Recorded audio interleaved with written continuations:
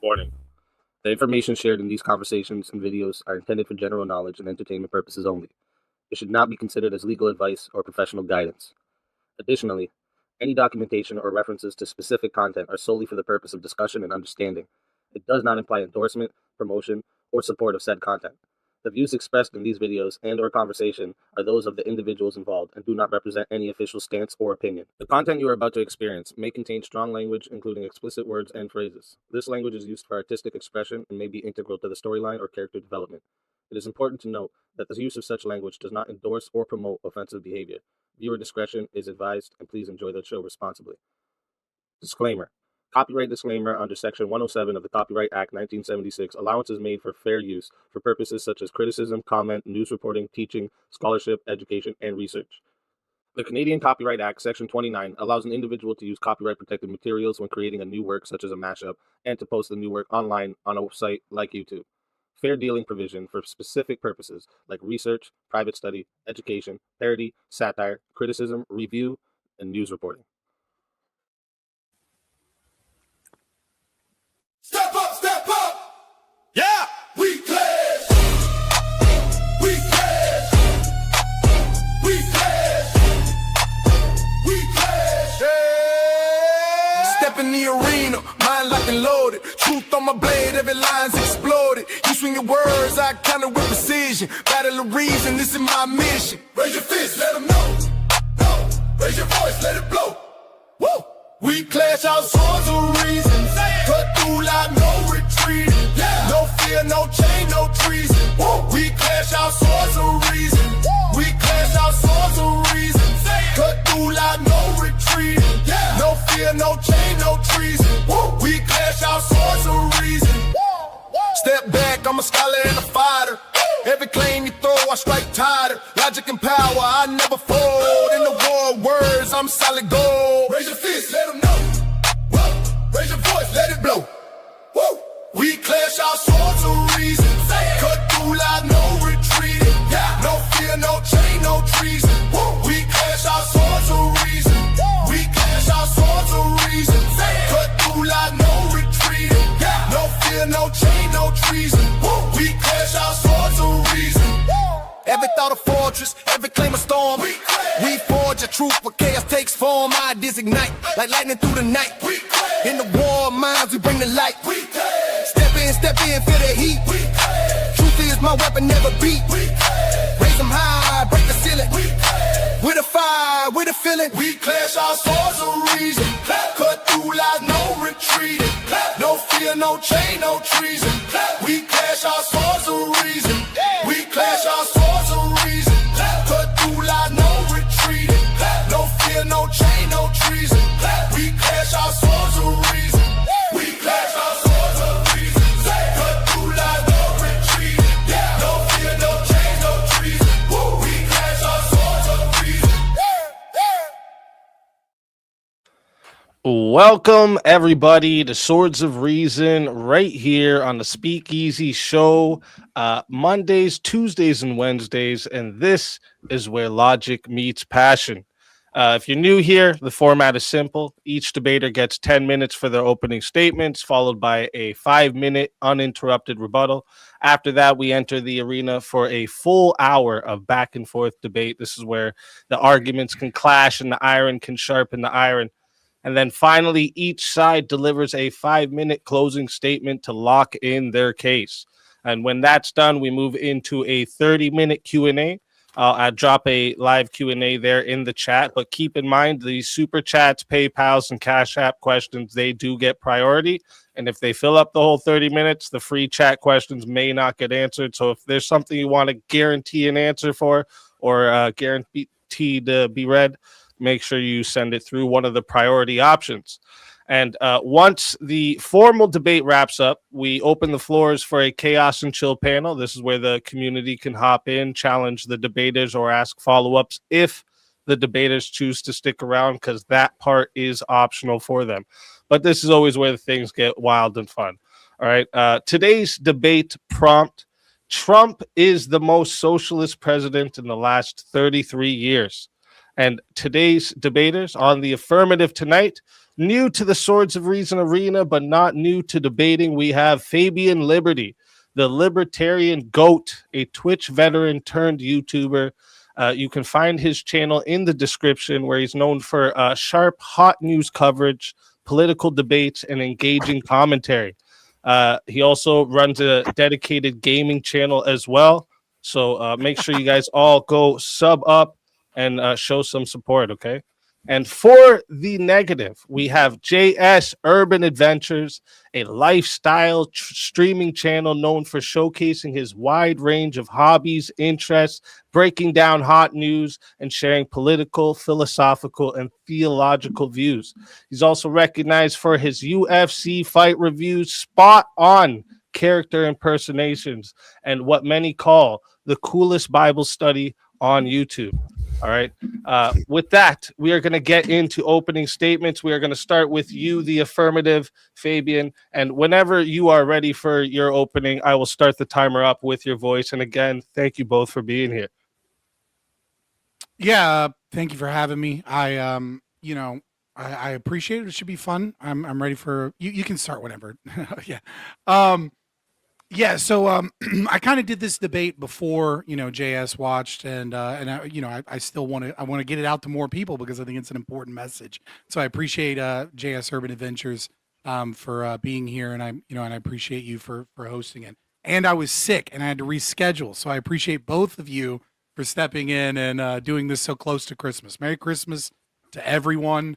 I guess happy holidays if you're, I don't know, a Jew, or you're a time traveler from the 1990s and you still celebrate Kwanzaa, then, happy Kwanzaa or whatever. So I'm not going to do that whole speech that I did before, I just want to kind of go over a few things. I think the inspiration behind this topic really started with the fact that Donald Trump came out in a tweet and was just absolutely glazing FDR as one of the greatest presidents, despite being, FDR being one of the worst presidents and an extreme socialist. And he was saying, just like him coming in with the 30-year mortgage, I'm going to get behind the 50-year mortgage, which was essentially him saying that he wanted to make sure that all of you guys were in eternal generational debt, and that, home prices could continue to rise to the point where you would never be able to meaningfully own a home in this country. And that's the dream, glazing and sucking the dick of, former socialists that ruined this country, and talking about he's just like them and he wants even more socialism. I think the most important place to start with this conversation is to define what I mean when I say socialism. Because socialism has a lot of definitions historically. It means a lot of different things to a lot of different people. Hopefully we can agree to my definition. If not, maybe we can have some back and forth about that. What I would say socialism is when the state engages in attempting to fix market externalities, or to fix problems under the belief that the state can fix the inherent contradictions of capitalism. It is when you believe that capitalism is contradictory, that it cannot provide certain things, or that it's failing to provide certain things, and that the government can step in and fix those things, against what the market wishes and against the liberty of the individuals in that belief. Obviously, socialism originally was against the monarchy, then it was taken up by Marx, but, Marx never really gave a clear definition, but Engels kind of did in this, historical movement of Marxist dialectics. There's no policy positions that are defined, by socialism, either by Engels or Marx. They actually say that nationalism is anti-socialist, but then they support nationalism in Ireland and Poland. And the reason they do that is because it's against capitalism. It's moving towards the kind of the communist utopia. It isn't until Stalin that we get this idea that socialism is when the state takes over industry for the people, right? At the behest of the people. And that we get that new definition of socialism. And then later we get, democratic socialists and, critical theorists' new definition. So hopefully my definition is up to stuff. Unfortunately, I would say that since World War II, really, the denazification that we went through, alongside the Soviet Union, we have really watered down what capitalism is, what free markets are, what the rights and liberties of people are, and we've bled in socialism as this mixed market economy, and we have turned any idea of free market capitalism into this evil, and we have watched the conservatives, move alongside the Democrats, at least here in America, further and further, more and more socialist. So I kind of have two goals tonight. Obviously, the first one is to, establish the prompt, which is that Trump is the most socialist in the way that I'm defining socialism and what I think is meaningfully socialist, if you're reading Marx and Engels and Marxist theory. But my second goal is to break this brainwashing that the right wing has, that socialism means lefty, and therefore if my guy, whoever he is against abortion and is, says some base things about immigration or whatever it may be, that he's not a socialist because those other people are the real socialists. So I just want to go through some of the things. I'm sure we'll get into a back and forth, in the open, I don't want to get too much, but we'll just go through some of the things as to why I think Donald Trump is the most socialist president. So some of the policies and prescriptions that Donald Trump has put forward. Obviously, tariffs are a massive tax on people, a massive intervention in the market, a massive anti-capitalist measure, and he has done it to a degree and increased taxes more than any other president in the last 33 years. His immigration policy has been deeply socialist. It is this belief that the state can come and instead of fixing welfare and fixing all of the reasons that we have all of these people here that we don't want here, instead what he's going to do is he's going to deport a bunch of people, but don't worry, we're going to increase H-1B visas for those people that need them, and don't worry, we're absolutely going to get rid of all the brown people that you don't like, but at the same time, we're going to make sure the hospitality industry and agricultural industry, get the kickbacks that they need because, those corporations that are my friends, we got to make sure they're protected. Obviously, in his first administration, he had steel tariffs and started wars on that, which I think is kind of a, portion of that. The farming subsidies that he's blaming foreign intervention or blaming, them reacting to his tariffs that have increased by billions and billions of dollars.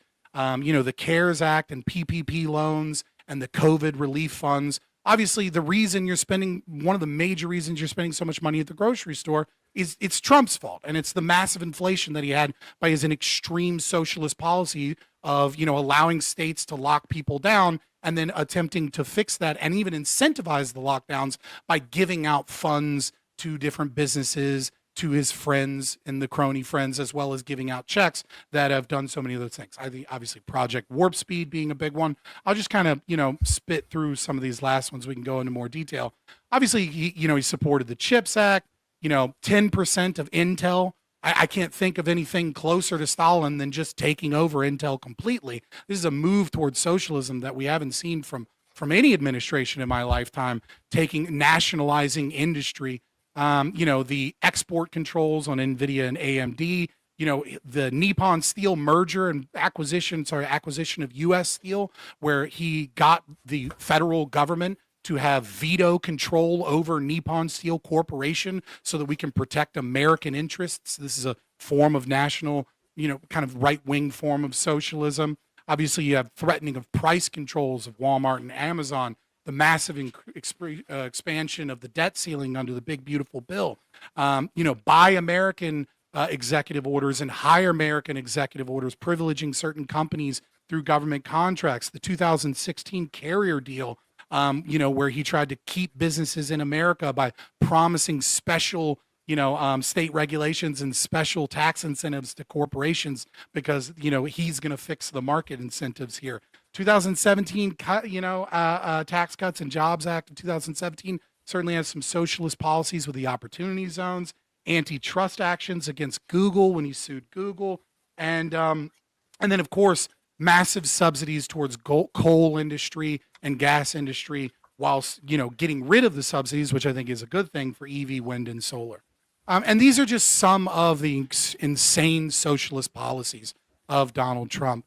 I'll finish by simply saying this, that, my opponent is in an unenviable position of having to defend Donald Trump, right as Donald Trump is protecting all of the pedophiles and doing everything he can to lie about the Epstein situation. And I respect him doing that. And I think that there is a lot of argument of socialist policies from other presidents, right?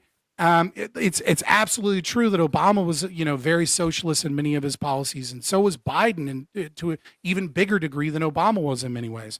But if you are going to bring up those policies, I think I would challenge you to prove that Donald Trump did anything meaningful to undo those policies. Because if you say that a policy is put forward by another president, and then he comes after that president and he doesn't do anything meaningful with his power to get rid of those policies, then those policies are Donald Trump's policies too.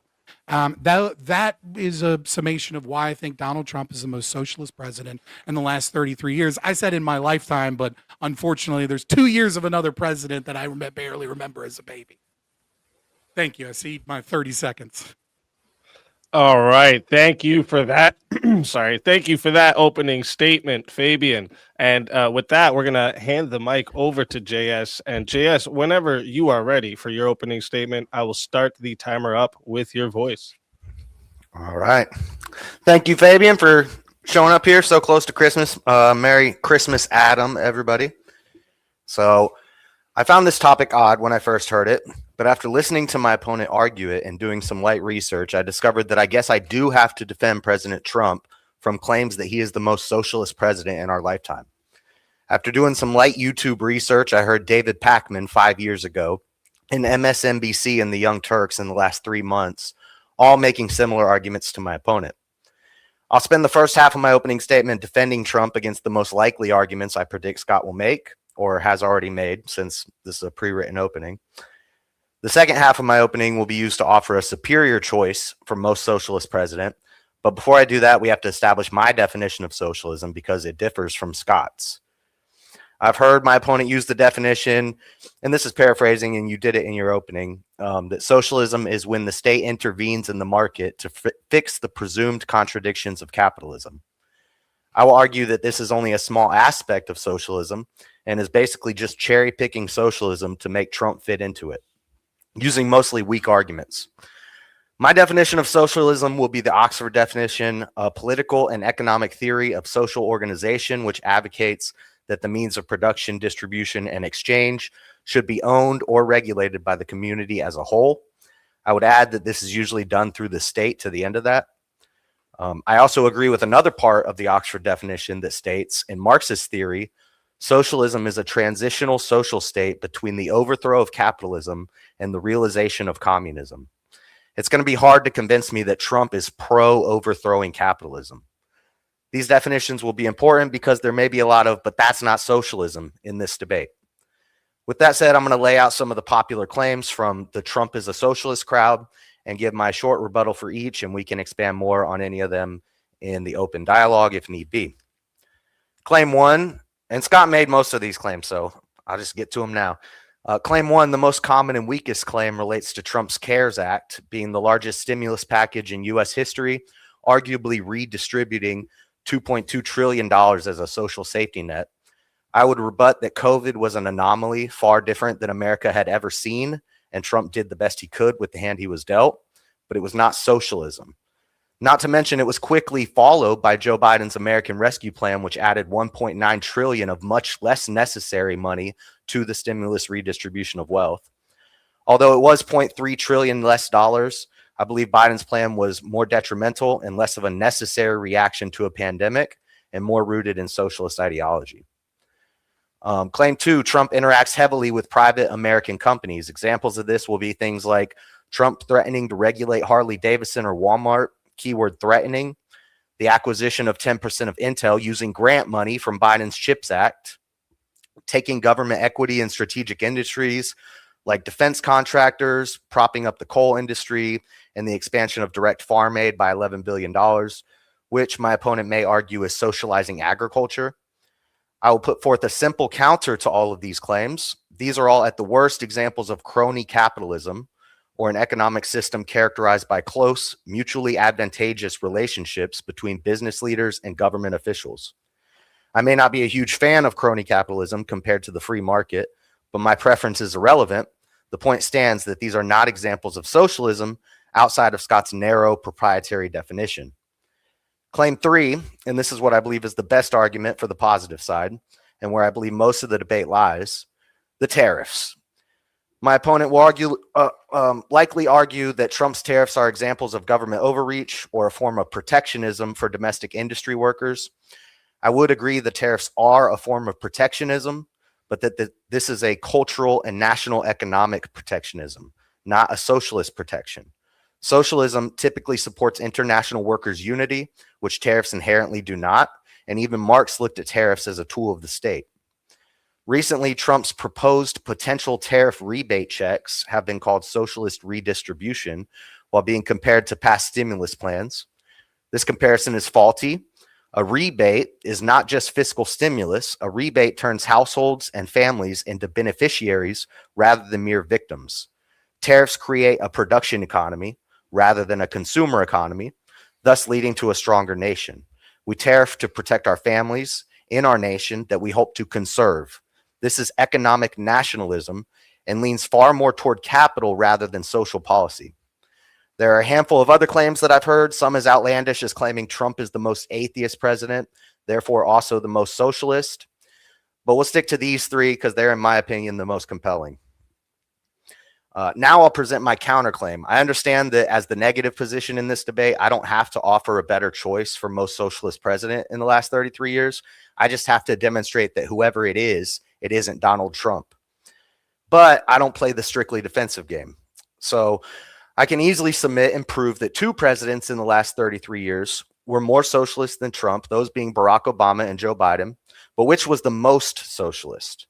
First, let's consider Obama. Obama's Affordable Care Act, or Obamacare, greatly expanded the government's role in healthcare and covered about 20 million uninsured people. This move towards socialized medicine is the closest we've come to redistributive welfare in the last 33 years. Obama's Dodd-Frank Act imposed regulatory burdens on banks, insurance companies, investment banking firms, mortgage lenders, and credit rating agencies, making them less competitive with their foreign counterparts. And many of the Dodd-Frank reforms were rolled back in 2018 under Trump. So that answers one of your questions that you asked. Obama redistributed $800 billion in stimulus after the 2008 financial crisis through the American Recovery and Reinvestment Act, and his auto industry bailouts enabled serious government overreach into companies like GM and Chrysler, even going as far as forcing the resignation of the CEO of GM. Biden's socialist tendencies were no less and arguably more prevalent than Obama's. His American Rescue Plan distributed $1.9 trillion in stimulus, and I would argue unnecessarily, after Trump had already stimulated the economy and COVID was trending down. Biden's Inflation Reduction Act not only capped drug prices, restricting the free trade in the medical industry, but also made investments in climate change reduction and green initiatives, which would also play a part in his infrastructure bill, which was no less socialist. Biden pushed for student debt relief and is considered the most pro-union president in the last 33 years, and many would say has done the most for LGBTQ rights in the last 33 years. Unions and diversity initiatives are relevant because these causes both fall under the socialist umbrella. All of this considered, although I could be convinced that Biden is the most socialist president in our lifetime, I would put forward that all of Biden's actions were actually building on a foundation laid by Barack Obama. For example, even though Biden reversed Trump's transgender military ban, Obama set the precedent for the woke left by repealing Don't Ask, Don't Tell. I could be wrong here, but I don't think Biden was even cognizant of what he was doing while in the White House, but was instead merely a continuation of the Obama plan. Even if I am wrong and Biden was actually more socialist than Obama, I still don't lose the debate because Trump is nowhere near as socialist as either one of them. In conclusion, I find it foolish to claim that Donald J. Trump is the most socialist president in any period of time, much less the last 33 years. Trump stands for ideas that point toward capitalism at best, crony capitalism at worst. Values like you'd find in 2 Thessalonians 3:10 that says, if any will not work, neither shall he eat. Trump's big, beautiful bill significantly lowered U.S. corporate and personal income taxes. He is constantly focused on deregulation, which is a hallmark of free market capitalism and classical liberal economic theory. And his repatriation incentives encourage U.S. companies to bring foreign profits back to America. At a press conference in 2020, Trump proclaimed, America will never be a socialist or communist country. And he has proven this through his actions, which is why I rank him equally with Bush Sr. as the least socialist president in the past 33 years. And I rank Barack Obama as the most socialist in the same time period, with Biden getting an honorable mention for close second. And with that, I'll cede my time. All right. Thank you for that opening statement. And with that, we are going to get into the 5-minute uninterrupted rebuttal. So this will be 5 minutes, no interruptions, just 5 minutes to answer anything they've heard directly or anything they've wanted to bring up in their opening statements they may have forgotten. So we'll hand the mic back to FabianLiberty. And whenever you're ready, I'll start the timer up with your voice. Yeah, no, I appreciate it. Thank you. Merry Christmas again. Yeah, so a couple things.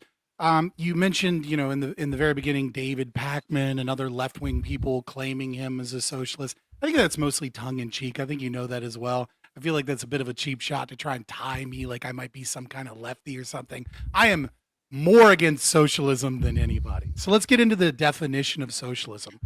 Even by the definitions that you give, there's a little caveat there from Oxford, which is or regulated, right? So when the state wishes to regulate capitalism by usage of market externalities, that's covered even in your definition. Yeah, the only thing that's not covered under my definition, which is more broad, not per se proprietary, as you claimed, is that it is not a quote unquote political or economic theory movement, right? That is being defined in that way. And I think I gave a good reason as to why socialism has meant many different things and had many different definitions, and explained why Marx was for things that even things that he was against. And that is because of that inherent belief that we're moving towards, communism. But I mean, this is also, if you look at, the Frankfurt School and many of those people that you would obviously say are socialists, right? They're the founders of critical theory and all the woke left stuff that you're talking about now. You have, them talking about the liberal state and the liberal order of like fixing contradictions through the will of the people in voting, and this form of socialism being a good thing. So I think trying to and then bringing it into like just because Trump isn't a Marxist and doesn't believe in Marxism in the exact ways that Marx put it, doesn't mean that he isn't in effect a part of that. That doesn't mean that his ideas aren't stemming from the same place, which is that the state needs to step in and fix the things that capitalism can't do, and that the state is justified in getting away from the free market to solve those externalities for the will of the people. I do think it was funny that you brought up the Bible quote, those who do not work shall not eat, because that was in Lenin's opening speech as well, as his argument for communism, that those that do not work shall not eat. Just a couple other things, the grant money to Intel is I'm not going to claim that it's like misinformation or anything, but just to add a little bit, you are correct that 5.7 billion of the total 11.1 billion is grant. 2.2 coming from the CHIPS Act, which is, a holdover from the Biden administration, but there is still 3.2 billion in promised DoD contracts. So he's specifically stating that in order to acquire, nationalize 10% of Intel, we're going to have a corrupt monopoly that is going to, that we're going to utilize and favor Intel over the competition like AMD or something in government contracts. Also, crony capitalism is socialism. I'll just leave it at that. Like that's a distinction without a difference. The idea that because tariffs are nationalist, they're like not socialists. I maybe you could expound upon that more on your rebuttal or something, because I'm not convinced. Right? Like national socialist policies were like like a thing. You know what I mean? Like that's what it is. In terms of like looking at Obama and Biden. You did say some of the things were rolled back by Dodd. Some of the Dodd-Frank things were rolled back. And I agree, right? Like Trump certainly has come in and said there's some inefficiencies in the way that the state handles regulations. But he's not coming from a place of we need to unleash the market. We need capitalism. He's trying to clean up or make it his version of socialism more efficient. And we can see this even in the one example that you gave, that he actually rolled back some of Dodd-Frank, which is that he maintained the Consumer Financial Protection Bureau, the Financial Stability Council. He raised the where the regulations cut in from 50 million to 250 million in assets, but he didn't get rid of any of the regulations. He just exempted some of the smaller startup banks and things of that nature, because he still thinks that Dodd-Frank was a good idea. He still thinks that those regulations, those socialist regulations, are good and we need socialism. He just thinks that it wasn't quite efficient enough. And he kept in, his administration kept in all of the derivatives trading regulations and the credit rating bureau regulations. So the meat of what was Dodd-Frank was maintained by Donald Trump. So if that makes Obama socialist, then that makes Trump socialist too. All right. Thank you for that rebuttal. And with that, we're going to hand the mic back over to JS for your 5-minute uninterrupted rebuttal. And whenever you're ready, I'll start the timer up with your voice. All right. So you said that in this opening, and you said it in the opening at the DebateCon event, that Trump said FDR was the greatest president. What was your quote? I wrote it down on this other page, but I think it just said great president. Okay. Well, you said he called him the greatest president ever. And he never said that. I tried to find that. He said he was a great president. He said he was intelligent. He complimented his 4-term presidency, and he compares the way that FDR dealt with the Great Depression to what he had to deal with COVID. So he's making comparisons, and he's saying, yeah, he was a smart guy. He was a great president, but he never said he was the great. Like, I think you're kind of over exaggerating the glazing that's happening, unless there's some more recent tweet that I haven't seen. I'm sorry. I interrupted. My bad. Yeah, you can, I don't know, show it to me or whatever after. But you said communism and Marxism, they don't make policy prescriptions. They don't specifically make policy prescriptions, but like, for example, the Communist Manifesto talks about how we shouldn't have private schools because now people are treating their children as property. We shouldn't even have marriages because then husbands are making their wives into property, and that we shouldn't have this private property idea. So they do make prescriptions. Maybe it's not specifically called a policy prescription, but we see the policies that come as a result of that belief system in the world. And that's what we're arguing about, is what do we mean by socialist? Because I'll grant you, Trump has done some things that you could say kind of lean socialist. He's a populist. So he's going to, if it's popular to have socialized medicine, maybe he'll edge us towards that, but he's not doing it as radically as Obama.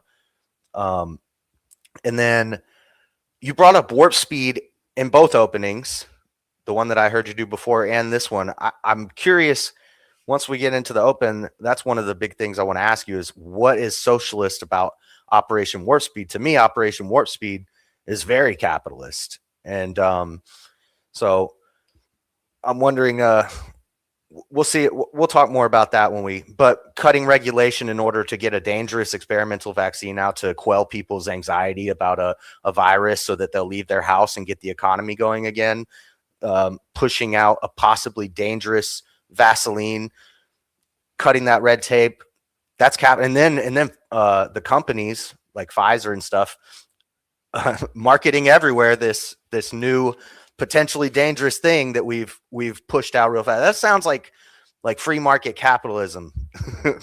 Capitalism loves the medical industry. Tariffs can be socialist, but they're not always socialist. So I'm saying that economic nationalism and protectionism of American industry and not letting our work be outsourced to other companies and doing things to stop that from happening is it's a form of capital. It's a national capital more so than a national socialism. He's not restricting the way that it's punishing our neighbors rather than restricting us. So it's an economic nationalism and a protectionism, but not necessarily socialism. And then I don't know a lot about the Nippon Steel thing, so maybe you'd have to tell me more about that. And the CHIPS Act, I could have been wrong on my numbers there when you were going over the numbers just now, but the way I understood it, he used a big chunk of the money from the CHIPS Act and from grants to pay for that.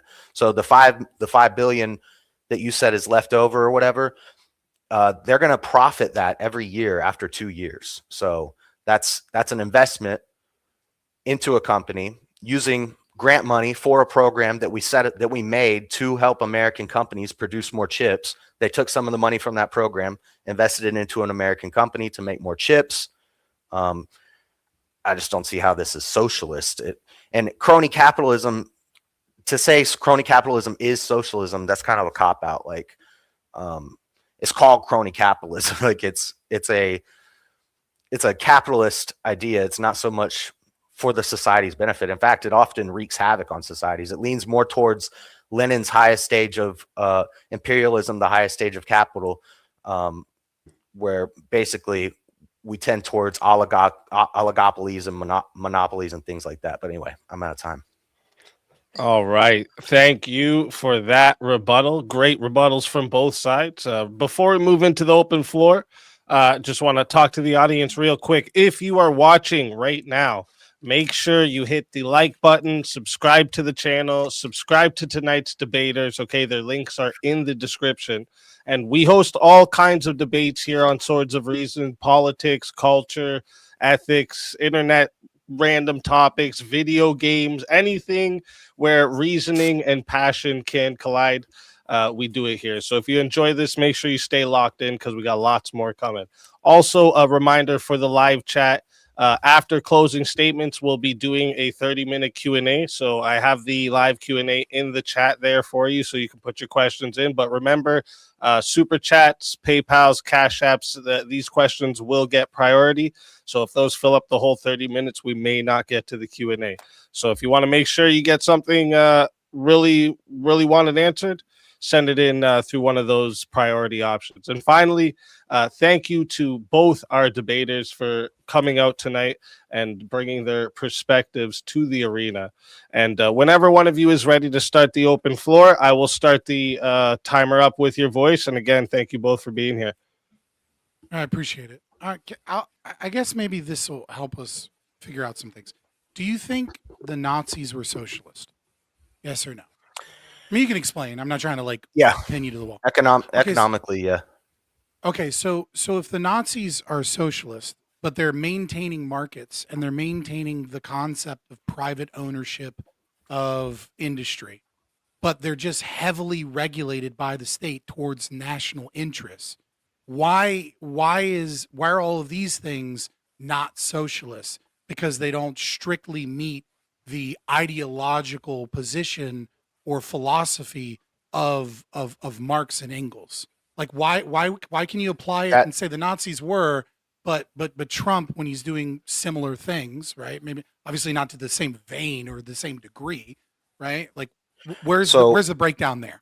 But those things that you just mentioned were their nationalist policies, and they were national socialists. So they had nationalist policies. The reasons why I would say that the Nazis were socialists is because of Hitler's ideologies and his writings and his foundations and what he believed in, and their lack of he didn't want the private property. He didn't want them to have private property and things like this. He was against that. And so those policies that you mentioned, those are nationalist policies.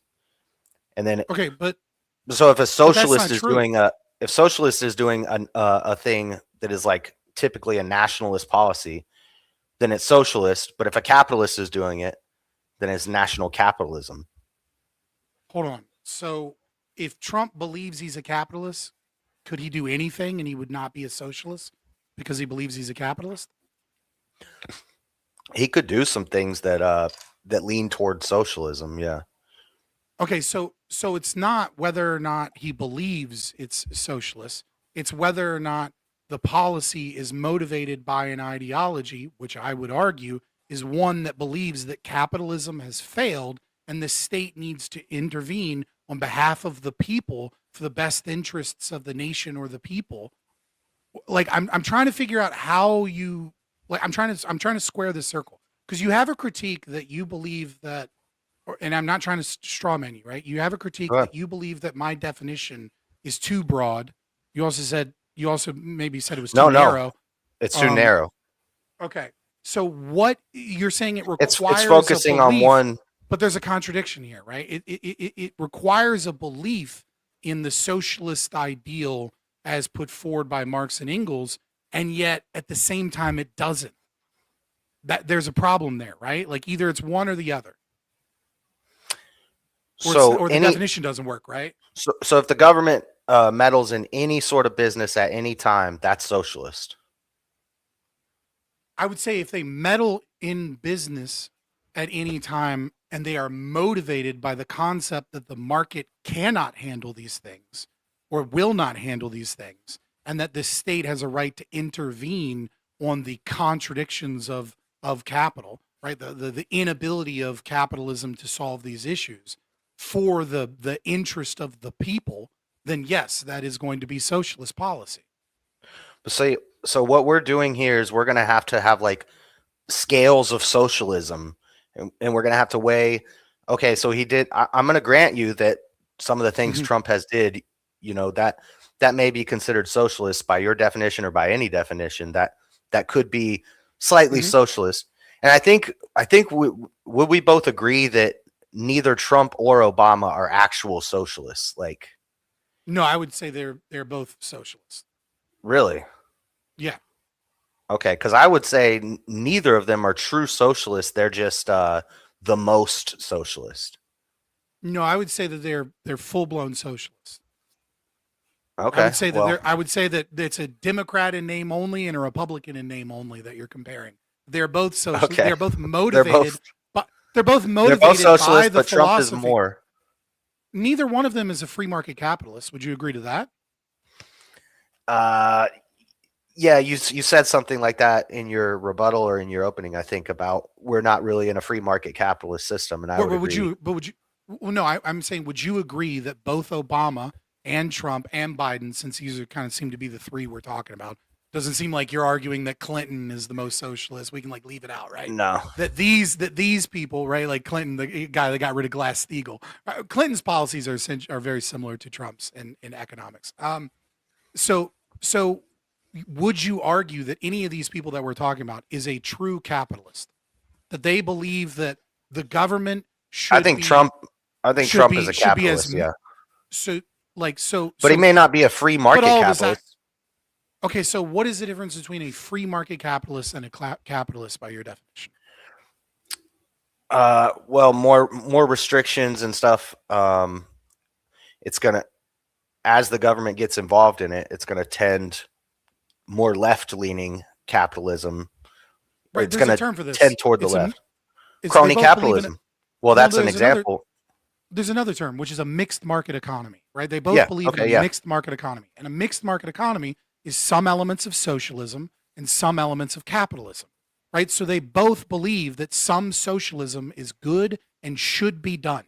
So they're both believers in socialism, at least in part. That doesn't mean that they are believers in like state socialism in the Leninist variety. That doesn't mean that they both believe that we need to usher in the revolution, because like neither of them have grabbed their guns to do a revolution or anything. You know what I mean? Like they're not revolutionaries. That's why I would say neither of them are true socialists. You're saying neither of them are true capitalists because they're not full free market. I'm saying neither of them are true socialists. I'm saying contradictions don't exist in reality, and if you think that they do, you have to check your premises, right? I'm saying that you can't. What's the contradiction? The contradiction is the belief that some socialism is good, but I'm not a true socialist. Well, you are a true socialist if you believe some socialism is good. It's not true that's a contradiction. Like the Scandinavian countries. No, because it's not a contradiction if I say, I don't think people should get food stamps, but I do think people should get free healthcare. But correct, that is not a contradiction, right? Okay. Well, but it's not a contradiction if I say I want strong borders and no immigration, but I want the American people to have their school pay, something like that. If I say this bottle of green tea, right? Sorry, the green screen, so it might be hard to see, right? This bottle of green tea has some tea in it, and then I say also this bottle of green tea has zero tea in it. That's a contradiction. If you say Trump and Obama and Biden want some socialism, but then you also say they are not socialist, even though they are advocating for socialism, that's the contradiction that I'm saying. They're not advocating for capitalism. I'm saying it is a binary. Either you believe in free market capitalism and you are a capitalist, or you believe that the state needs to intervene where markets fail on behalf of the will of the people, because capitalism has an inability to solve certain problems, and that what we need is a state that intervenes in the market and takes away some of our liberty so that we can have, be protected, or national security, or so that companies don't get too much money, or so that one company doesn't get too big, whatever it is. In this instance, you think that capitalism needs to be regulated and restrained by the state for the will of the people, because capitalism has inherent contradictions. And I would say that philosophy is socialism. Okay, so let me grant to you that Obama and Trump are both socialists. That's what you're saying. They're both socialists, and we're trying to figure out which one of them is more socialist. Agreed. That's where I'm at. Yeah. So if regulate, and your definition of socialism is anytime the government interferes with the market. So I would say I've been pretty specific, and I'm not trying to be a dick. I know you're just trying to shorten it up. Yeah, I think the intention, say the full thing. Purpose, right? Like, it's not just regulate in some capacity, but regulate under the belief when the state intervenes in the market to fix the presumed contradictions of capitalism. Yeah, that works. Yeah, that's a little different. Well, yes, I'm saying like that. The state might intervene to protect liberty, right? Like the state, like if a company was committing fraud, that'd be a state intervention to stop fraud, but that's a violation of somebody's rights. That's not socialist to stop fraud. Okay, well then I would say that Trump does more regulation cutting and cutting of red tape. So they're both intervening in the market. Trump is pulling that back. Trump's trying to have less regulation, less red tape. His one of his biggest touted achievements in his first term was freedom to try, which that's free market capitalism in the medical industry. To people have the freedom to try new experimental medications that haven't been through all the FDA and all the drug testing and all that stuff. The freedom to try that. I would agree that is a more capitalist. I wouldn't say it's motivated by like a capitalist sense, but it's motivated by a sense of liberty. I think making money was probably a big motivator for that. Yeah, same thing with warp speed. Well, okay, warp speed is obviously a deeply socialist policy. I don't know where you're getting. Okay, so it's taxpayer funded, right? So it's stealing money from people to give to corporations of his choosing, $10 to $18 billion, depending on like how you look at the money. It is with the promise of procuring government contracts, so state monopoly on the sale of and distribution of these. It's classic fascism, actually, right? Which is a form of socialism. Wait, how's it? He didn't force people to take the vaccine. He didn't mandate anything. That's not what fascism. Like, if we're talking about fascism as a merger of the corporation and the state working together, and the state granting monopolies and granting power from your paycheck, right, to give to Pfizer, so that Pfizer can make this what you call it a Vaseline, right? So that he took your money, your hard-earned money, gave it to Pfizer, and then promised Pfizer, after giving them billions of dollars, that they would then secure contracts with other countries and other things. So he's giving them money and giving them a monopoly. There couldn't be anything more anti-capitalistic than saying, I'm going to privilege certain companies and then grant them a monopoly. That's as socialist as it gets. No, that is capital. Monopolies are the extreme of capitalism. Oligarchies and monopolies. Capitalism cannot create monopolies. Only the state can. Okay, well, this is what Lenin writes about. He says the dangerous end of capitalism, you get to oligarchies, monopolies, and imperialism. Yeah, I hate socialism. I'm here to debate why I hate socialism. So, of course, I don't agree with Lenin, the socialist. He's wrong. Okay. Well, it's a pretty good Are you description. are you arguing from Lenin's framework? Like, because it doesn't seem like you're doing an internal critique of me. You're using Lenin as justification No. for an internal critique against me to defend Trump. Sounds pretty fucking socialist. He was the socialist, and he was criticizing capitalism, and his criticisms were true. That is a dangerous end of capitalism. We see it all the time. How can you say that monopolies? How can you say monopolies forming is not capitalist? That's what happens under because with capital, there's going to be a Pareto distribution and a hierarchy when somebody's going to rise to the top, and that person's going to form monopolies. That's why we have Walmart and McDonald's who stay open during a pandemic. So that's capitalism, baby. So this is a complete redefinition and misunderstanding of what a monopoly is. So historically, a monopoly starts with wealth of nations, right? And that's where he describes one type of monopoly, which is a natural monopoly, right? And the natural monopoly, I also think, is a bit of a myth, but not in the way that Adam Smith is using it. The way that he is using it is that, and he explicitly states that it is the state that creates the monopoly by giving the privilege of one company to be able to operate in the market against other companies. Now, there's another type of monopoly, a natural monopoly. Like, let's say, I'm in Colorado, right? And I'm a miner, and then I find some new mineral on the, that is undiscovered mineral. That's like, we have to add it to the periodic table of elements. And turns out it's really good at doing something in tech, right? Maybe it's like it makes quantum computers like 10 times easier to produce. Okay. Yeah. I have a quote unquote natural monopoly in the sense that I have a product that I own because I own the mine that no one else on earth has discovered. And so I am the only person that has the right to sell or distribute this. Now that can happen naturally without the state's intervention. But socialism would come in there and take your mine and distribute it to everybody and say, we all got to share that mine. Whereas capital, that's your mine. You're in charge now. You run the mine. So here's the problem, right?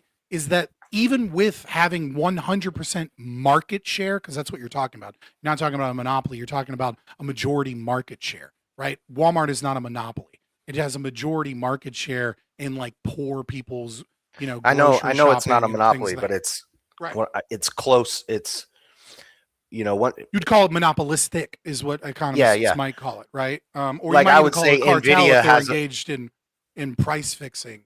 Like Nvidia doesn't really have a monopoly on graphics cards, but they kind of do. Like, well, they're the best game in town, and nobody can. They have a majority market share, but AMD exists, and AMD competes with them on a price to performance ratio, but obviously not on the top end of cards. In the AI market, right? They're obviously getting a much larger market share than AMD. But again, the problem is like we can look at this historically, right? So Alcoa was the American aluminum company, and during Alcoa's tenure, they had 100% of the control of the market on the selling of aluminum in America. And this was when aluminum was a precious metal. Aluminum was such a precious metal that the Empire State Building actually has a pyramid of aluminum at the top because that was seen as like this huge flex, even though we all know aluminum's cheap as fuck now. Now, during that time, no, it has aluminum because that was more precious than gold at the time. And so during the tenure of Alcoa's majority market share, they never made more than a 12% profit and prices constantly fell. And you have to go, well, how can you like that doesn't make sense. Wouldn't they just like sell it for a bunch? And the problem is that even with their 100% control over aluminum, they don't have control over the market in terms of what they're competing against. So they're competing against two different things in a free market. They're competing against one, all of the other minerals that can do the same thing as aluminum. When aluminum was a precious metal, you wouldn't make pots and pans out of aluminum. You wouldn't make aluminum foil to go over your food to put in the fridge. There's a ton of things that other things are competing against aluminum, despite even them having 100% control of aluminum. The second thing that they're competing against is other capitalists. If they start making 100% profit, then another capitalist goes, well, what if I invest in a company to sell aluminum and procure aluminum from like Argentina or some shit, and I'm going to cut the price by half, and I'm still going to make 40% profit, which is insane profit margins compared to like just putting money in the stock market.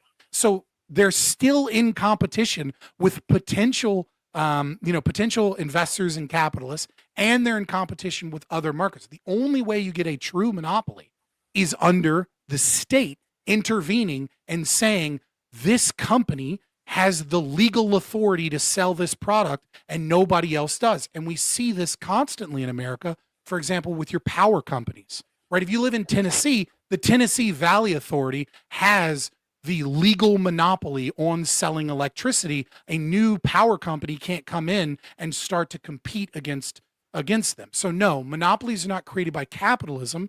Prices are held down by a free market capitalism, and monopolies are impossible to maintain. And even then, even if you have a majority of market share, you're still in competition under capitalism. And it's only under socialism, and it's only under the state authority that you get monopolies. Well, there was a lot there. Yeah, I know I'm long-winded. I'm sorry. I'll let you get in a few digs and whatnot. I'll let you go, brother.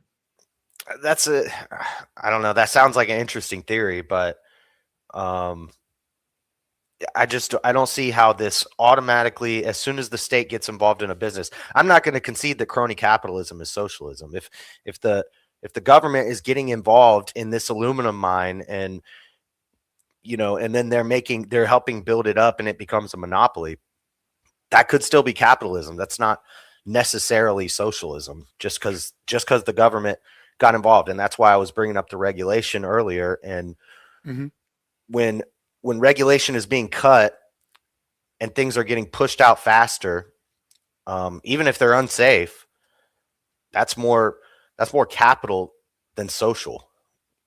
Okay, what is crony capitalism? You keep using this and saying this is crony capitalism, not socialism. Can you define crony capitalism for me? And why you're differentiating it from I gave socialism? the definition. Yeah, I might have missed it or glazed over. I was writing. It's when the government gets involved with mutually beneficial. Government gets involved in corporations or companies, and it's mutually beneficial to them. Cronies, your cronies, is your homeboys. Here, I'll find the exact definition that I used, but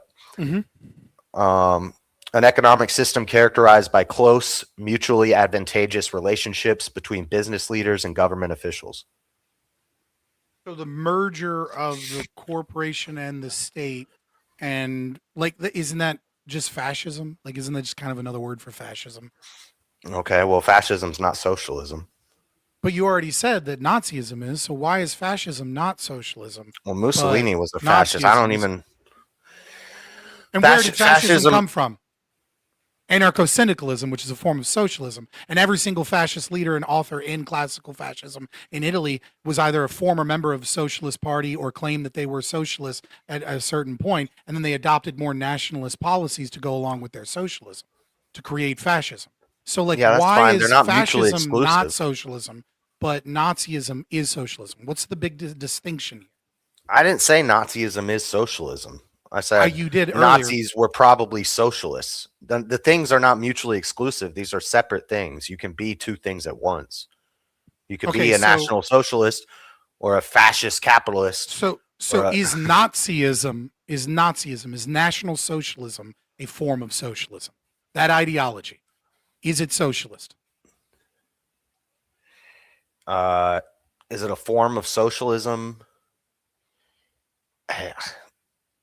Okay, if you want to call it that, then sure, it's a form of socialism. But I don't know. I think it's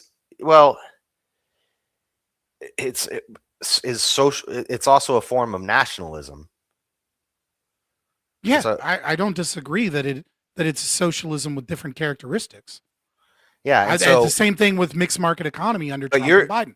There's socialists under different characteristics, just like critical theorists are socialists with different characteristics, just like Labor Party in the UK is socialism with different characteristics, right? I put forward, right, that there have been many definitions and many different forms of socialism. Luxemburgism is different than Stalinism. Leninism is different than Stalinism. Maoism is different than Stalin-Leninism, right? These are all different forms of and expressions of varying degrees of the socialist mentality. My argument is that there is a binary between socialism and capitalism.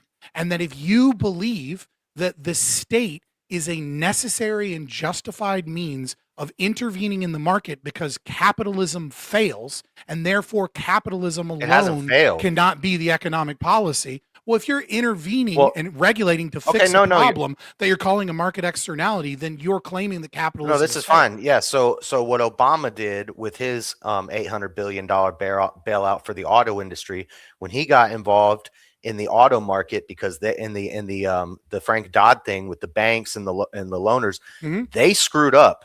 Those companies screwed up. They should have been free to fail. That's not Agreed. comparable. That's not comparable to Trump sending out stimulus checks because people aren't going to work and our whole system is collapsing. That wasn't a fault of capitalism. That wasn't a fault of an attack by China. They attacked us. Okay. People were losing their mind. Let's, maybe they attacked us. Maybe we were funding the Wuhan Institute of Virology fucking too. Maybe we attacked us along with them attacking us. Well, regardless, Biden and Obama were, setting the origin of the virus aside, whether or not the chocolate virus came from Hershey, Pennsylvania, was the fault of Hershey or not, right? Setting that aside, right? There's two problems here. Number one, the idea that an emergency justifies market interventions. Stimulus? Stimulus would be one of the many market interventions that Donald Trump engaged in. What, if anything, if anything justifies it, that justifies it.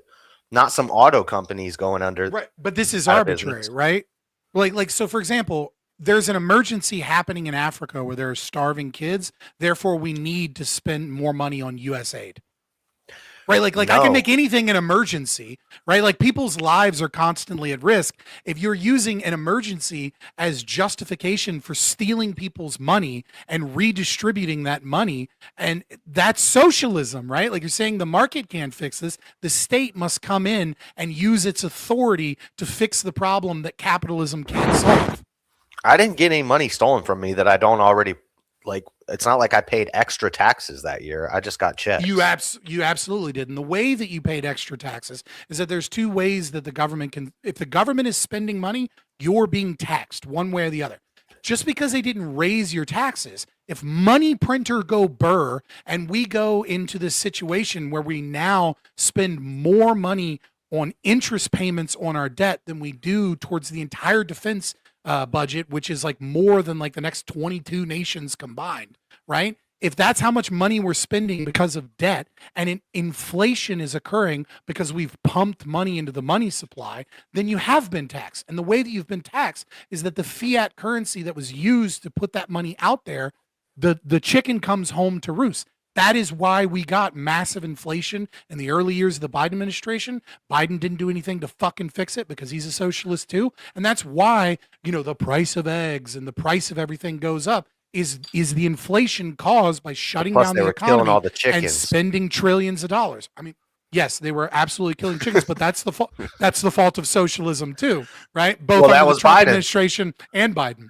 No, that was Biden. And This is So- mostly a state-based policy and things that are set up in the CDC, where if you are a farmer and you get a zoonotic virus, right? So a virus like a bird flu that can move from like an avian to a human, what you have two options. Either option A, if you're a big corporation, you can pay the CDC and you can pay inspectors to come in and go through a whole bunch of red tape and socialist bureaucracy, and then you can only kill a portion of your Trump population. cuts.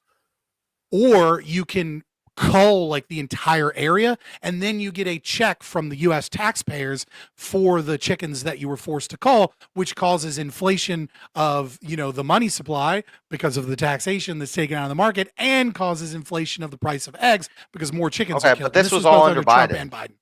This No, was under it Trump got- and Biden.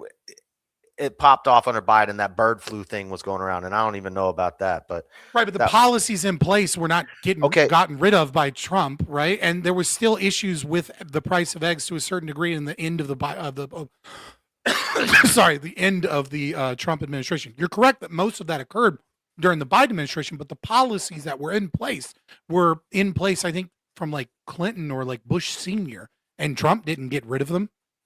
well, it's probably something he had never even dealt with, a bird flu where you got to cull all the chickens. He probably just hadn't it hadn't been brought to Yeah, his I mean, attention like, because it didn't happen.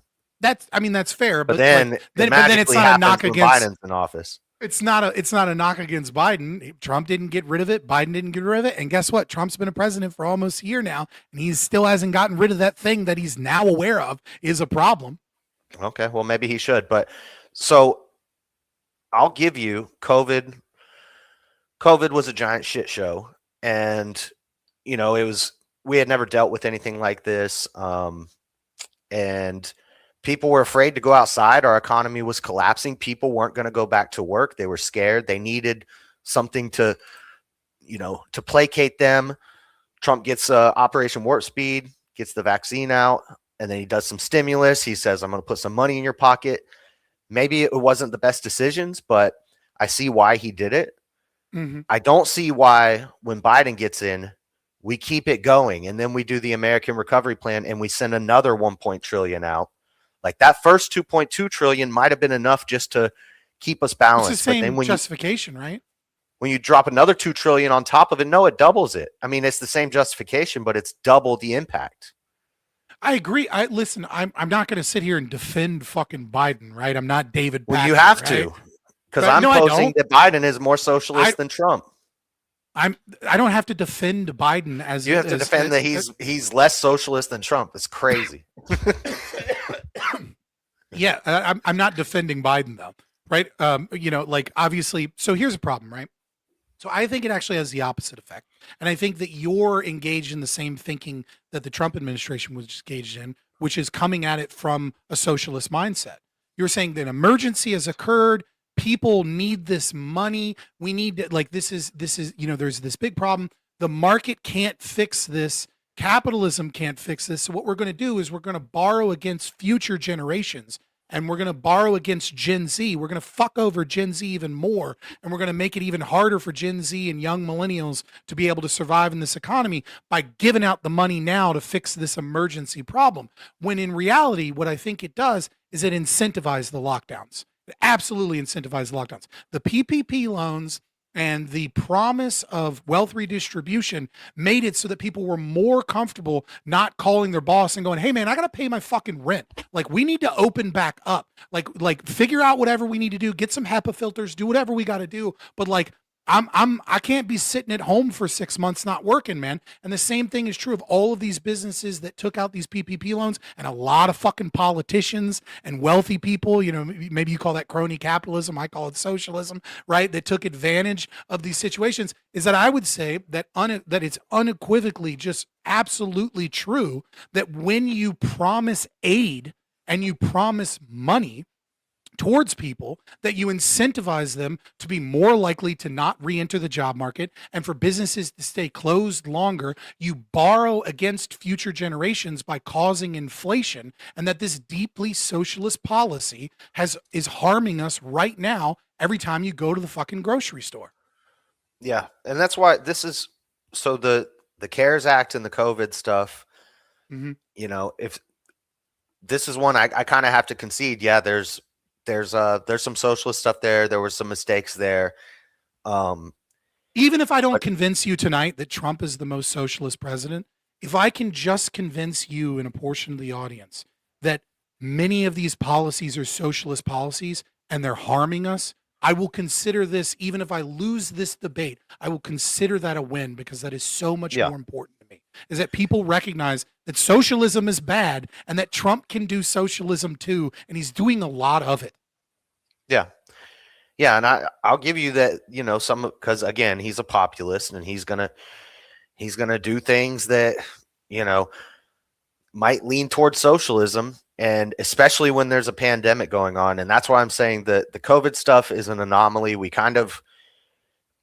kind of not fair to throw this in, because it was a crazy situation and he did the best he could. But I think Biden used the same rationale, and because you're arguing that Biden is the most socialist president, I think that it's fair.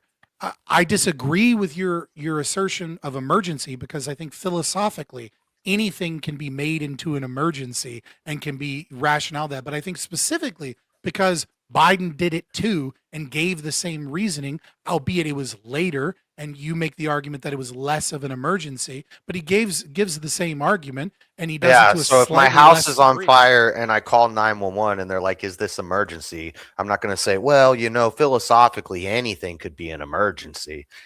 We know what emergency is. It's like, so Yeah, I'll give you that, but again, it's an emergency if is it an emergency if your child is starving to death? yeah, Okay, what if you're in Africa? yeah, sure. It's still an emergency. Well, Is then it our job to therefore U.S. aid is fixing an emergency. But it's I'm talking about national emergencies. I'm talking about the home. I'm talking about this nation is our home. And it's not like we sent So it has to be a nationalist-based emergency? Okay. So let's change the analogy to a nationalist-based emergency. America first, baby. Is it an emergency if your child is starving? Yes or no? Yeah. What if you live in the projects in the inner city and you can't find a job? Is it still an emergency if your child is starving? Well, first off, children aren't starving in America. They're fat. Let's say the child is starving. There's children starve in America. It's still lesser degree than in other countries, but children starve. Absolutely, children starve. Nah, there's food insecurity, which means they don't know where the next meal is coming from. But that's because there's so many places that give free meals. They always have a place to go get a meal. And that's not always socialism. Sometimes that's charity. I agree. Charity is great. But if children are okay, so let's say you're a good parent, right? And you're not letting your child starve, and you're gonna find a way to get to the church to get food, but you have food insecurity. Is food insecurity an emergency? Kid is not getting enough calories to be able to learn in school. They have hunger pangs. Okay. Is that an emergency? Okay. Do you want me to use a different word? I'm talking about a national pandemic. Yeah, I know, but right. But I'm saying you could make the argument very easily that temporary assistance for needy families, right, is absolutely an emergency because of food insecurity, because there are children that are going to grow up to be our nation's leader. Is that socialism? Is that a socialist policy? Is wealth redistribution socialist? Well, is people starving a socialist policy? No. Is temporary assistance for needy families a socialist policy? Yes or no? It depends. If it's the government doing it and they're taking it out of my tax dollars, yeah. That's TANF. TANF. Yeah. Right. Yeah. So TANF is an emergency. So we have to have socialism because it's an emergency. No, because there's community coalitions, there's churches, there's people. I agree. If Trump wasn't a socialist, he would abolish TANF, he would abolish Social Security, he would abolish all of these welfare programs. Instead of trying to blame immigrants as the major reason why welfare is a problem, he would recognize that we have $1.4 trillion being spent on welfare, and that if we simply redistributed that wealth without any government oversight whatsoever, other than just writing out a check to the 19.8 million people that are defined as poor in this country, they would each get $70,000 a year. That's according to a recent Washington Post article, because there's so much fraud and bullshit and fucking red tape and nonsense within these socialist programs. But if he wasn't a socialist, he'd get rid of these programs and he'd allow churches, he'd allow us all to have more money, and we'd be able to fucking donate more to charity and help these kids. Trump took a bigger step towards that than any other president has done. By doing Doge and trying to reduce government spending and clear out a lot of this fluff and a lot of the fraud in the government. To what degree has Doge cut government spending? Whether or not it was effective, he's the only one that took a step to actually do something about it. And I would say he made some progress. So that program already existed and was created by the Obama administration. He renamed Doge? it, yes, Doge was a program created under Obama. He just renamed whatever. They weren't doing shit. Neither has Doge. Doge did stuff. Hold on, I'll give you this. I don't want to be We're working on the Department of Education. We shut down USAID. Well, we didn't shut it down because Trump. No, but we got in the courts and things. We're not funding gay some attempts. Sesame Street in Guatemala anymore. So yeah, I mean that's how the State Department does counter insurgency and counterintelligence, is they fund academic institutions and NGOs in other countries to overthrow dictators and shit. That's what they did in Ukraine. Well, I don't think our government should be destabilizing Guatemalan children with. I agree. I don't think our government should be talking about going to war with Venezuela any day either. But Trump thinks that's okay because fentanyl or something. Yep. killing 100,000 people a year. It's a weapon of mass destruction. Is that a national emergency? Yeah, and it's not socialist to bomb a drug boat. So it's not. So what would we do? So we can go to war with other nations because they're selling drugs? If they're smuggling drugs into America and they're right off our coast, they're outside of our gates. Yeah. All right. So going to war. It's like the Cuban Missile Crisis. If Cuba's got nukes right on our border, yeah, we're going to do something about it. Hold on. You're not. What? Are we defending the Cuban Missile Crisis that we should have nuked Cuba? Is that what you're saying? I mean, well, we handled it. Oh, man, thank God. I never thought I'd say this, but thank God for JFK. For fucking being a voice of reason. Luckily, jsurbanadventures wasn't in charge because we would have had a World War III. Listen, so I want to move on because you had another critique, right? You're critiquing my argument, right? I made the initial argument that I think one of the biggest kind of obvious leaps towards socialism is the nationalization of industry, right? I mean, that's kind of textbook socialism. Doesn't really get more socialist than, saying the government is going to own percentages and have control over the industry for the interests of the people. Would you agree or disagree? No, I think this is protectivism and it's economic nationalism. Okay, so what makes it economic nationalism and protection? We're focusing on the economy of our nation rather than, so that's with the tariffs and the coal mines and the Intel thing.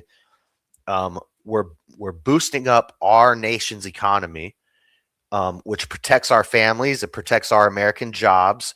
It protects our communities through the profit, through the capital that we gain through these things. And so it's protectivism, but it's not a unionization and socialized protectivism. It's conservative protectivism, preserving our capital, our family, our nation. And that's not socialist. Preserving our money, our people, our nation. And what we're doing is we're saying the free market has failed us. So we need the state to step in and stop capitalism and protect it for the will of our people. And so that we can, have more manufacturing and more industry. I'm having a really hard time, again, squaring this circle. It seems like you're just talking about socialism, but then you're saying because right-wingers are doing it, it's magically not socialism because they use a different word. It feels like a word concept. No, I'm saying if this is the scale instead of socialism. If socialism's here and free market capitalism is here, I'm saying we're more like here. We're slightly to the left of total free market capitalism, which is the mixed market economy, the crony capitalism that I'm talking about, where the government is boosting up certain businesses. Socialism. So this comes from a profound misunderstanding of socialism. Socialism doesn't sit anywhere in that landscape, right? Policies can be. It's absolutely true. On any political compass that you look at, socialism lies slightly to the right of communism and slightly to the left of the center line. The political compass is nonsense, right? No, the political compass test might be nonsense, but the political compass is pretty sound. What Marxist literature have you read? I've read. I'm not trying to be like, ooh, you don't read. I'm just trying to figure out. I've read the Communist Manifesto and I've read some of Das Kapital. Okay, that's fair. I feel like everybody should have read Communist Manifesto. And Das Kapital, it's like, what part is it? Right, it contradicts itself in part one. I don't know. It's been years. So what I would suggest to anyone trying to understand socialism is there's a much easier read, right? Which is Engels' Socialism, Scientific and Utopic, right? And if you read this, you can, and especially in the first half where he goes over the historical narrative, right? You'll understand why you're looking at socialism as if it's a set of government policies. That's not what socialism is under Marxist theory. What socialism is a recognition that there are inherent contradictions in capitalism, and that capitalism is just one stage of the inevitable the inevitable communist utopia at the end state, and that socialism is the ideology or the praxis of moving us as quickly as we can towards that end state, moving us more towards that end state. And so the belief is, for example, when like of historical analysis or historical materialism or dialectical materialism, whichever kind of version you want to look at, is that capitalism arose because the landed gentry and the nobility were as technology increased, the inherent contradiction between serfdom was unable to maintain itself because there was a burgeoning merchant class, and these people had real attainable power, and so their existence was going to have to cause a new system to occur. And so capitalism was the means of the dialectical process of recognizing the contradiction and then synthesizing it into a new economic system, which is capitalism. And their belief is that capitalism is contradictory all the way down. And so when you say socialism sits somewhere in this thing, it is, like Marx himself said that communism or socialism, I can't remember if it was socialism or communism, so forgive me if I get I'm paraphrasing. Doesn't exist. Right. Well, he says it is the movement of people through time.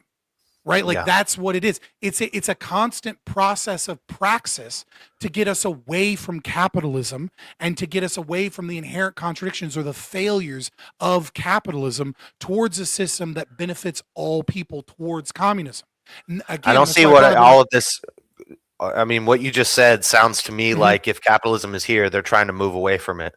So communism would be here, socialism would be here, social democrats would be here.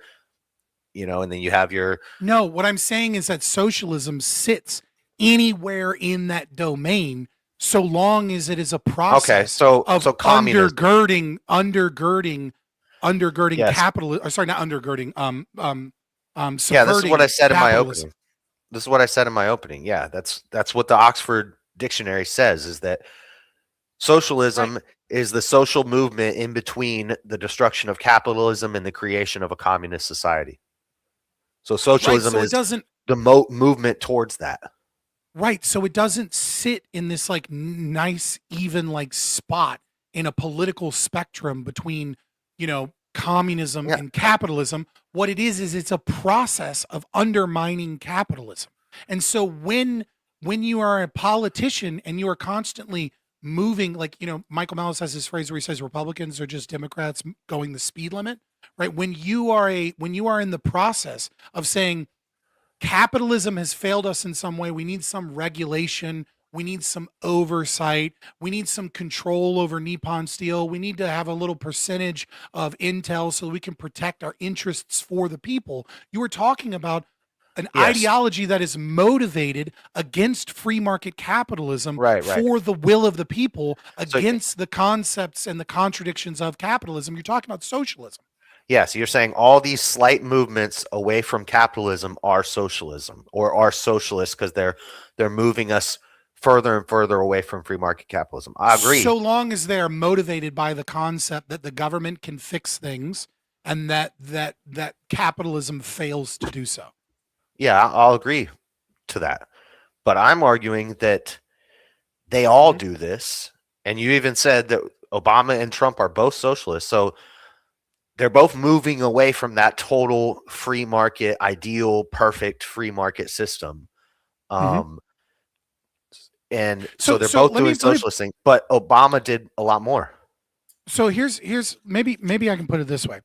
What I'm looking at is it maybe even in a sense of anxiety from my position, right? Of like watching the world become more and more socialist. Is that in many ways I'm looking at a continuum. And my biggest problem is like maybe Obama, I don't concede this because of things like the Intel acquisition and AMD regulation and increased subsidies and things. I don't find the Intel, and the Young Turks thing that I brought up, Jank agreed with me when I watched it. It was the other guy saying, yeah, Trump is a socialist, and Jank came in and they were talking about the Intel thing, and even Jank was like, this is not socialist, this is capitalism. When you're taking money from a grant from a program that your predecessor set up and you're using it to invest into a company. That's how a socialist views capitalism.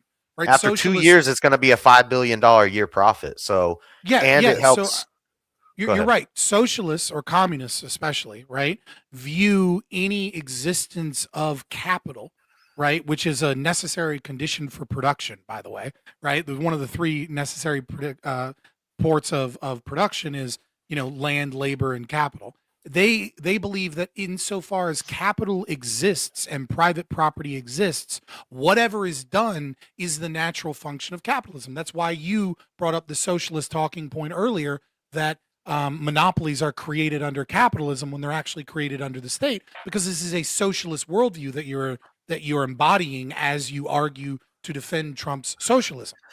Oh my God. I've never had anybody call me a socialist this much. Damn. Well, it's a unique thing to me. I understand that my ideas are radical, but my ideas are right. Yeah. And you brought up in your opening that I kind of made a low blow with the Pacman thing. You made a low blow saying that I was defending Trump, who's defending pedophiles and stuff like that. So, tit for tat. That's not a low blow. That's not a low blow. I said that you have the unenviable position of having to defend Trump in a tumultuous time when Trump is doing all of these things. I don't think that. No, you said he was sweeping position, You said he was sweeping for PDF files. Yeah. Okay. Sorry. Let me make this very clear, since we're like bring it back up, right? And I brought it up initially. I think Trump should be publicly executed in front of everyone for what he is doing in protecting some of the most wealthy and pernicious child molesters, and protecting, Mossad and CIA. Were you always a never Five Trumper? Eyes program? I would say I've never been a never Trumper because I've never been a Republican. Right. So I've never been like 16. Were you always anti-Trump? Lincoln Project. In 2016, I was cautiously optimistic about Trump. Yeah. And I was still cautiously optimistic throughout his presidency, but I became more libertarian over time. Right. I was a minarchist, right? In his first presidency. But at the end of his presidency, when he still had not pardoned Edward Snowden or Julian Assange, I said that I would never support Trump again, because it just goes to show that he's a lying sack of shit at the very least. But now that we know that he's covering for pedophiles and protecting the wealthy elite and his buddies, and lying back and forth about all these things, I think he should be publicly executed. Okay, well, that's a different topic for a different day, but I don't think he's covering for anybody. Do you got kids? I think he's done. I just did an Epstein debate the other day. He's done more to release more Epstein files and done more to go after Epstein and the people working with him than anybody else has. So that's just crazy. But the documents on his desk and then they don't exist and they're a Democrat hoax. Come on, man. He's covering for pedophiles. He just released 300,000 files. Then he released 25,000 2 weeks before that. I mean, it's 300,000 files, but then you get to sections where there's 80 pages and it just says grand jury redacted, and it's so heavily redacted. And then they accidentally release part 8 of the files, and it just happens to show that they knew since. But this is off topic. We could do this. There was 10 co-conspirators. Well, you said it was a low blow. I don't think it's a low blow. I think it's absolutely an unenviable position for you to defend Trump in this, because as of right now, we all should want to fucking put a bullet in the man's brain through a legal system, of course. Yeah, I don't think so. But anyway, that's a different topic. But if you stay on the after panel, we can talk about that. But that's fair. I'm distracting, but you were like, it's a low blow. Yeah. I'm just saying. I just wanted to throw that out because you're position. You said it was you kind of tried to throw me in with Pacman and the Young Turks and MSNBC. They're using all the same talking points you're using. That's all I'm saying. I would bet all of the money in my bank account that we are not using the same talking points. All right, we're getting a little meta here. Let's rein it back into the topic. Yeah, that's fair. That's fair. Let's go back to Intel. Let's go back to Intel. Intel? Yeah, you were making the claim that Intel. I want to get to the big beautiful bill. Yeah, go ahead. Yeah, we can do that. That's fine. Yeah, I've controlled the conversation up to this. But no, I think we already did the Intel thing. I don't think using grant money to invest into an American company to produce American chips to get us less dependent on Taiwan is a socialist thing. It's a economic nationalist protectivist thing. I'll try and be brief because I know I've done so much. Very briefly, the biggest problem, even if all of the money came from Biden, and it is taxpayer money we're talking about, $11 billion in taxpayer money, right? To nationalize it for our own interests. Even if I give you all that and that's somehow not socialist, you have to recognize that Intel being given billions of dollars in exclusive contracts with the DoD gives them a massive competitive advantage against other people. And when we look at how Intel has been failing and has been making shit chips in comparison to what AMD has been doing in the CPU market, I think that there's something really fucked up about us swooping in to save them as a company and give them a bunch of crony capitalists or socialist monopoly contracts that give them an advantage in the market and allow their stock to rise, because we know now they're too big to fail. So AMD, good luck competing against too big to fail and government contracts and monopolies. I think Intel has been the choice processor for most people. You know, Intel's better than AMD. But well, not Xbox. When I have an AMD, but Netflix doesn't think so. PlayStation doesn't think so. A lot of server companies doesn't think so. Price to performance ratio that they don't match AMD. They will over and over and over again. They've been crushing Intel because Intel has refused to innovate. But I guess you don't have to innovate when Trump bails you out. Yeah, well, they're going to be at the top of the game now. Anyway. Pumping out chips for Sam Altman and OpenAI. I mean, Palantir's got to have all of your medical data, right? Big Beautiful Bill, Chapter 1, no tax on tips, no overtime, tax cuts for small business owners. Chapter 4, my favorite, the most antisocial chapter in the Big Beautiful Bill, work requirements for food stamps and Medicaid, effectively getting rid of ABODs so we don't have able-bodied zero dependents hanging around. That's anti-socialist. That's capitalist saying, if you don't work, you don't eat. You're going to go to work and you're going to prove you're working and we'll help you out a little bit. And you're not going to be able to stay on this forever. Restrictions to student loans, the amount of student loans people can take. So while Biden is trying to pay off student debt, Trump is restricting the amount of student loans that people can take. I think one of those is more socialist than the other. Sorry, I'm looking up the exact figure. Was it the OBBA? Nobody calls it the One Big Beautiful Bill Act, right?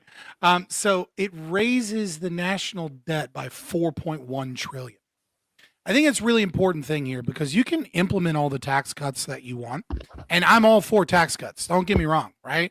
I fucking love tax cuts. And that is without a doubt not socialism to cut taxes, right? But when you take this bill as a whole, it also, we also kind of forced in some other things. But Medicare reform, right? Requirements to work. I'm all for those things. I do think that is a better thing. But when you raise the debt ceiling, right? That's taxation. That's the most meaningful taxation. Right? Because if I tax you more or I tax you less, obviously there's the Laffer curve, right? So if you believe that we're overtaxed, which I also do believe we're overtaxed, right? Then you might increase economic productivity and then the state might gain more money in taxation by taxing less, right? Because there's more economic transactions to tax. But at the end of the day, if you're increasing the debt ceiling, then what you are doing is you are increasing our taxes. All of these tax cuts are essentially meaningless if you are not doing something about the national debt, because it doesn't matter if, we have if the Federal Reserve steps in and does some form of like economic stimulus or does like an increase in the money supply, which you're not even tracking the M2 supply anymore, or does quantitative easing and buys up assets and increases the price of homes like they did under the Obama administration, right? If you're not actually if you're going to raise how much debt we can go into, then that is a tax increase. The One Big Beautiful Bill Act or the Big Beautiful Bill is a tax increase, period. Not if we can recoup those through tariffs. Which is what? If we can increase? Recoup those losses through tariffs, we can reduce the taxes, tariff foreign goods, and thereby reducing the national debt without raising the taxes on the people. That's the plan. That's what he's doing. Okay, but tariffs are a tax. So you're saying actually it's not a tax increase if we can tax elsewhere. Yeah, it's a tax on American citizens. Yeah, it's the largest tax increase in my lifetime, which is a tariff is not a tax on it's a tax. So on he's increased taxes more than any other president in the last 33 years, and he's increased the deficit more than any other president in the last 33 You're years. playing fast and loose with increased taxes. You're saying because he increased our debt, he somehow inherently increased taxes. Yeah, I'm not playing fast and loose. It's a really important economic thing to understand that taxation isn't necessarily like if your property taxes go up, you feel that in the immediacy. But if the property taxes don't go up and the government spends more money, then it has to get that money from somewhere. And so that money means maybe it came from tariffs, maybe it came from inflation, maybe it came from somebody else's property taxes going up, something. But money is coming out of the economy and being taxed if the government is spending it. So increasing the debt ceiling and giving permission for more debt to incur is a tax increase, without a doubt. The money's coming from somewhere, and as you just so pointed out, well, it's going to come. The plan is for that money to come from those other new taxes he created, this whole new industry of taxation and this whole external revenue service. And he promised he was going to downscale the IRS, and it turns out he's reneging on that entire thing and is hiring more IRS employees because he's not downscaling the IRS. He just increased the amount of employees that are and people that are involved in our day-to-day life and has created an entirely new institution to tax us. One of the major reasons why he's the most socialist president. Well, shoot, what else? We're almost out of time. The 40 and 50-year mortgage proposal is just something he flew out there. He hasn't done that. I hope it's a meme. Yeah, I hope it's a meme. For the time being, it's irrelevant because he hasn't done it yet. And actually, Biden has been more compared to FDR than Trump ever was. His infrastructure bill and his Inflation Reduction Act were both compared to FDR. The only reason Trump is compared is because he says he wants to do another term and the COVID versus the Great Depression thing. But shoot, you got anything last to say? Obama's the most socialist. We have 5 minutes. We didn't even get into the don't ask, don't tell, and all the LGBT stuff. I think that's socialist. My definition. I think it's socialist inspired. I will agree with you that that's socialist inspired. But if you talk to a communist, they won't agree. Sorry, I didn't have that muted. I usually have the alarm part muted. We gotta wake up. Work. We gotta say here, so that wraps up the hour of open floor. But what we've been doing recently is because like the conversation still feels like there may be some iron left to sharpen. So just keeping in mind, we still have to do the 30-minute Q&A. Would you both be open to another 30 minutes of open floor to finish off the last of the arguments, or are you guys good there? I feel like I'm good. I feel like I made my point. I don't need another. I like minutes. the and I'll stay for the Q&A. Well, I mean, I'm still gonna stay for the Q&A and a little bit of the open panel because I'm not doing anything Christmas Eve or Christmas, so I can go late. Okay, no problem then, no problem. So that'll wrap up the back and forth and excellent exchange from both sides tonight. We're now going to enter into the closing statements. And a quick reminder for you guys in the chat, okay? The Q&A is there for you guys to put your questions in. And if you got a question for either debater, make sure you drop them in now so that when we get to the Q&A, we can ask them. But remember, the Super Chats, PayPal, and Cash App questions will take priority. So if those fill up the 30 minutes, not all of the Q&A questions or if any can get to them. So if you want it guaranteed to be asked, make sure you send it through one of the priority options. And with that being said, we'll move into the closing statements. And we're going to start with you, Fabian. That way JS will have the last word because I like one to have the last and one to have the first. So let me get the correct timer up here for you first. Whenever you are ready, I will start the timer up with your voice. Yeah. So in summation, I think that Socialism has to be clearly defined, and it is difficult to clearly define socialism because the main popularization of it, put it into a Hegelian framework that is anti-truth. And so it becomes very difficult to define something that is based upon a philosophy that is against definitions, against reality, and against truth.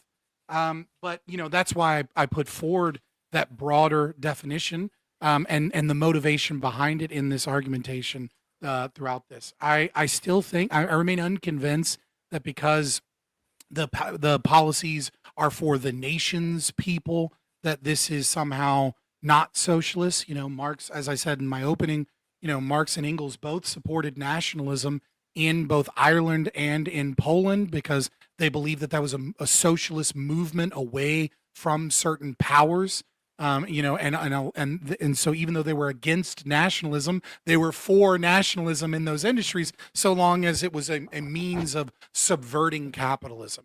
And I gave tons and tons of examples of why I think Trump is obviously a socialist, engaged in many socialist policies, from the largest tax increases of anybody in the last 33 years, from shutting down, I'm not going to blame him for the lockdowns, but he certainly incentivized it with Operation Warp Speed and with, CARES and with the PP loan scandals. And much of the inflation and the grocery store prices that you're facing now are directly tied to Trump, in combination with Biden, obviously. That nationalization of Intel and getting rid of the free market economy and that, and going attacking AMD and Nvidia's ability to sell their products in the name of national security, the golden share rule in Nippon, and having veto power over capitalist industry to protect American jobs and American interests.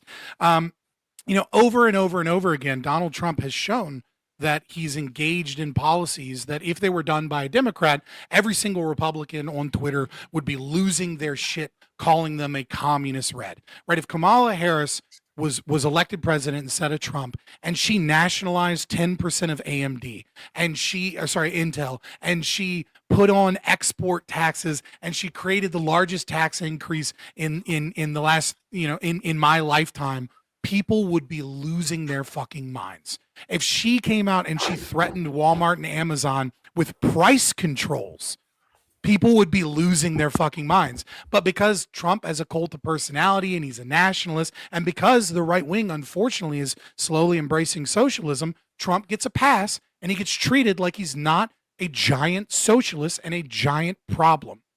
Now, I brought up the 50-year mortgage thing. And it is a meme, right? It's not a policy that he's done.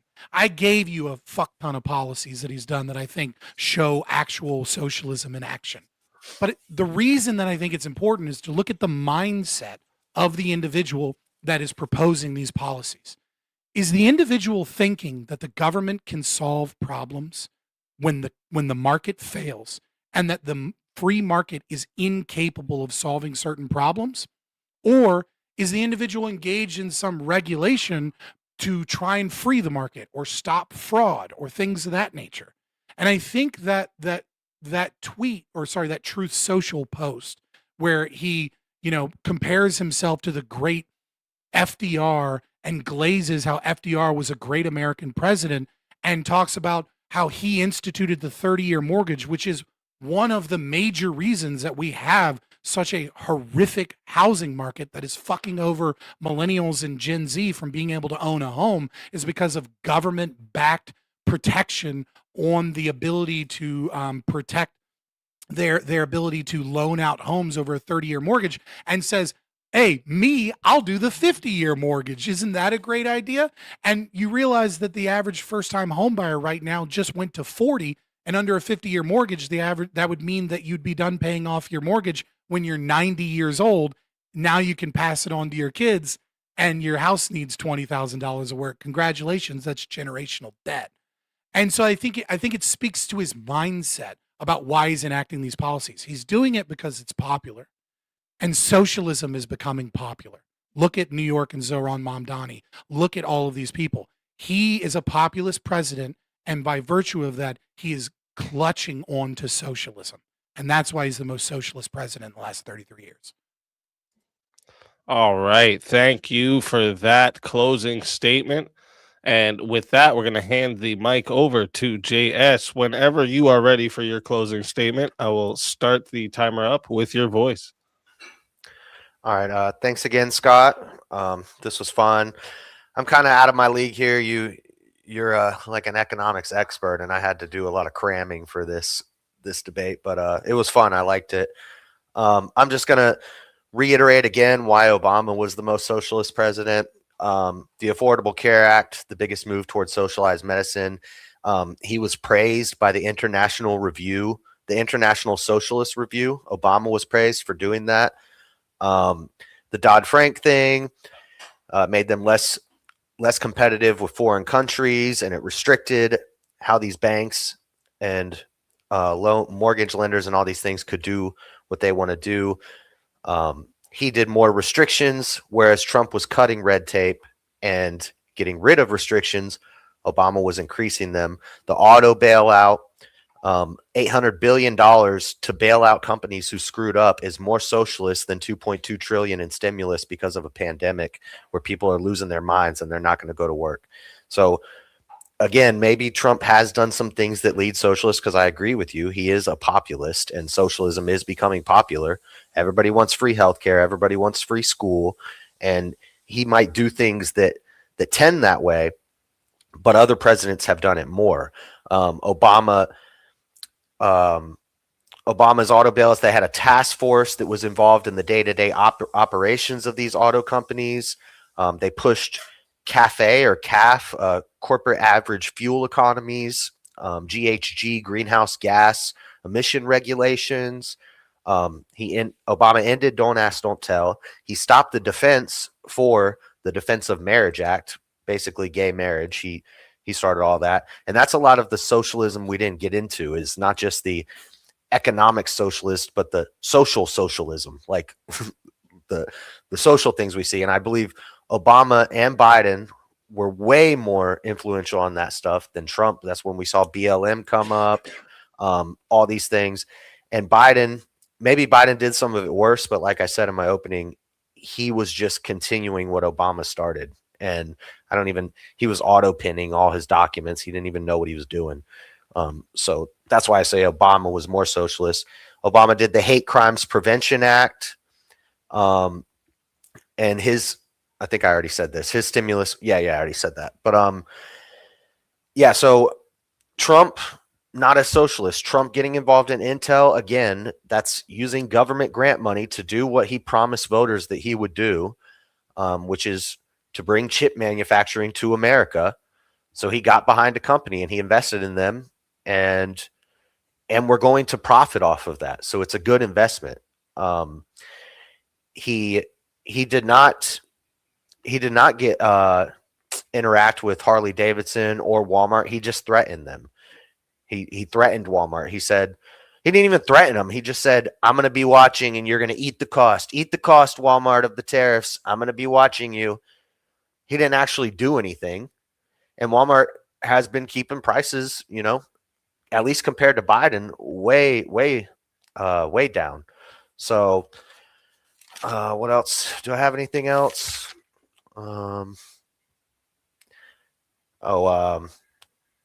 Cash for clunkers, weaponization of the IRS to attack conservative organizations. Those are two more socialist things that Obama did. I think as many examples you gave of why Trump was socialist, that we could quarrel over, is that socialist or is that nationalist? Is it economic nationalism? Is it socialist? And we could argue about all these things, but if we're weighing the scales of socialism, Obama did things that were clearly more socialist and more blatantly socialist, even as far as openly calling himself a democratic socialist. So, that's why I believe Obama is the more socialist. You didn't change my mind, but you know your stuff more than I do. So it was I had fun, but that's all I got. All right. Thank you for that closing statement. And that will conclude the closing statements. Great work from both debaters tonight. Again, if you're enjoying what you're seeing, make sure you like the stream, subscribe to the channel, and so you don't miss any of the debates we host here on Swords of Reason. Like I said, we do all kinds of matchups. It could be political, cultural, social, internet beefs, trending topics, video games. Okay, literally anything that a conversation is worth clashing over, we bring it into the arena. And also, don't forget to subscribe to both of tonight's debaters as well. Their links are in the description. And whether you agreed or disagreed, okay, it takes more than you know to come in front of a live audience and do all of this. So make sure you show them support for stepping into the arena and sharpening some iron tonight. All right. Before I start the timer for the chat Q&A, I always like to ask a question or two for each side based on things I've heard. Either it'll be something like want clarified, or points maybe I think got kind of passed, or things like this, right? So once those questions are done, we'll begin the 30-minute Q&A from the chat. So first one will be we'll start on the negative side, because last night I started on the positive. So I think you've answered this right, but so in the last 33 years, would you argue, or who, sorry, would you argue was more socialist than Trump? And then what policies make that case stronger than things like the COVID spending, Trump's tariffs, things like this that were mentioned? The question's for me. Yeah. It's Obama, and it's and like, what would you say the policy that makes that case stronger than Trump's policies? his Affordable Care Act, Obamacare, first and foremost, and then the bank bailouts, the auto bailouts, and then the social policy that he had, like he pushed socialist policies, which is like Marxist policies, like equity, diversity, equity, and inclusion, egalitarianism, feminist policies, gay policies, LGBT policies.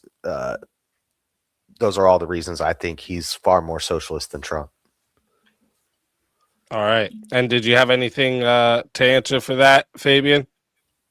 Well, I would just say that, like, the problem is that if we understand socialism as the movement of history through time from the Marxian perspective, right, doing a little bit of an internal critique here, then we understand that it's a continuum. And so if Trump doesn't do anything as the current president, or does very little to undo those policies, then, you know, like maybe you have, maybe like with the ACA, what about culturally? Culturally? What if he's culturally moving us away from those policies? Like, people, you see Gen Z, they're just more based. Like, culturally, Trump is moving us away towards that soft, woke, socialist. Yeah.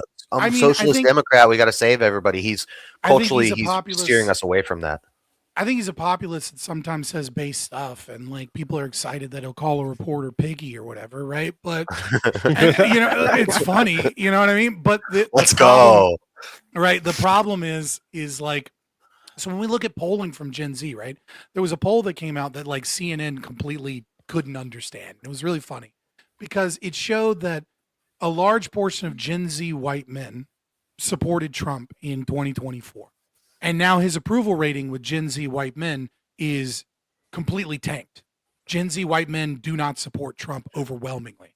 And like, they're like, see, they're back on our side. And it's like, no, they're all groypers now, man. Yeah, they're going farther right. Like they're not supporting Trump because they're more radical. Well, they're more culturally right wing, but they're more socialist than Trump as well in many ways, right? Like Nick Fuentes is a hardcore socialist. Yeah, right? Like you talk to any white nationalist, they're hardcore socialists. But Nick Fuentes doesn't like Trump because he's not socialist enough. He was going to vote for Kamala.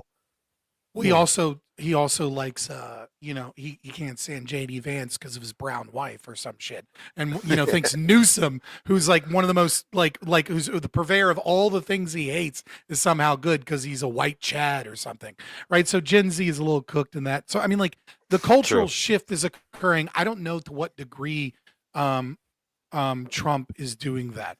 What I would say is if you really wanted to strengthen your argument again in another debate, is the first thing you should have mentioned was his pushback against diversity, equity, and inclusion, his executive orders against diversity, equity, and inclusion, and getting rid of the EEO mandates on those things and freeing up the market to be able to engage in hiring practices not supported by the state.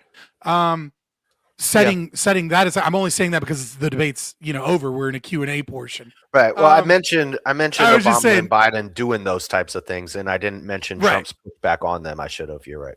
That's something he actually curtailed, right? So in that domain, you absolutely have an argument. But I would say when you talk about like Dodd-Frank, right?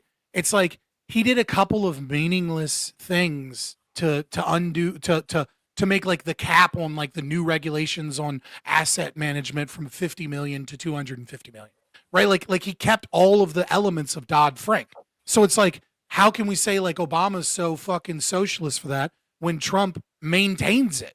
Right. That's the problem, is that we have this continuum. And so if we don't have a guy that comes in and destroys all the shit that the last guy did, but instead goes like, oh, I'll clean it up a little bit, and then does shit like take on Nippon and, take Intel shares and does other socialist shit, then like by definition, he has to be more socialist than Obama because he's maintaining most of the socialism that you're arguing makes him more socialist are also essentially Trump policies if he doesn't do everything he can to fight against them.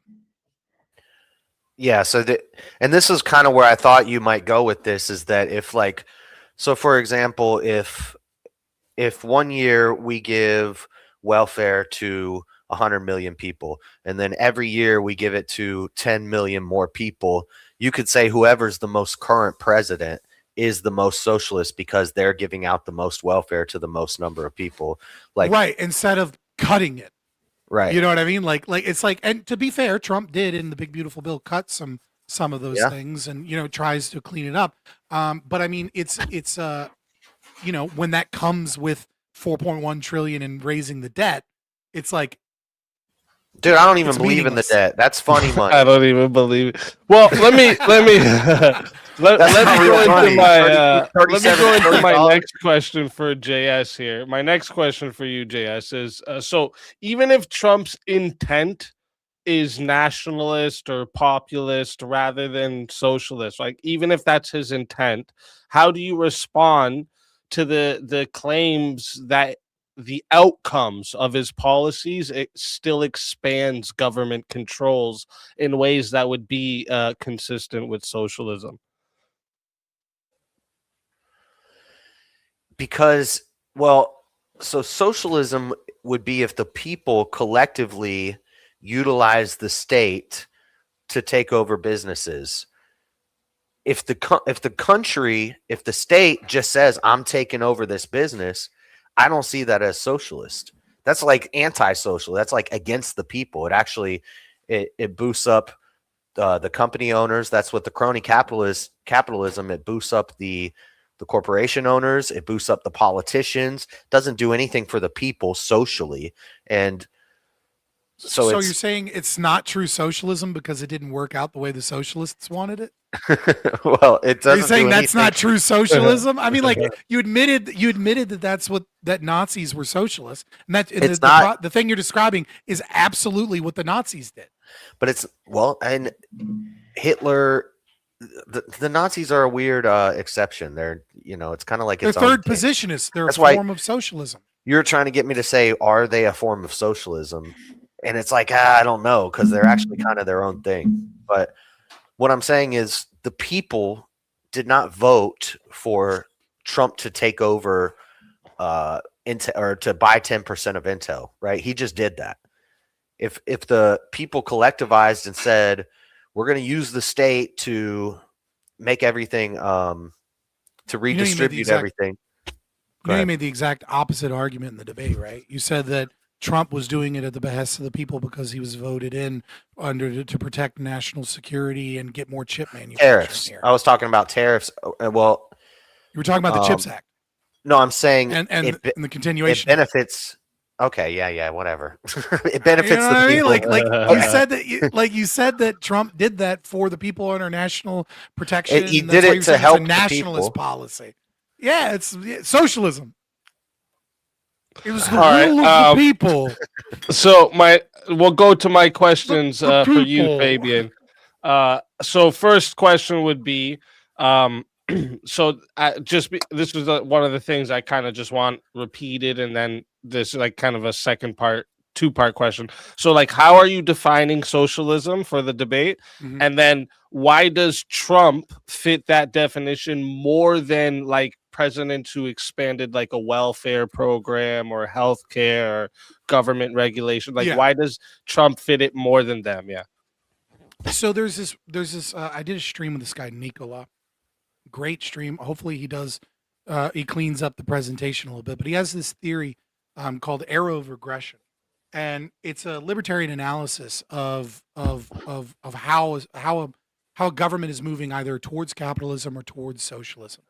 And essentially, the argument is that if the motivation behind the policy is that the government can fix problems in a way that the market can't, then you are promoting and promulgating a philosophy of socialism. And if the motivation behind the governmental policy is that the government shouldn't step in and that the market has the capacity to solve these problems and that we should unregulate and unleash the market to fix problems, then you're moving in an asymptote towards capitalism. And so my definition of socialism is where the state intervenes as part of that movement of history through time, as defined by Engels and Marx, to interrupt or to fix the inherent contradictions of capitalism as laid out by socialist theory. And so when the reason that Trump is more so is two-part. One part, it's that continuum argument I made, right? Where you're continuing many of the socialist policies of the previous administrations. And the second is further action that is designed for the people to protect them from the failures of the free market or globalism or, like whatever capitalist measure this is. And this includes all of those things like, getting Intel, bullying AMD and NVIDIA or going after Walmart and Amazon. And it's like, when he uses the authority of the state to bully Walmart and then the CEO steps down and a new guy comes in that's going to be a little better behaved. It's like, yeah, it's socialism. And because it's motivated by that belief that the government will fix this and that the market or the free market can't fix this. And we shouldn't unshackle the market. Instead, we need more regulation. We need more control for the benefit of the people. So Trump said some mean words to Walmart and the CEO voluntarily stepped down. Biden implemented power over GM and Chrysler and forced the CEO to resign. So that's where you have two similar events. One's more socialist than the other, and it's Obama. Yeah, but Obama never nationalized any industry. I mean, it's like in this tit for tat. I'll give you that. Like what he did. We have to do the tit for tat. Well, no. Like I agree with you, right? Like, but at the same time, there are other things that Trump has done that Obama didn't do, right? I've made my argument enough, I think. Yeah. And all right, yeah. And my next question for you, Fabian, would be which specific Trump policy do you believe most clearly qualifies as socialist? And then it's kind of a two-part here. How does it go beyond any like similar action taken by Bush or Obama or Biden? Yeah, I think you can probably guess my answer, right? I'm really harping on the Intel. Yeah, remember, I'm asking these questions because I even if I know, like, based off what you guys said tonight, I like to get these questions out for the chat to maybe hear it again, people who came in late, stuff like that. And this goes in a section I'm going to be doing in video form called the Blades Edge, where it's just my questions to you guys. So it's kind of Hell yeah, so you say enough. Intel is promote everybody and get some good questions answered, it's hard to define like what is worse. You know what I mean? Like that's definitely a difficult thing to define because I don't look at it per se as an asymptote, right? Like I'm not looking at it as like, oh, Trump's 2.2 trillion is way worse because it's, you know, 0.3 trillion more than what Biden did, right? You know what I mean? Like I'm looking at it more from a philosophical position, which is what goes into a new domain of the state, of the acceptability of the state to intervene in the market. And I think that the golden share of Nippon when a Japanese company purchases US Steel and saying, well, if you want to purchase this company and you don't want to be busted up by our antitrust laws and practices, then the government gets a right to vote on your board. That, and, you know, going in and using taxpayer money and monopoly contracts to purchase 10% of a giant, player in the tech industry. I think those two things philosophically are far more than like bailouts, stimulus, welfare. Those things they're horrible. And like every president seems to want to do more and more of it. But I think those things philosophically go towards a new place that we just let the president go. Actually, you know what? This company is the American company. Fuck your competitors. We're going to give them a monopoly, at least in these government contracts, and we're going to own some of you. That's like one step away from Stalin just saying, why doesn't America control all of this industry? All right. Did you have anything for that, Jazz? No, I'm good. Okay. All right. So we'll move into the chat Q&A. Chat, you can still get super chats in if you want, and I don't see too many questions here. So if you guys want to get them in the actual Q&A, put them in there too, because we can get to those. So let's start the timer up here, and let me see here. We got a bunch of new members. All right, so shout out to all the new members. Okay, you got a new member on your side as well, JS. So yeah, shout out to all the new members. Shout out now, Voltaire. Let's go. That's what's up. That's what's up. First one comes in, Prince of Dogs, just $5 show support. Appreciate that, Prince of Dogs. You a real one. All right. We got here on JS's side, $10 comes in. Looking sharp this evening. Can't go wrong with bacon and red. Let's fucking go. Let's fucking go. I had to make up for my lack of knowledge on economics. Wear the to look smart. I get it. If you wanna look like an econ fucking Chad for whatever fucking reason, you gotta go bow tie. I don't know what it is about the econ boys, but they love a fucking bow tie. I've never worn a bow tie. I don't think I can pull it off. Sure you can. The best I can do for you right now is a flannel, all right? But we'll put on a button up. I'm sorry. Well, it gets hot under these studio lights, you know. It's true though. The lights make it hot, man. It's crazy. Bro, nobody, that's the one thing nobody talks about that it's like they're like 5 hours and you have a little headache. Why? Fucking studio lights, dog. Yeah, like, exactly. Gifted 5 memberships from Prince of Dogs. Shout out to you. Thank you very much. $5 comes in from Prince of Dogs. God bless and Merry Christmas, Easy. You're the best. You're the best, Dogs. I appreciate that big time. A lot of dog support coming in. Here we go. $2 coming in. $5 from Prince of Dogs. Says, send those super chats in. Let's rock that goal. I appreciate that, Prince of Dogs. Then we got Premonition. $5 says, love to the family. Merry Christmas. Wish I had more to share. Every dollar is appreciated. Thank you so much. It all helps and it's greatly appreciated. So thank you very much.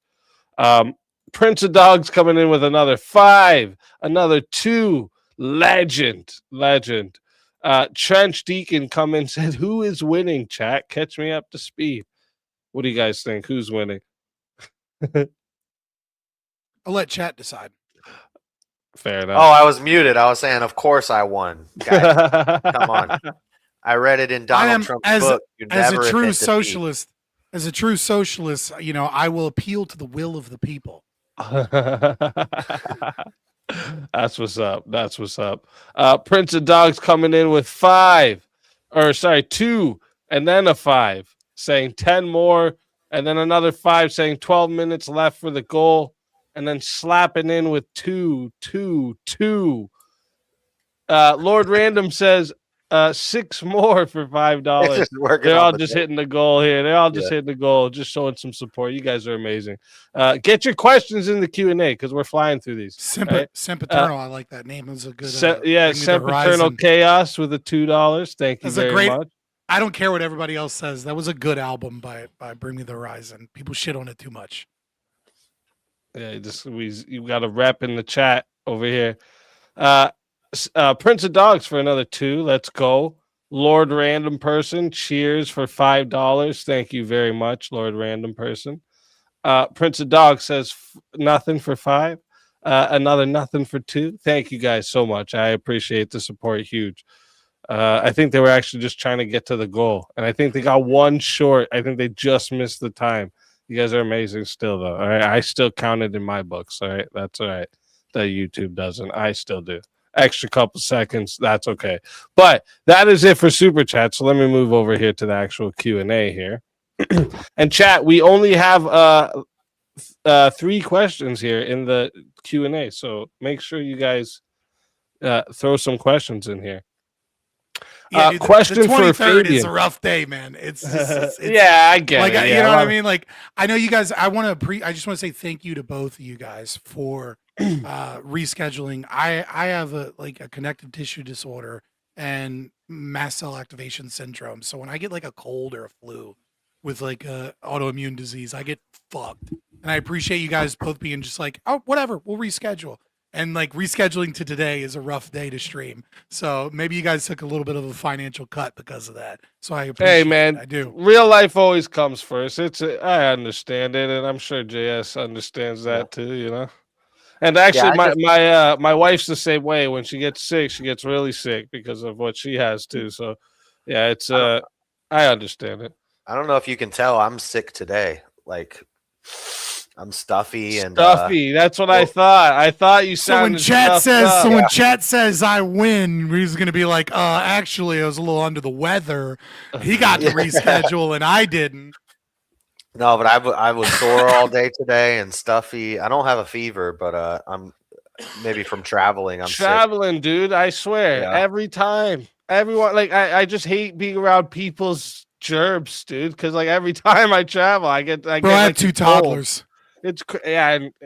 The I'm fucking always the got a germs they cold bring because of the kids too. But yeah, traveling, it's the worst, man. I don't get it. It's like keep your germs to yourself. Question in from Teriak from the chat says, question for Fabian. So America is National Socialists? Are we Schnazis? I think I wouldn't call America ideologically fascist, right? Like I just wouldn't. I don't think there are too many politicians that are fascist, right? But I do think you have to understand that there is a underlying philosophy that has been invaded from the West, and I would say, since Marx, but I brought this up very briefly, ironically, from denazification. Right. I think denazification has been one of the most harmful things in politics in world history. And that's going to sound crazy when I'm saying I hate Nazis. Denazification is bad because this was a form of, it's one of the reasons why you see so much more socialism in Europe is because we worked with the Soviet Union in, de-radicalizing Europe and kind of like, in congruence with the Soviet Union in the early days of the end of World War II. And many of those compromises were welfare state policies and things of that nature. And, the kind of the tactics of the Fabian Society, of which I get my name from, ironically, of this incremental push towards socialism. And there's this pervasiveness that has occurred philosophically where we have gotten away from Aristotelian logic and formal logic, and some of that via Thomas Aquinas that was enshrined in the philosophy of Christianity, as we've lost Christianity as well, where logos, the concept of truth, the concept of getting rid of contradictions, and our education system has been infiltrated from people from Frankfurt. And so the underlying philosophy of the West has been one now for so long of consequentialism and of this trade-off philosophy, and it's not been girded in logic. And so that has seen a slow movement of the left and the right towards socialist ideals and socialist philosophy, and utilizing anti-capitalist means of engaging with every quote unquote emergency, over time, and has left us with the Federal Reserve, has left us with, Reagan, who gets praised, but he created the immigration system we're currently in, and he expanded Social Security, and Reagan did all of these socialist policies, but he's and it's just this slow march because of the philosophy. So no, I don't think. Is that why you kept it to 33 years? Because if you did lifetime, it would count Reagan. I think there are a lot of presidents that are more that are more socialist, even with the continuum aspect. Woodrow Wilson, Franklin Delano Roosevelt, Reagan, Abraham LBJ. Lincoln, LBJ. Like, I think all of these are contenders for sure.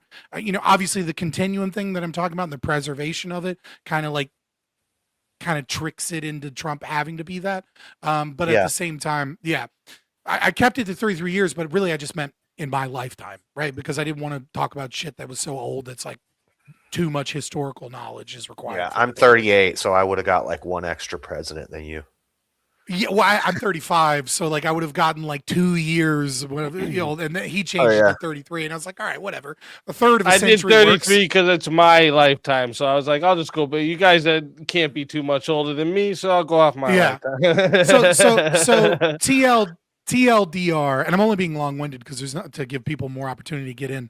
Yeah, no worries.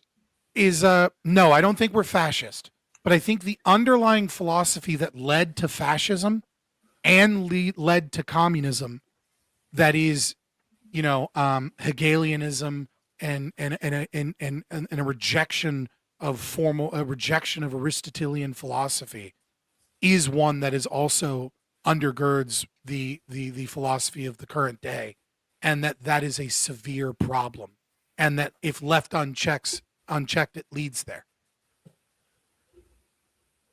All right. Next one comes in from the Panelverse. Says, why is easy a fraud of a man and thus a goof? This sounds like middle school insults mashed together by a toddler. I don't know what you even said here. You're asking why someone's a fraud. I'll add to it and say this. Red flag for anybody. And Panelverse has been in my chat most of the night, and I'm going to talk shit anyways. Red flag for anybody. If you hear the word weird, you hear the word whiny, you hear the word goofy, you hear these adjectives, just know that you're dealing with someone that isn't presenting an argument. They're engaging in the female tactic of reputation management. They're attempting to find words that destroy your reputation in lieu of a logical argument. Facts. Yeah, if you got receipts, buddy, you can bring them, all right? But we don't debate static over here.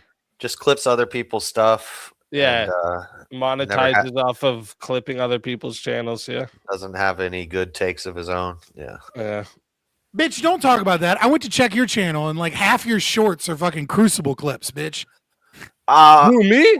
My shorts. No, fucking JSUrban. I do clip shorts. No, I wouldn't say half of them. I'd say there's more JLP, but lately I've been trying to do shorts of my own content, but that's just my shorts. More juicy. I just did like a quick inspection to be like, oh, what's this guy? Because everybody just looks at my shorts. Figure out. I don't even think YouTube should have shorts. Vertical integration. That's another debate to have, huh? We got Seahawk Daddy says Scott's point about Intel was good and fits perfectly with the dictionary definition of socialism. Can JS give an example of another president gaining ownership in an industry? Another president gaining ownership in an industry. So that Trump does not have ownership in Intel. Well, he has 10% of the company. He's not even the. Can I give an example of another president having 10% of a company? No, but I'm sure there's lots of presidents who. Yeah, Richard Nixon. Yeah, I'm Richard sure there's Nixon is the presidents answer, that have right? had So stock in companies. worse, Rail Passenger Service Act under Richard Nixon created Amtrak by consolidating railway companies. Okay. And Amtrak is still partially owned by Congress and controlled by the U.S. government today, which is why our train service sucks so bad, because it's socialist instead of being, unleashed to the market. But Richard Nixon isn't in the last 33 years, so Right. Yeah, that exactly. Yeah. Lost Avarice. Shout out to Avarice. Sends in $10 and says, "Yeah, what Fabian said. Lack of urban adventures for real, my dude. Hi, I'm Avarice." greed is good, brother. Greed is good. Greed is the highest moral value of man. When shorts started, I would just clip stuff and put it on my shorts. So yeah, there is a lot of stolen short content on my channel. But I'm just teasing you, man. 'Cause I know. You were talking shit on something, and I was like, wait a minute, you do that too, motherfucker. No, that's his whole channel. And plus he was talking. Yeah, shit to on be you, fair, so. that's literally the dude's whole channel. Like, he just clips debates from other people, and puts them up. It's wild. And it's like literally just copy and paste. Like, Hey, it's not Speakeazy, like, you're talking to an ANCAP. Fuck IP. Clip my shit and ship it, brother. All right, that just gets me in front of more. you know what? Listen. I actually argue about copyright and shit too. I actually argue against it too. Maybe one day in the future we'll talk about that, because I think fuck. Yeah, fuck I don't think he copyright. should get sued. I just think I it's think Clip it and patents ship and it, all that boys. are You're fucking stupid. amazing. You know what I'm saying? I love you for clipping my shit and getting it out to more people. Yeah, I always say people can monetize off of clipping me. Yeah, for sure. But I do understand why it's other people look at it as just stealing.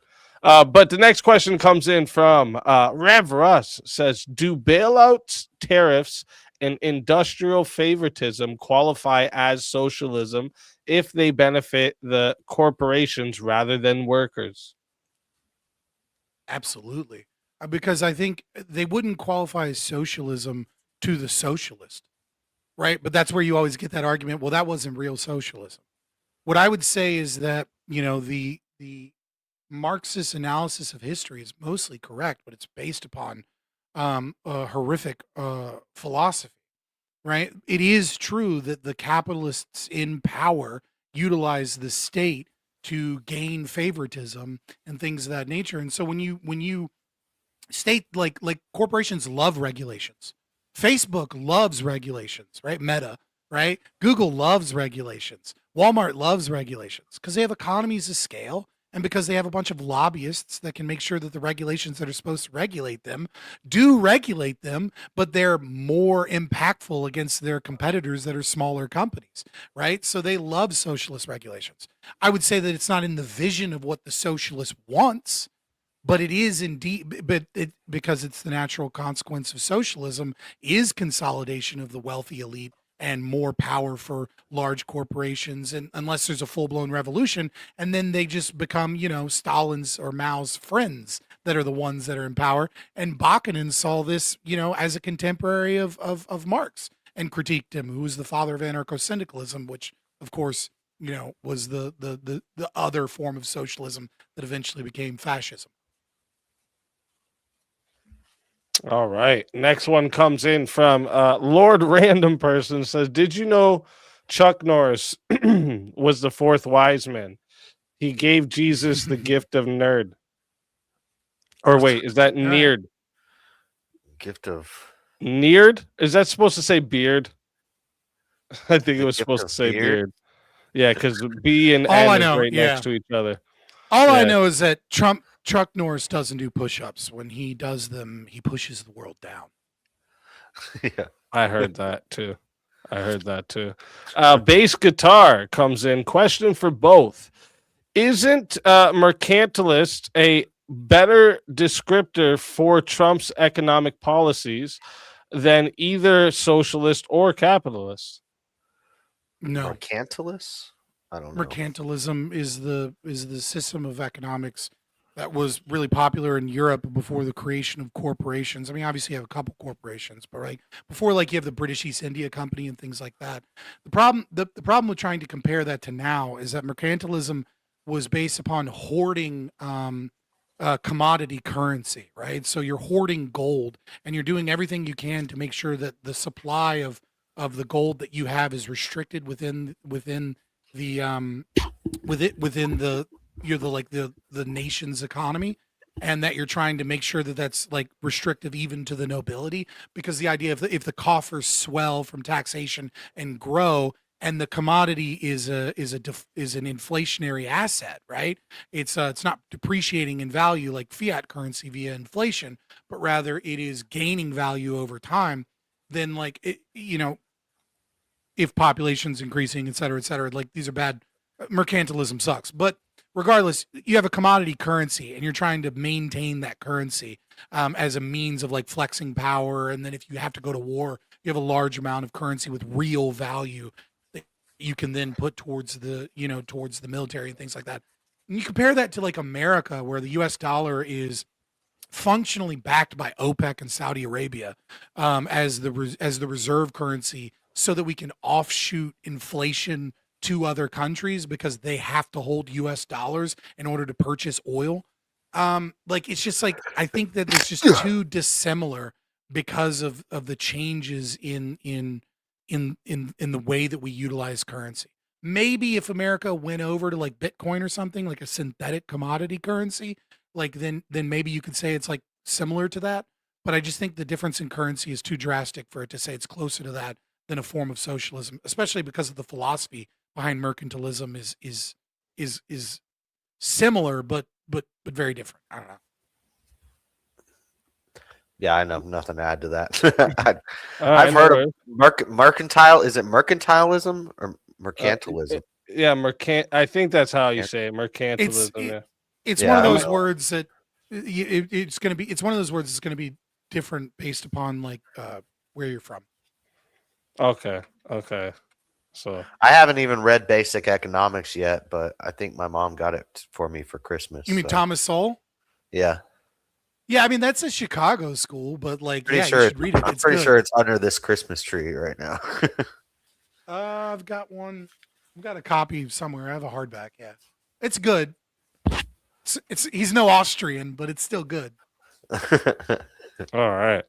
And we got another one just came in there from Bricky. Says, what time is JS due at court?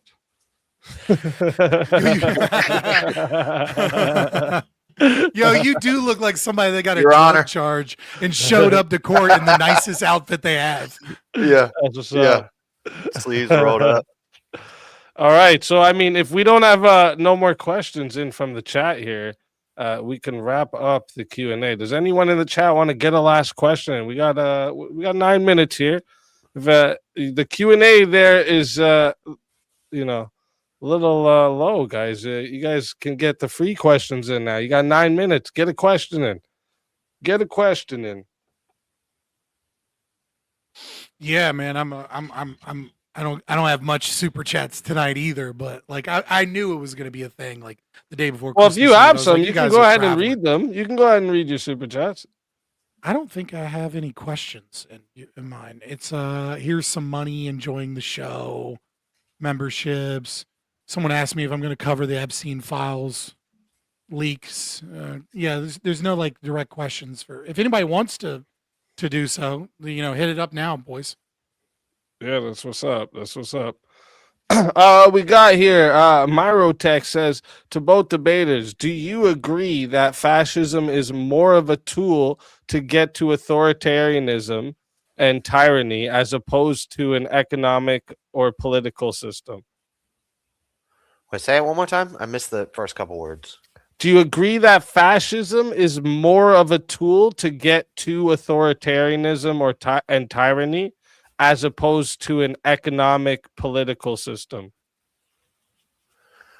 I think those are two separate axes. So like the anarchy, he said it's bullshit, but I like the political compass with the 4 quadrants and the There's one axis, which is authoritarianism, and then anarchy at the bottom, and then there's an economic axis. So I think authoritarianism is not even on the same scale as economics. If that makes Yeah, I sense. disagree.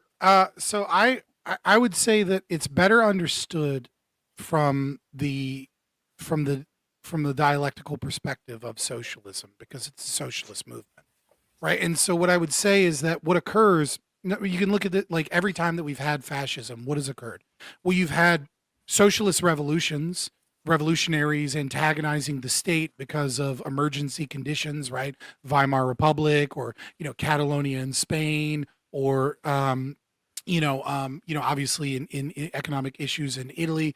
And so what occurs is there's a growing sense of socialist ideals within the population, and then there is the synthesis, right? And I think the third positionism or fascism is a synthesis of those two ideas, which is, instead of having a communist revolution, what we will do is we will adopt elements of the economic socialism, and then we will put in right wing, you could say right wing, values, especially within the social domain, and we will synthesize these two things into a political philosophy that moves us closer towards socialism from the Marxian perspective, or protects the wealthy and the people at the top from a full-blown revolution from like maybe another perspective.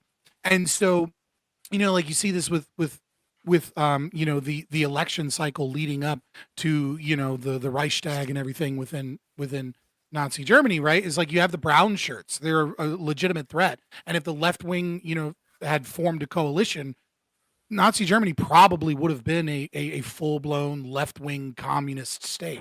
But instead, you have a coalition of the right adopting elements of socialism, calling themselves socialists, bringing in former socialists with a socialist philosophy. But it's pro family, it's pro, like they bring in Ein Volk, right? Blood and soil. So it adopts this right wing kind of facade in the terms of its cultural values. Right wing And socialism. Well, yeah, it's right wing socialism, without a doubt. This is what right? this is what triggered me that you said at right, but I mean, it's like it's economically very socialist. Because you say you need to get rid of contradictions, but then you talk about right wing socialism, like right wing socialism, 100%. That's a contradiction. Socialism is on the left; it's left wing. I agree that it is a philosophy of the left, but insofar as we define right wing philosophy, right? I don't think there is a definition in that, and by that domain, economic. Would you agree you could be an authoritarian communist or an authoritarian capitalist? You can't be an authoritarian capitalist. That's a contradiction, for sure. You can't be an authoritarian capitalist. Can you be an anarcho-capitalist and an anarcho-communist? You could have communist values and live in a commune under an anarcho-capitalist framework. You cannot be an anarcho-communist. So anarcho and ANCAP. So anarcho-capitalism and authoritarian communism, those two things make sense. But authoritarian capitalism and anarcho-communism, those two things are contradictory. That's not consistent. It is consistent. You're treating the political compass as if it's like de facto always true to create the concept of the contradiction. So the problem is that capitalism, the more capitalist you are, means the more you are against government intervention into the market. If you are a pure capitalist, then you are for the abolishment of the state. And there is no. I could have an oligopoly or a technocracy. ANCAP. I could have a technocracy or an oligopoly where the richest person is the person who runs the government, and they could be very authoritarian. Why? That would be authoritarian capitalism. Because you are against the liberty of people to be able to make choices. What's capital got to do with liberty? That's socialist. No. Capitalism is an economic. Capitalism is an economic philosophy in how we distribute capital has resources. Nothing to do with liberty. It has to do with making money. Okay, you lose your liberty to make money. You are okay. So here's the thing: is fraud capitalism?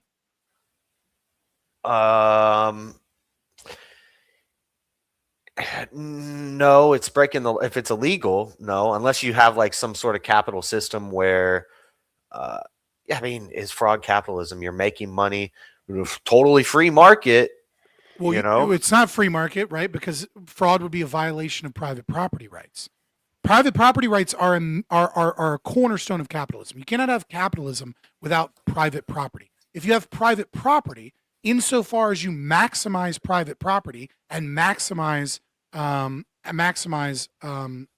capitalism, these are synonyms, right? Maximizing capitalism means maximizing private property rights, and so authoritarianism would be violating private property rights, because the fundamental private property of which that establishes all private property is the concept of self-ownership, or at the very least bodily autonomy that establishes private property. So in every single way that you intervene in the market and you violate people's private property rights or their liberty, you are being anti-capitalist.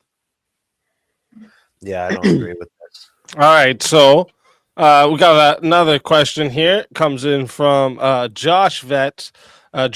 Sorry.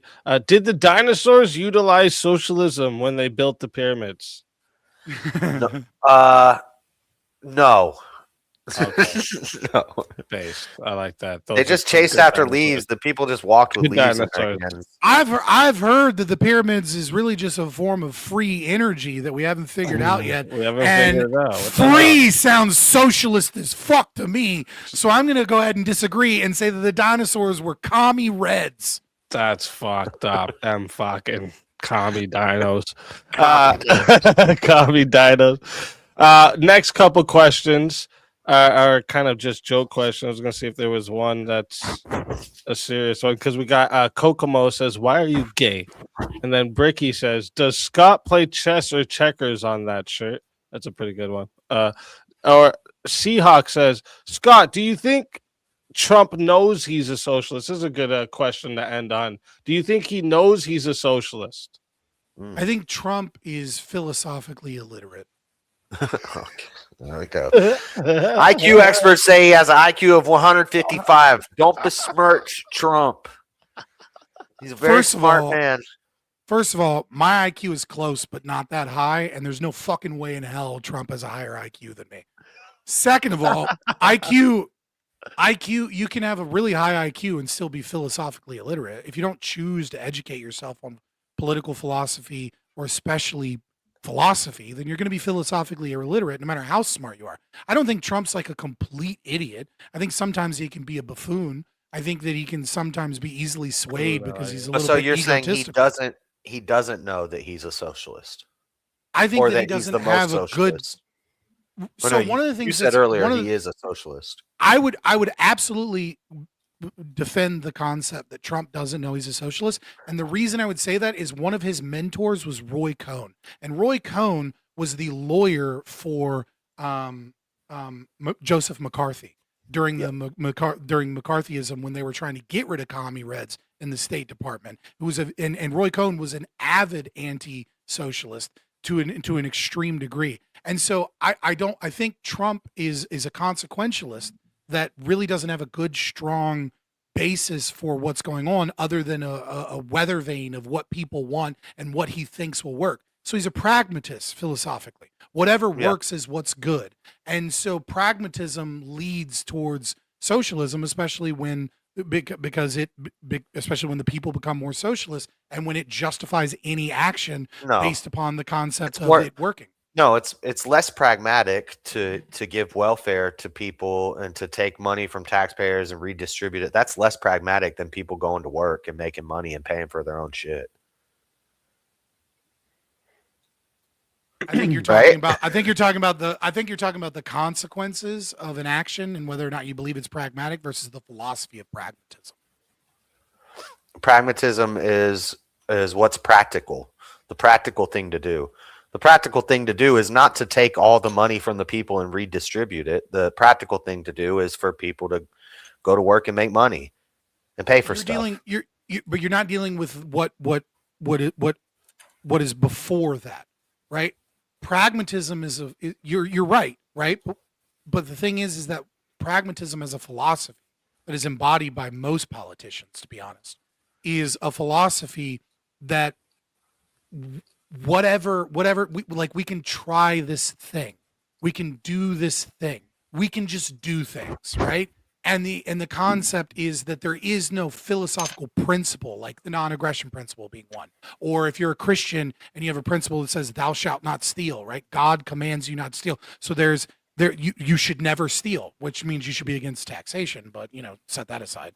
Right? Like pragmatism says we can just do things, right? And if the consequences are good, then they're good. And if the consequences are bad, well, then we messed up some way along the way. So we'll just keep testing it. And so it's very much a philosophy of it's very left-wing philosophy in the sense of it, like oh God, now I can't think of the philosopher from the Frankfurt School who wrote, oh my God, the tolerance book. What the fuck? Regardless, the thing that's important to recognize is what I'm saying is I think Trump doesn't realize he's a socialist because he doesn't have a strong sense of what socialism actually is, or what capitalism actually is, or what philosophical principles. So your answer is no. He doesn't know he's socialist.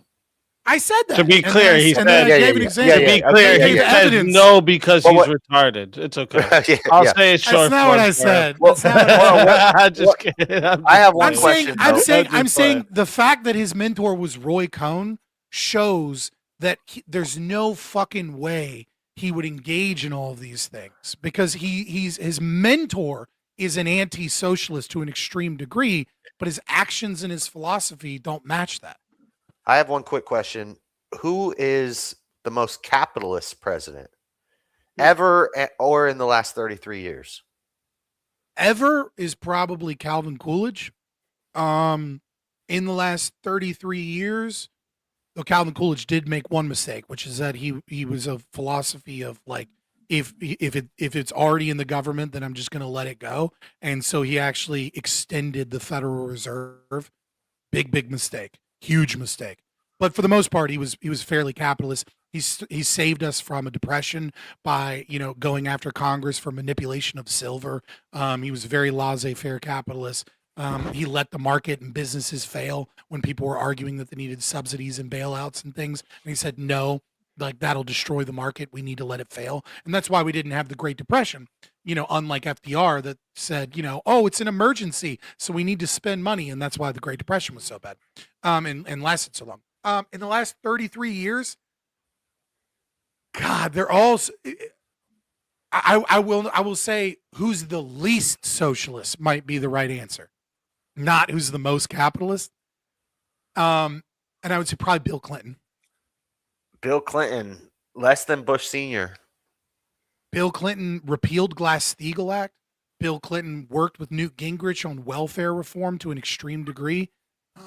Bill Clinton, he did build some border wall, which people would say is a good thing on the right, but I would say it's. I'm not a fan of AI, but in prep for this, I just asked Grok. I was like, "Can you rank presidents in the last 33 years of who's the most and the least socialist?" Grok said Obama was 8 out of 10, Biden was 7 out of 10, Clinton was, I think, 4 out of 10, and then Bush Sr., Trump, and Bush Jr. were all like 3 out of 10. That's 10 being the most socialist. This is what Grok says.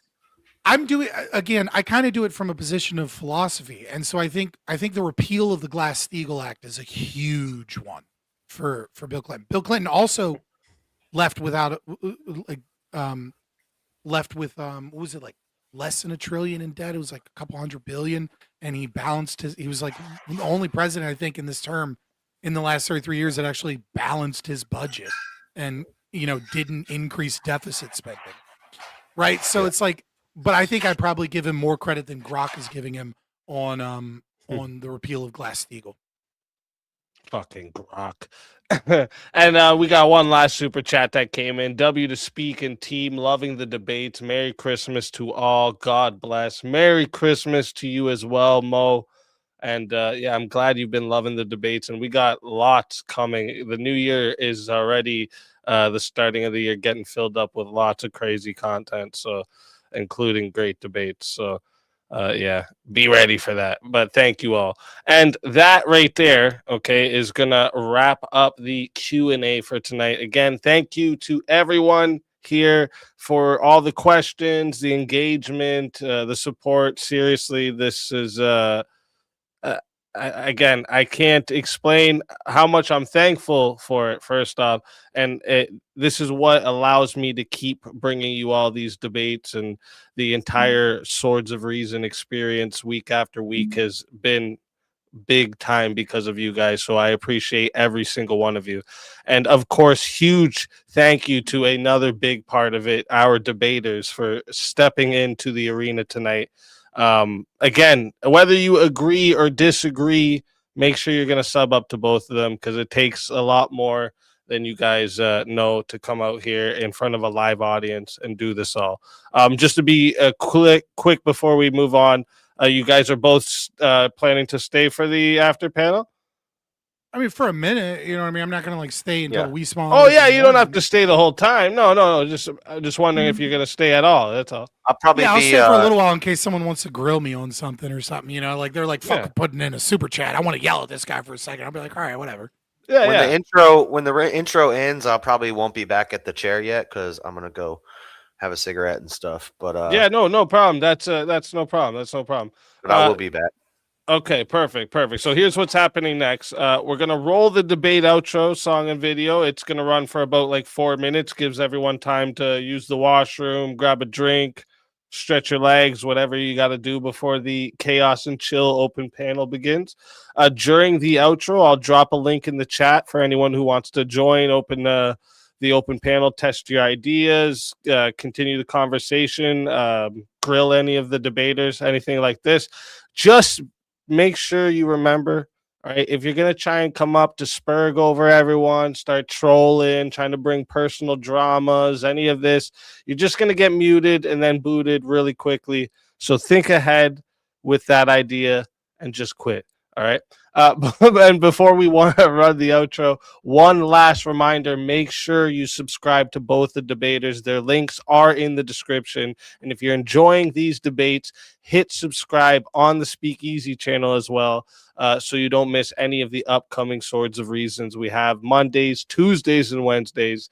This is where logic meets passion. All right. We're going to roll the outro here, and we'll see you all in just a few minutes.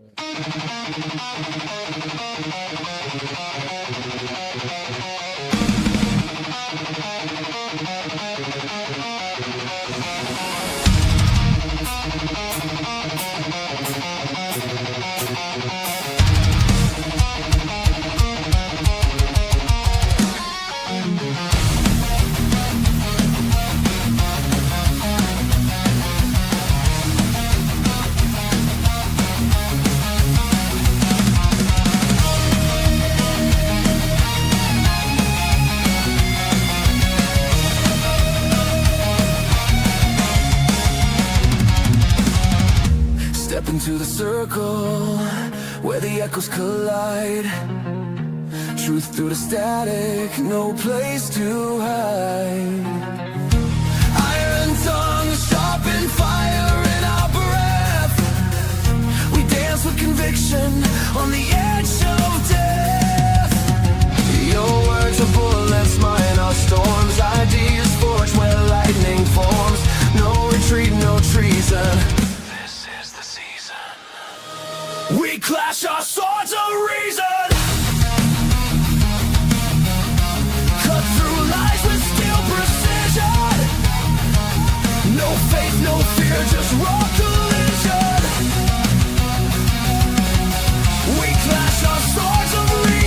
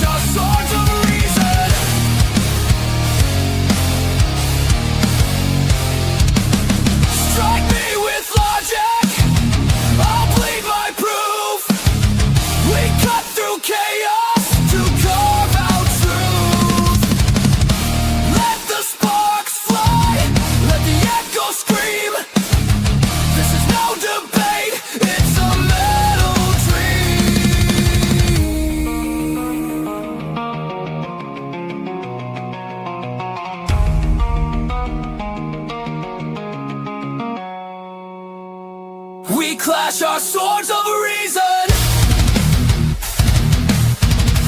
in the storm of thought's collision.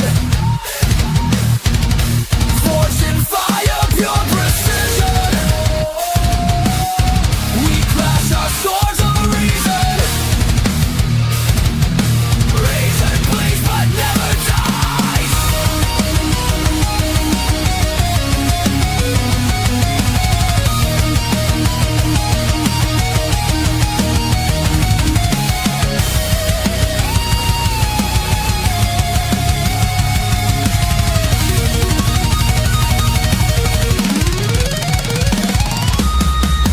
No surrender, no retreat.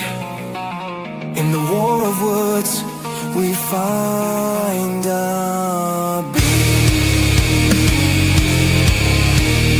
Swords of reason.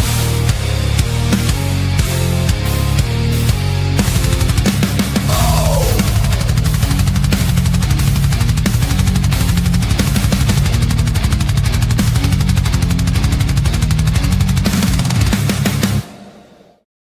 No, it's not. And we're back.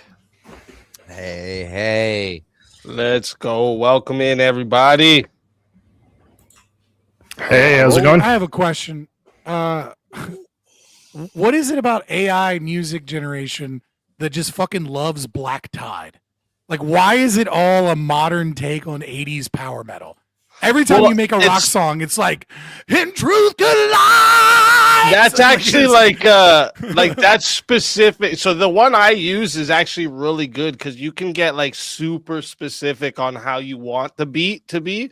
So yeah, that one definitely probably it sounds similar to what you're saying. But if you ever want to try out, it's called I Love Song. .ai. It's the one I use, and a lot of people seem to use like Sunos and these other ones. Yeah, Suno does that a lot, where it's like a lot of power metal-y shit. Yeah, but this one isn't where like you write in for it to write you the song. You got to write the lyrics in, and then you prompt the beat, and then it makes the song for you. So like, and when you do the prompting for the beat, you can do the beats per minute. You can literally tell it anything, and it'll do exactly what you say. Suno does that too. You just so that's good. Yeah. Hey, And Bricky, you can even make you bald-headed instrumentals fuck, on where you there at? too. Bricky's There you hiding. are. Oh boy, who There he is. But let me see. I seen it was. I'm just trying to figure out what Avarice- the audio is letting that for us.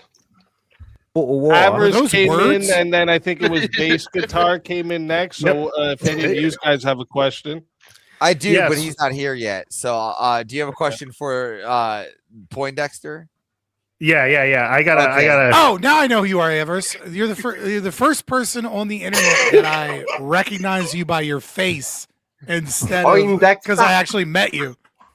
I was like, cool, Greed's good, whatever. And I didn't know who the logo was, but now it clicked. I needed the face. It clicked. What's Someone up, went brother? to DebateCon. That's what it sounds like. Yeah, Yeah. I was the giant one. the giant one. Oh, Well, we actually, good, I we see good, that. Fabian, we Unfortunately, I good, didn't Fabian, get to don't go, worry. but I did see the like all the pictures. There's apparently, it seems like there was a lot of giant fucking dudes there. I was like, holy shit, I'd fucking look small up next to all these guys. God damn. No, so I can wait. I'll let bass guitar take the stage. Yeah, go ahead, bass guitar. What you got So, for Fabian? okay. I just want to push Fabian because I think Push we him. actually would have a good discussion on this. I really do think that Trump's policies, the best descriptor of it is mercantilism. Okay, let me lay out my Okay. argument. Okay. Yeah, go ahead. So if you think about things that Trump says, like things like tariffs make us rich, that is like a purely mercantilist view. He has never, ever, ever talked about trade as being mutually beneficial. He always is like, if they're winning, we're losing. That is a purely mercantilist view. Mercantilism is also a command economy. So all the things that you were associating, like socialism as being a command economy, all the things that you were associating with Trump's policies just to socialism are more broadly attributable to being a command economy. And so that fits as well to Trump being a mercantilist. which is, in my opinion, 1,000 times dumber than socialism, because at least socialism has the hindsight of capitalism. And not that I'm a socialist. I'm capitalist 100%. You know, I mean, there can be government. I'm capitalist 100%. Let's be honest. Well, I mean, do you think Keynes a capitalist? No. You don't think? Okay. Well, so yeah. I'm an Austrian. I don't think the Chicago School of Friedman and Thomas Sowell are capitalists. Okay. Yeah, you're definitely 100% capitalist. No. I take what you're saying. I don't know that I necessarily disagree with you that it might, in a Venn diagram of like policies, right, and statements, does this match up more with mercantilism? And like, I still think mercantilism being pre-fiat currency is kind of like a big deal, though there is some fiat currency in the late mercantilism with like coin clipping and certain forms of like issuing of coinage and stuff. But I mean, but to what you're saying, like I agree with you that if we were to Venn diagram them as policies, my problem is like going down to a baser level philosophically, which is, well, I think I would agree. View of pragmatism and Can I get a thesaurus, please, for all these big fucking words? Of course you need it, you fucking ignorant. Brother, mercantilism is shit you learned in social studies in elementary school, or at least middle school, or econ, you know. What's elementary school? Primary, I think, might be what you would call it. So, I mean, like, I would agree with you that Trump doesn't. I don't think like there's a economic ideology that's like motivating Trump. I think he's kind of retarded, but that is. But I think if we were to look at it, like you said, with a Venn diagram, I think mercantilism fits much more cleanly. And I'm just not going to fight you on that. I feel like it's an interesting insight. I just I also think that as a populist and as a pragmatist, he is grabbing onto ideas that sound good to a large majority of people because of whatever his motivations, being like, I just want to do what works and what's good for America. And like, so I don't think he's coming at it from a mercantilist position, though, or a socialist position. Really, I think where he's coming from is just a weather vane to what people want. And as our philosophy is becoming more socialist, that's occurring. Because I don't think there's any like mercantilist economist advisor. You know what I mean? Like, well, but I mean, if you like a lot of like some of the mercantilist views were things like, you know, excess is bad. So take that and also look at what Trump says. Oh, you don't need 30 pencils. Just get 2 pencils. You don't need to buy your kid $10. Buy them 2. Right? Is that mercantilism, or is that just cope because you're trying to deal with the fact that you fucked up the economy?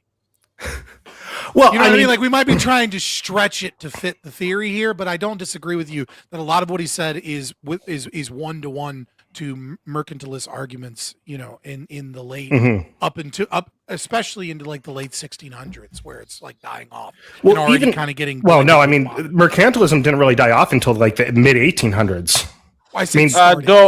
Sorry, don't mean to interrupt. Just got a super chat here to read still.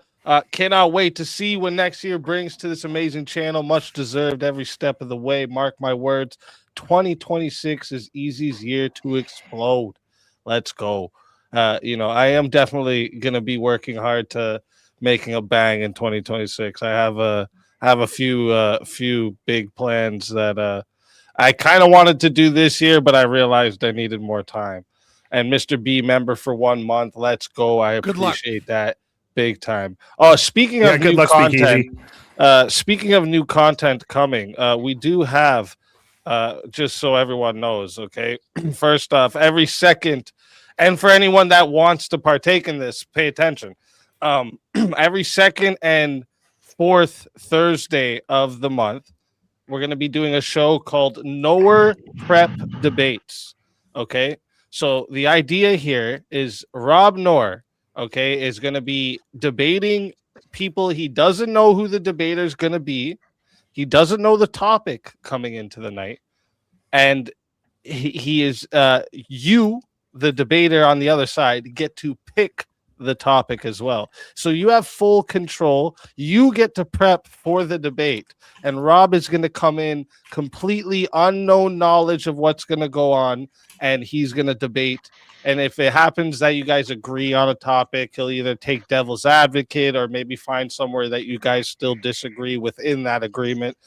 But this is a chance, all right, for, you know, especially any of the lefties, okay, that you want to take your shot at. You get to control the topic.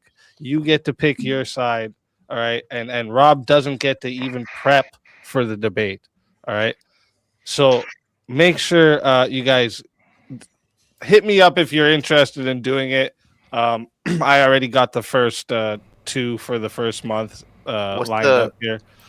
All I ask, right? All I ask is that you guys, whoever partakes in it, doesn't promote it ahead of time, because it kind of defeats the purpose. Like, I'm not even asking Rob ahead of time if he's against these topics. Like, that's how much we're keeping Rob in the dark here for these ones. All right. This is because this is That means where Rob's don't tell really... Avarice any of your fucking topics. That's right. That's right. Don't tell Avarice shit. Yeah. But if you pay me, all right, I'll be in the back and I'll fuck him up real good with some banners and some distractions. All right. How much? How much? How much? But that is a new debate show we got coming. Me and Rob are going to collab on that. What time is it? What's the time period that it's going to happen? It's going to start at 8 p.m.s. 8 p.m. Eastern? Yeah. I don't think I can do that. Hmm? I don't think Shit yourself already, haven't you? I feel like I just feel like people would give me so much shit because I'd come in like prepped on a debate and they'd be like, "Really, you did that? That's cheap." Like, no, that's the point of it. My people would be so pissed off at me if I like did something I prepped for that he didn't. Enjoy the content. Come on. I might watch some. That'll be fun to watch. You know. I was first in line, bass guitar, and my questionnaire is back. So yeah. Go for it. Yeah. So I want to go back to my Kokomo. original question. This is to JS Urban Adventures. Why do you name your YouTube channel Urban Adventures when all your content is obviously Crucible content and not Urban Adventures? Exactly. Great question, Avarice. Great question. This has obviously been standard. We could tell by Fabian just browsing your channel for 15 seconds, and that's all he sees for fucking my bad. content. No. My bad, No, JS actually, Urban. My If bad. I may, Avarice, if I may defend JS. if I may defend JS. 5% of my shorts are Crucible clips. Okay, where Yeah, exactly. Because And he was playing 4D chess, Avarice. He was playing because he knew that he was going to have this debate against Fabian. He was prepping for it in months in advance. So what he done is he put out the shorts to distract Fabian. It was all part of the plan. No, I don't even know what he was looking at, because you got to scroll through to find like Crucible clips. I had a lot of Pierce Morgan. My it's fucking my For You thing. So like they're more popular than your content. I'm sorry. So like when I go to your page and it gives me suggestions, that are more popular. Which Like, is I going to mean, be if big shows. You probably watch Andrew the Wilson's closest content, that so you'll it's gonna find show is you. like the closest. I've watched some of his stuff, yeah. Well, Fabian, it's even worse than this. The closest content you'll find is like JS Suburban Adventures, not even urban. He doesn't go out to some far-flung town of like Tillamook, Oregon, or Rochester or some Rhode Island town. He goes to like Tillamook makes some good cheese, bro. All right, He goes. Let's be careful. It's one of my favorite towns. Do I get to answer the question, Avarice? He goes to his local McDonald's. It's filibustering this here. is a struggle session. Welcome to socialism, motherfucker. In pounds of beer, right? In pounds of beer. It says, This is full-blown communism at this stage, is bro. an urban adventure. That's what he said. You just gotta take it, JS, man. Listen. When I started my channel, it was Urban Adventures because I was urban and it was all like always in the city. So, and that was for 2 or 3 years. Suburban? And then over the years, I've been like, should I like rebrand? Should I change the name? And everybody's like, no, just leave it. You're still moving. You're still like pivoting from the question. Isn't that suburban? And hopefully one day, I would love to do like on the ground journalism and be able to travel around and go to protests and go to. You're a events that are homeless happening. man. You should be used to on the ground Well, I could get a van and do it. I could just get a van and travel and live around. down by the river. Yes, Chris. And live in a Rock. van down by the I could see you river. doing that. I could see you doing that. Yeah. That would be I an could urban see you do like a adventure. Bonnie Blue type of round trip in a van. Yes, definitely. I Definitely. heard van. Listen, I just wanted to come on really quick, and I wanted to ask that question. I appreciate your time. It's holidays, so I got things to do. I'll be real honest. Understandable. Yeah, I'll be real honest. My pre-order came in. I'll even show you how nerdy I am of my new Gundam. Yeah, so I'm kind of building that right now. Oh, you still be dork. I'm doing the panel lining and everything. I'm even panel lining these things out. So this is my day. Fucking nerd.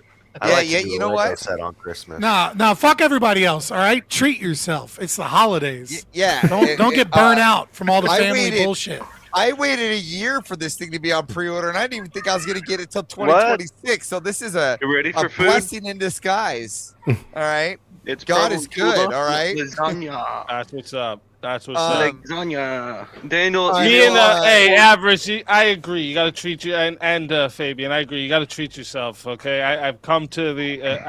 I'm very like hard-headed on spending money on myself. Like it took forever. Like my wife had to convince me to buy this chair. This is like a $500 chair. You know how bad I didn't want to buy this, but she's like, you sit in the chair for hours every fucking Is it a night. Secret Labs Just chair? buy Is that the what you got? chair. Is it a And I was Secret like, Labs all right. chair? So you're right. You got to treat yourself every now and then. And we've decided, right, what I'm going to do is I'm going to change this, right?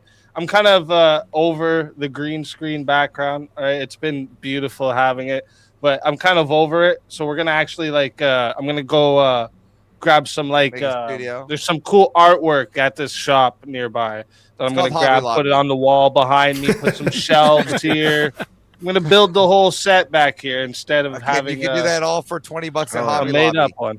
A 20 Yeah. bucks. Okay, I mean, I can do the same thing. I can literally, I can go to Hobby Lobby, right? Then I don't or like just green display- screens. That's true. I didn't even buy my PS5 until my wife just convinced me just do it.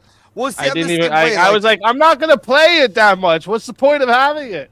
I don't buy anything for myself, right? Like, there's this one item I've been bitching about this whole time, and it's more because of curiosity, right? So there's this game. I know nothing about the franchise. But it's a game called Digimon something. I have no idea about it. Hold on, I know nothing about You just said Digimon. Digimon. I dude. know Sounds nothing. gay. Hold on. I know nothing, but hold on. If you look this thing up, all right, and I swear to God, go look this thing up. If you go At look least at the reviews. Pokemon. At least play Hold on. Pokemon. Hold on, stick with No, me. dude, Hold on. the new Digimon game is better I than. knew you were a Hold on, nerd, stick but I with- didn't hold know on, you were hold on. gay. Stick with me for this roller coaster for a minute, okay? Because I said the same thing. I don't even know what the fuck this is about. I've never played anything like this before. But if you go and look at the reviews, 5 stars across the board, thousands of reviews, and the game has never gone under $100. Why is this game? Listen, why? I did. Why? There was I do remember a cool Digimon game when I was younger where you have to like raise the Digimon the whole time. You're like making sure it stays fed and like there's a lot like mechanic. It was pretty ahead of its time, so I think that's why the game was like there was a lot of shit it added. I don't have the heart to buy myself a Digimon. Ahead of game, its so I time, told and it's just a myself- Tamagotchi. I told myself. Listen, Average, I don't like buying any game that's $80. The fact that all these games are $80 No, but now, you I don't can want to get buy that, any of them. I Is just that- have the PlayStation Plus that you need to play online. They give me Yeah. 2 free games every month. That's good enough. Well, I'll Yeah. find the game in there, like so. I have like I said, I have my models, and this is going to take me all right. So, but all right, well, yeah, all right. Any time man to, playing a computer game at your age, you should feel. All right, yeah, let's let's get back here. I think Base was all right, still I'm gonna head going on on. out. Let the next people up behind me. Good to see you. Happy Merry Christmas. I'm gonna go say Merry everything. Christmas to you to as well. everybody. Bless you, Average, my friend. You and the family. Yeah, Merry Christmas. Everybody. So everybody have a good one. Homeless guy, You if as you well. need if you need a roof during the time of need in the cold, let me know. I got a spare room. You know, I know it gets Got a few rough out there. Mexicans that'll build it for All you. right, being homeless. right. So, all right, later, guys. Later. Avers. Take it easy, Avers. But gentlemen, if we agree that like the whole economy is based off the businessmen, all this kind of shit, shouldn't the government just get out of the way? You know what I'm saying? We go back, we make Rome great again. You know what I'm saying? Let the businessmen do their shit. Let the economies, like certain businesses fall if they fall, all this kind of shit. Bring back the Colosseum. But we could think of examples where we need regulation in the market, right? No? No, No. no. Yeah, Fabian's I'm going an to say no. anarchist. Like, what do I you know. want? The market You're an regulates okay. better than the state. Yeah. But we're going to have to regulate currency to some level. That's the No. capitalist part. That's why anarcho-capitalist is dumb, is because how can you be anarchist but still have a system of capital? Maybe Currency. after all of your experience tonight, maybe not start with your whole ideology is dumb. To me. I've been real nice, all right, brother. Well, You really think Be on the I'm chaos dumb and or I have a chill, dumb man. ideology? I don't You know think what you're I mean? dumb. I don't think you're dumb, but I think you're maybe being provocative. I think it's half like it's like a high school mentality to be anarchy anything. It's like your brain advanced, but your soul is still like, I want to rage against the machine, bro. Fuck the system. Like the anarchy. Anarcho-capitalism will be far more conservative, only and far more anarcho-capitalism. discriminatory than the state. Anarchy only works if you go out in the woods by yourself and live off the land, hunt, gather. Then the anarchy works. But as soon as you introduce capital or you introduce a communal system of living, you're going to have hierarchies. You're going to have to manage these things, and that's when you get to regulation. Then authority has to step in. Well, even Adam Smith, None of in that The is Wealth of against Nations. ANCAP. How can you have a system of capital and currency and still be anarchic? If you define it in the vein of like Kropotkin and post-left anarchism, where where I don't know what it's, that means. I'm explaining where anarchy is anti-hierarchy, then yeah, sure, it would become a contradiction. But if you are like, even what the fuck is that noise in my left ear? Well, Breathing again? No, it sounds like I can hear like someone in the kitchen or something. Anyways, regardless, static. Yeah. it's super distracting. So if you define it that way, sure, then then anarchism and anarcho-capital. Bro, what the fuck is that? Okay, yeah, I just heard something there too. That was I've done weird. that deliberately to piss him off. I've done that deliberately. Fuck off, Yeah. Rick. Yeah. Yeah, that was just Brick fucking around. It might have been my chair moving. I don't know. All right, I was like, nah. Anyways, right, like, but even Noam Chomsky On Anarchy in 1972 said that like anarchy was accepted voluntary hierarchies, or like was against unearned hierarchies, right? So this is kind of like a new leftist redefinition of anarchism to like, and in many ways is designed to push out libertarianism from the anarchist movement, to try and say that it is anti-hierarchy. Anarcho-capitalism, whether or not you believe it meets the definition of anarchism, I know you is pro-hierarchy and is pro-authority. I know It's the just anarchist not thinks unearned they authority by the have- state. I understand that an anarchist thinks they can. One sec, Jess. One sec.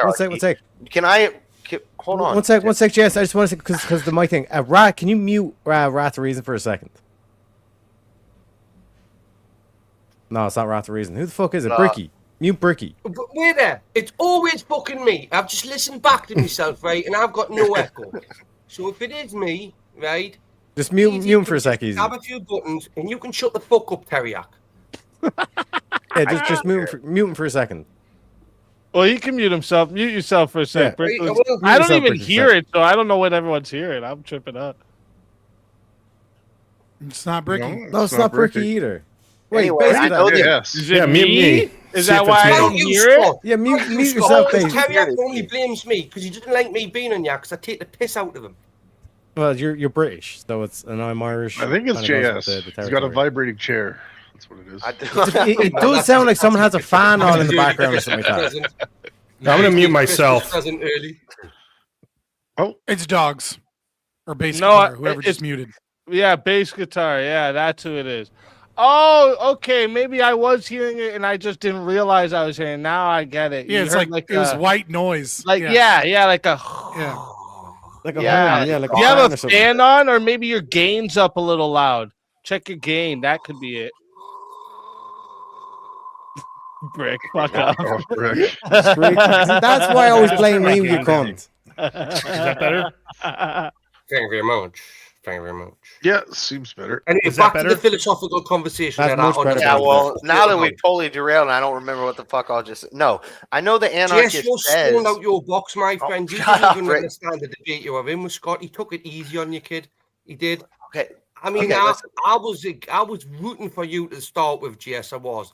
The further the debate went on, I'm like, this bloke with a chest. One fucking sec. board on This his back. cunt always comes in and he just gaslights people into thinking that they lost debate. What was the prompt, Ricky? What was the prompt? Exactly. This is what I'm saying. Doesn't even understand what the fucking prompt is, but he's giving his debate fucking analysis.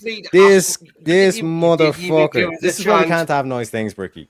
This is why Alright, Europe boys. is a shithole. All right, let's get back to JS. Answer what you were answering. I was gonna say, I understand the anarchists' claims to believe in hierarchies and they want the hierarchies. That's because anarchy doesn't work. It's an extreme end of any political spectrum, and all the extremes are like crazy people. And so when I see a smart guy who's a capitalist who's like, I'm an anarcho, why are you adding the anarcho to it? Like every anarchist I talk to, I ask them this, like, why are you? It'd be like if I added fascist. I'm a fascist conservative. I'm a fascist theocrat. Like, to my name, you're the radical extreme. It's like a communist. If I said I'm a communist, president in the last anarchist, communist, fascist, these are like radical extremes. So that, yeah, you know, I'll these things answer don't work. So Right. first off, I'll say, claims made without evidence can be dismissed without evidence. So you didn't have like any argument other than just the claim that it doesn't work. But to answer your question, The which anarchy is doesn't why- work. Oh, do I need to? How much? Can you name me a successful anarchist system? You get what? You get the French The Revolution Republic- out of it. Nothing good ever came from France, dude.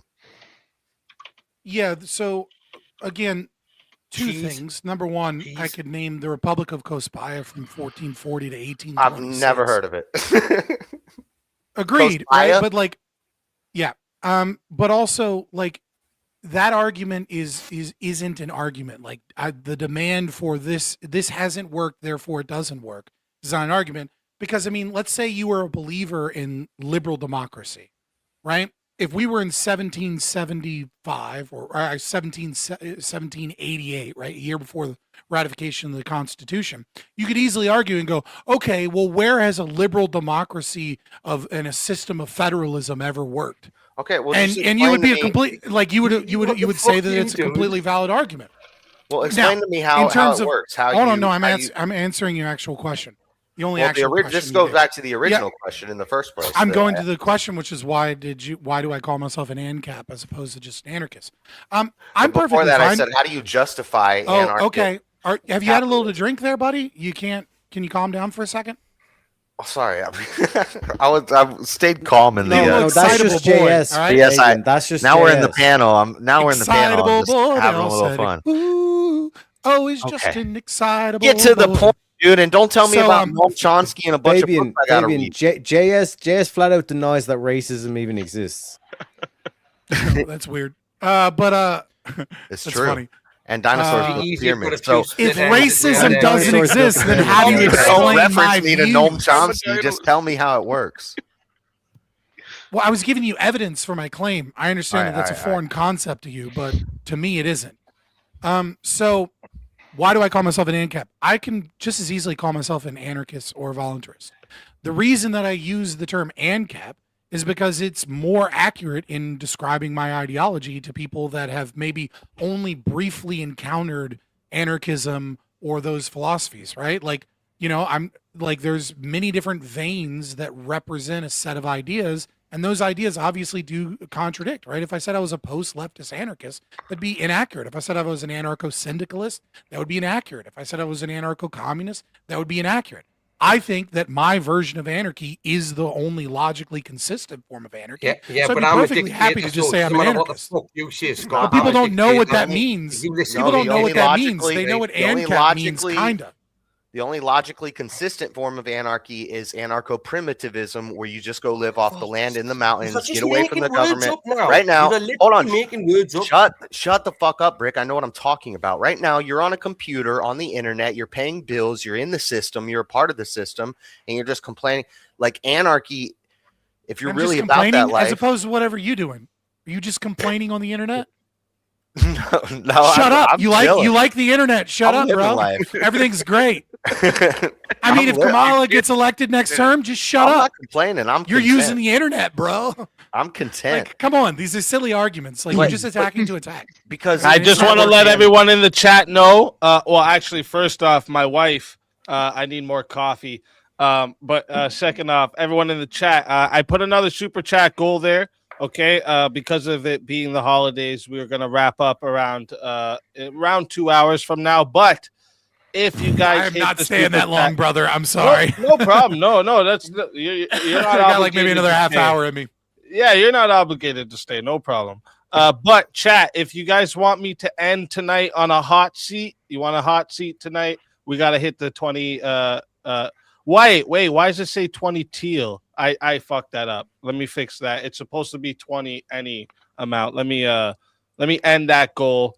I'm gonna remove that goal. Okay, hold up, because it's supposed to be any amount, and it See said what you've done, teal. Scott and JS, with your fucking bullshit, right? You've confused. Fucked it up.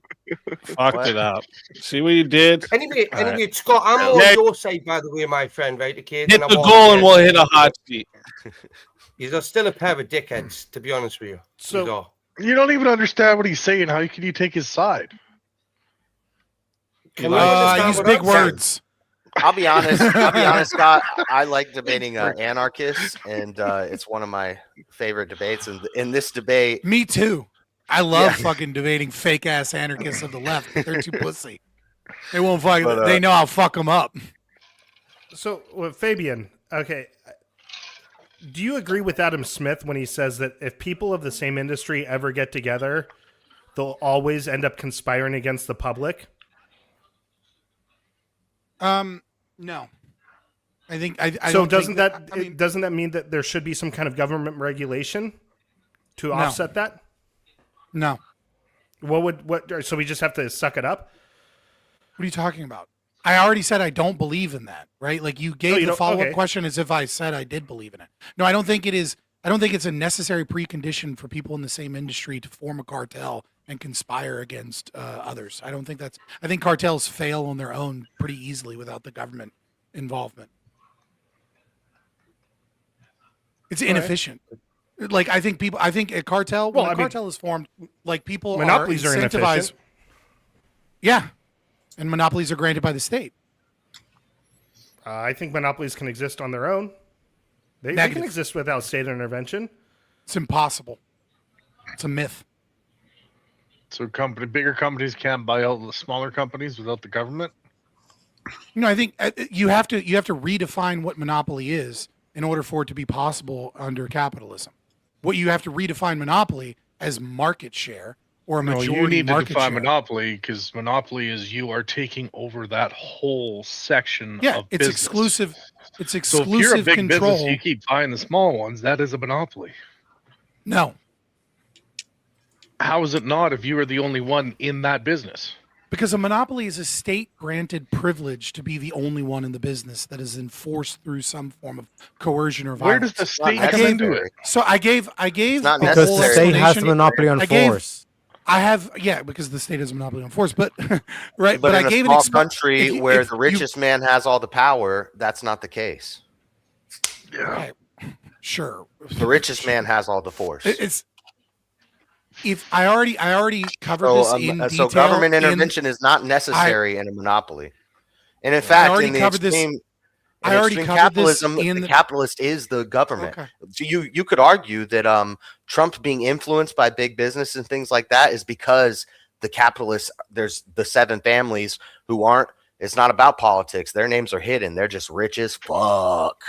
That's capitalism. Yeah, I would.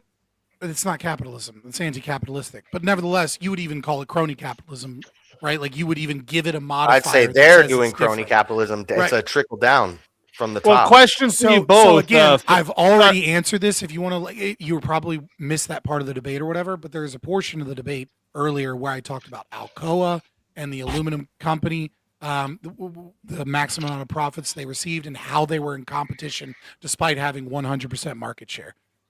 So for you both, like you can answer first. Something. You can answer first, Fabian. Just because based off what you said here, and I'm kind of curious what you think. Then, if like with Microsoft in the '90s, there, right, or like maybe an example of a natural like Google. Like I'm trying to think of more like recent ones. I know like you could kind of like go to like AT&T and Bell system, I guess, was kind of like the dominant provider. But my question is like state. These are but might not be a good example.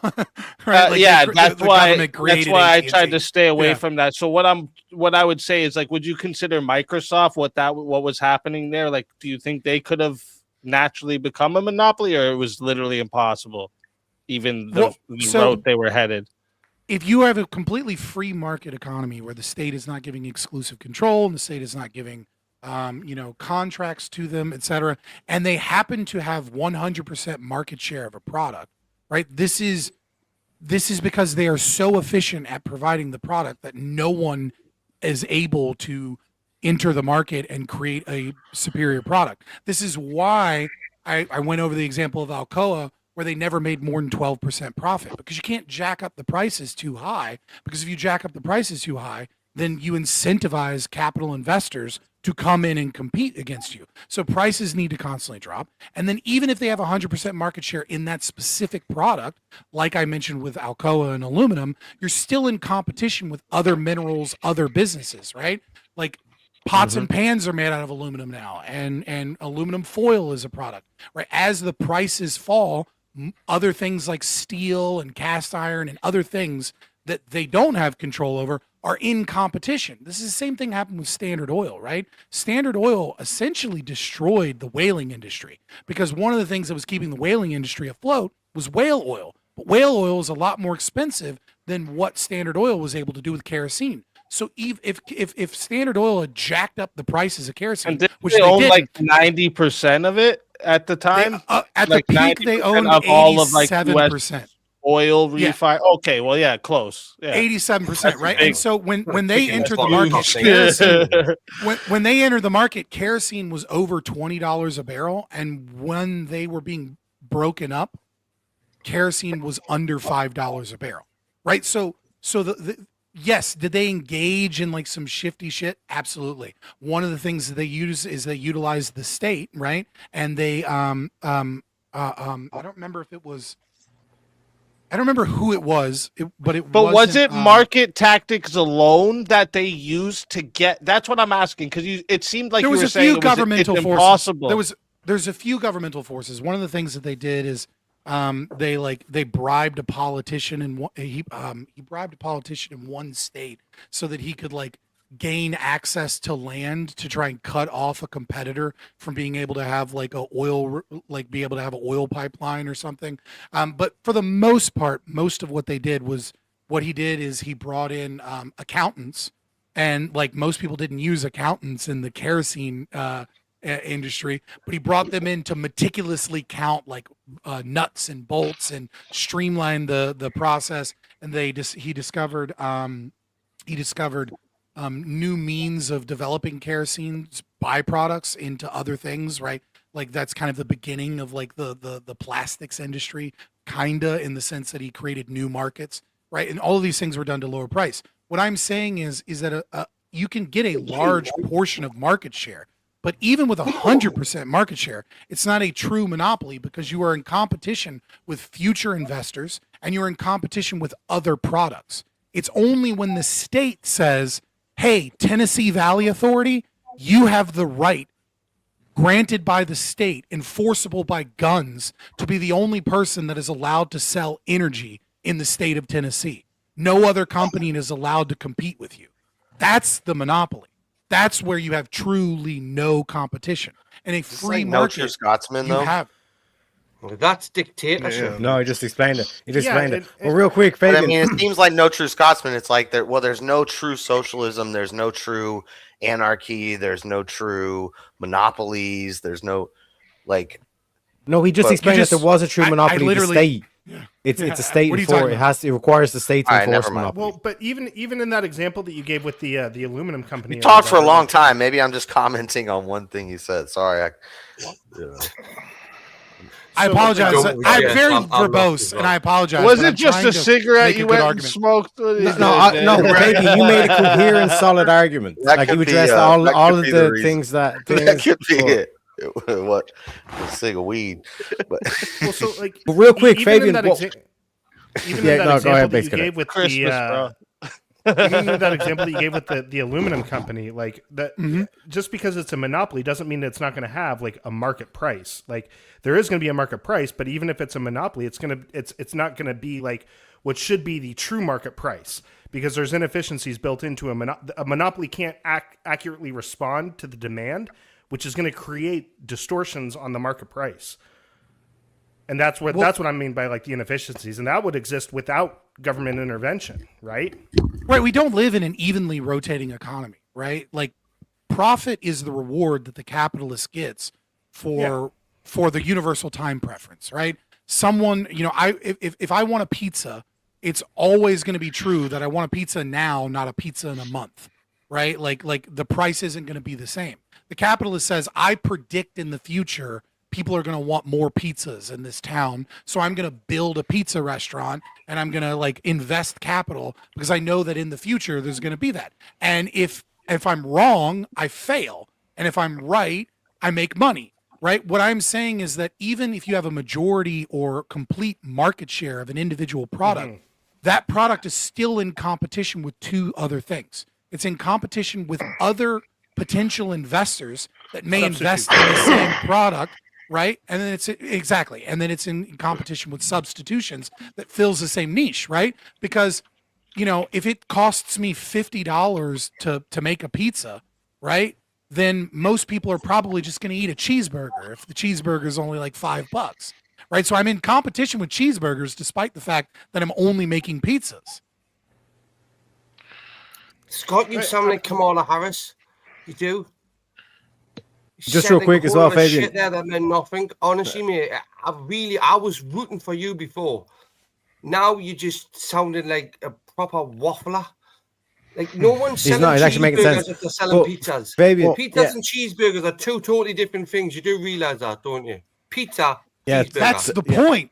Is that if I have 100% of the market share of pizzas and I sell pizzas for $50, you're going to go eat a cheeseburger. Money and started selling burgers, right? Okay.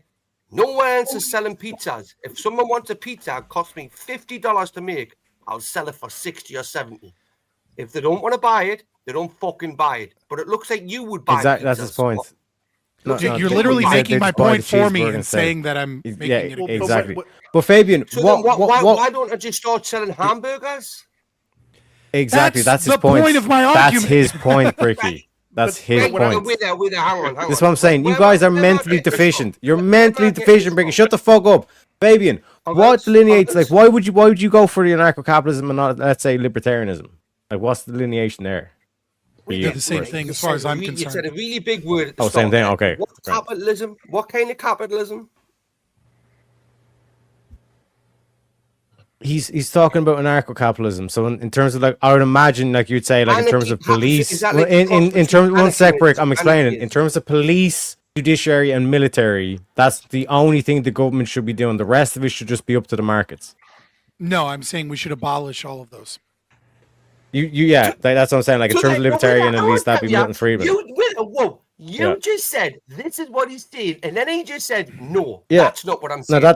that's what like in terms of the question I No, just you asked in shut terms the of fuck up, libertarian, dickhead. he said it's the same shut the thing. fuck I'd say up. I'd disagree and say libertarian would say Scott, in terms of the you're not a judiciary, left, you're police, and not a military. left, you'd want you're Well, them I would to say do that. I would not say left, that you're- would. No, I would say that the libertarians you're talking about are fiat libertarians, and that they do not hold the non-aggression principle as core to the ideology, and therefore it is antithetical to libertarianism in itself. most people who call themselves a libertarian would agree with what you said. Most people that say, oh, I'm a libertarian or I lean libertarian, many of them are minarchists, right? They're not anarchists. They believe that the state should enforce contracts, police, enforcement of the border, citizenship and like a minimal state. I think that a minimal state is a contradiction, but that gets deep into the theory, right? I would just say that Rothbard was an ANCAP. He was the one that championed the term libertarianism in the American vein and took it away from de Jacques, in Europe. And that, so when we were talking about libertarianism in that vein, we should be talking about anarcho-capitalism. They are a one-to-one. I would say those people are fiat libertarians. Well, then who enforces the border? It'd be private borders. It depends who lives on the border. Yeah, so then there's no longer a state. Exactly. I'm an anarchist. Yeah, like that's what I'm saying in terms tribal of days. differentiation. Back to the tribal days. Someone comes in your fucking land, you do them in. Right? Okay. Well, no. Speakeazy. I gotta head out. I'm gonna watch a Christmas movie with the wife. Thanks for bringing me up. Hey, Fabian. Good chatting. Yep. There we go. Thanks for coming up. The camera shrunk down a little bit.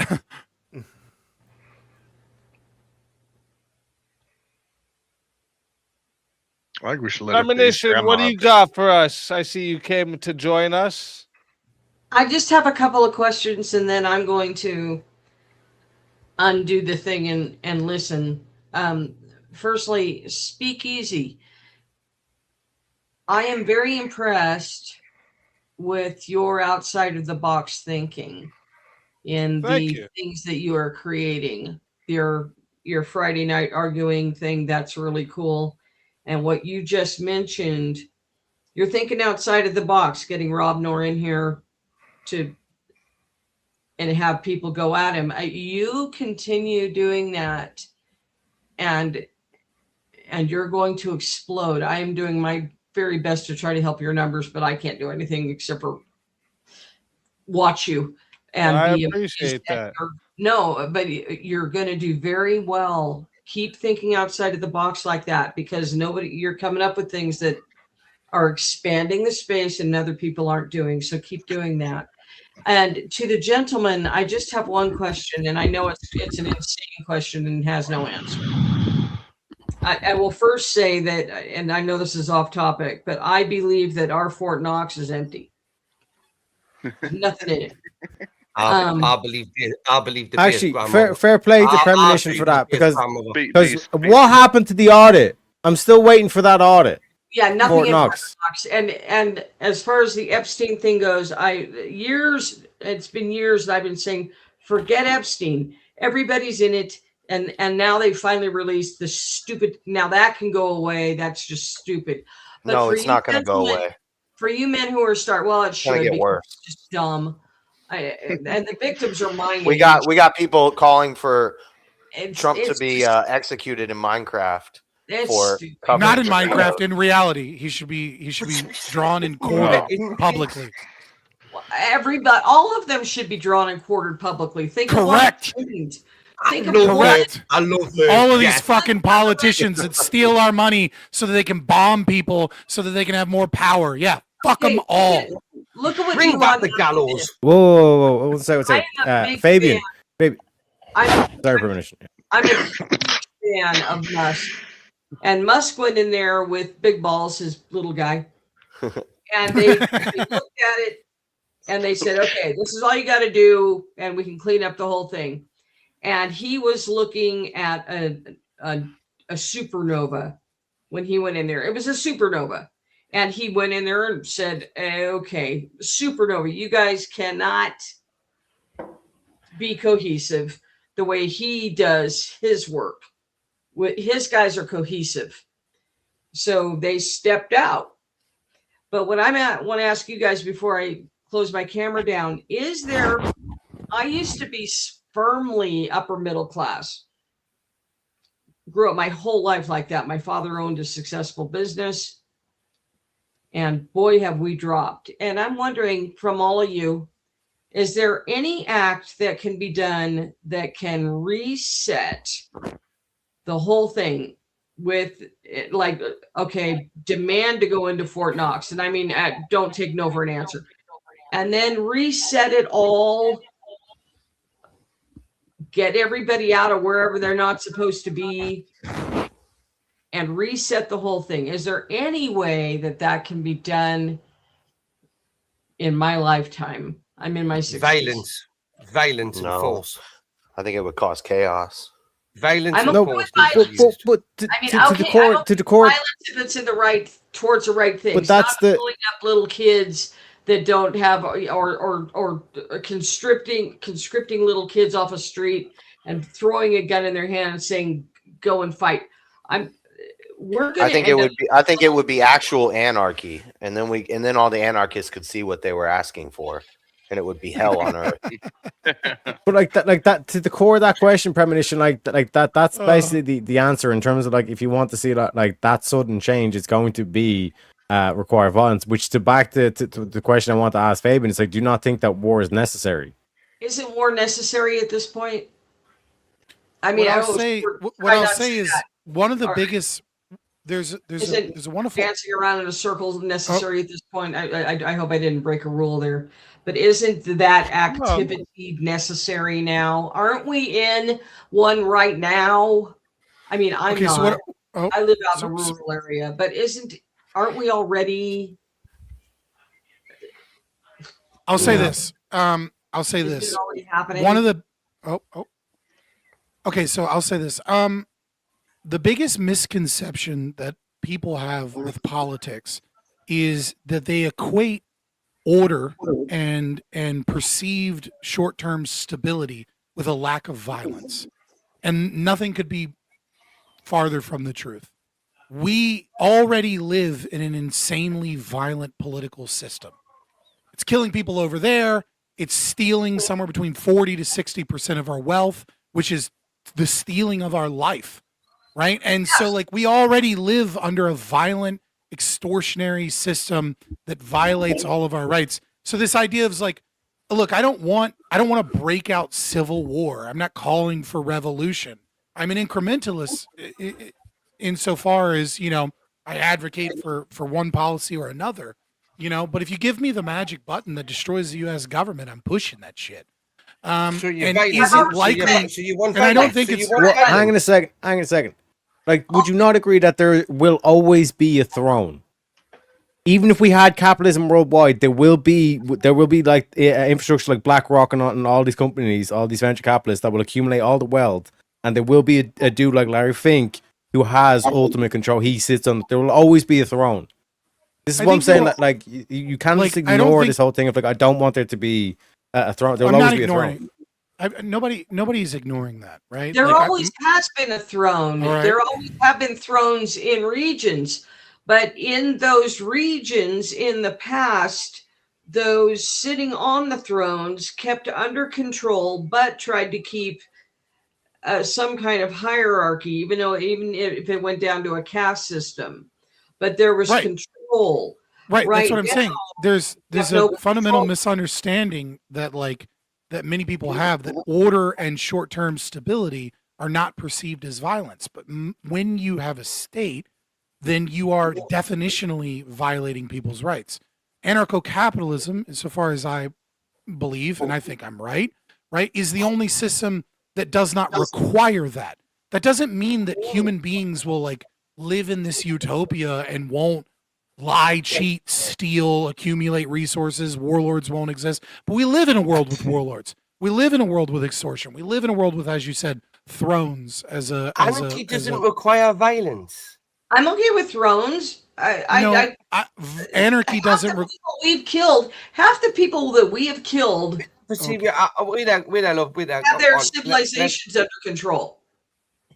Anarchy doesn't require violence. And then when you put anarchy and capitalism together, how would you control capitalism in an anarchy state, right? Without violence? It would need force, wouldn't it? I didn't say that, right? Okay, you're interrupting me. You're interrupting me to aggressively misunderstand what I'm saying. Oh, right? My so I didn't say for being violent. Also, that's the same question I asked being 2 hours ago, Britt. No, you're just being wrong, right? So again, Oh, I'm just being there's wrong. there's When I nothing. think I'm being right, and what if I'm more violent than you? What are you Bricky, going to do? Bricky, give him 2 take seconds over your to answer, because like I said, this is the core to it. Right. So I'm not saying that violence is a necessary condition of the human experience, so long as humans have subjective values and biological and cultural and experiential differences. Right. We're all going to be different, and we have different things that we want, and some people are going to violate other people's rights. You need violence to stop those people. Like, libertarianism is not pacifism. It is simply saying that it is the basis upon the non-aggression principle, right? People will aggress, and you can use violence against those people that aggress. What I'm saying is that the state, by its very nature, is aggressive and violates rights. And a system of anarcho-capitalism has the potential to create a system where there is no violation of the rights. That doesn't mean that there won't be cheaters and liars and thieves and people that come in. And yeah, you got to use violence against those people. Unless you go against it. Unless you go against the rights of other people, then I'm going to fuck you up. Yeah. You're going to violate those rights. Where do you get the rights? Where do you get your rights? Where do you get your rights from? No, one sec. It's like, when they aggress, you violate their rights, correct? Well, no, they don't. They lose their rights by argumentation. Yeah. So in terms of like collectively, like there needs to be some sort of authority that like deems when this happens in transgressions, correct? If you have a society of people, then obviously for ease of the complexity of the problem, you're going to want to put someone as an arbiter of that. But yeah. We argue for a voluntary system. Like a government. Yeah, that's. Well, I'm not against government. I'm against the state. These are two different things. A corporation is a government. If you put somebody in charge of something, but it's the same thing. They would be governing something, wouldn't they? No, we got a sorry to interrupt. 1 second. Sorry to interrupt. We got a $5 super chat that said, without bringing a classless society into the equation, can Scott clarify the difference between socialism and fascism? Well, I would say that fascism is a subcategory of socialism that maintains the illusion of a capital market, right? Number one, and number two is ordered or structured around right-wing values, right? So you don't like you fascism as a subcategory of socialism is, you're not going to see a one-child policy under fascism, right? Because it's a pro-social behavior, presumably, so long as you're the right race, right? It's going to be pro-family, it's going to be pro-nation, it's going to be pro-identity within the collective that you are, and it's also going to, you see things like the Strength Through Joy program, right? Where it's attempting to create an ordered and structured society, much the same way that like. Wait, are you talking about Kamala's or Hitler's? I'm talking about Hitler. It was Strength Through Joy. They both had a Strength Through Joy program. Hilariously enough, right? But the Strength Through Joy was like a huge system of state intervention into the market, right? So they created the largest labor union to ever exist in human history per capita, and then they mandated work weekends. They mandated, like whether or not you can hire or fire someone. They mandated where people would work. They put people in charge. They taxed the ever-loving shit out of it.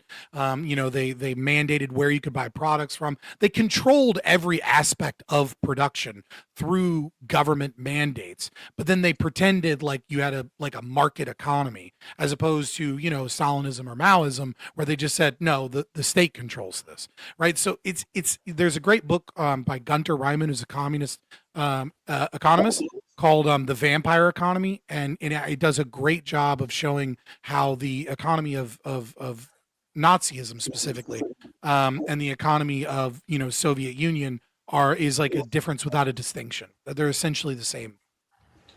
Yeah, but that's what I'm trying to say. Even with the anarcho-capitalism, you end up with the same thing, because just as a sign of good faith, I'm gonna steel man like when Scott says have private military and all this kind of shit, that seems batshit crazy. But technically, anytime you've been to a club or any shit like that, that's private security. I mean, so it's like you can't technically have a system like that. But what I'm saying is, you fundamentally end up with the same thing.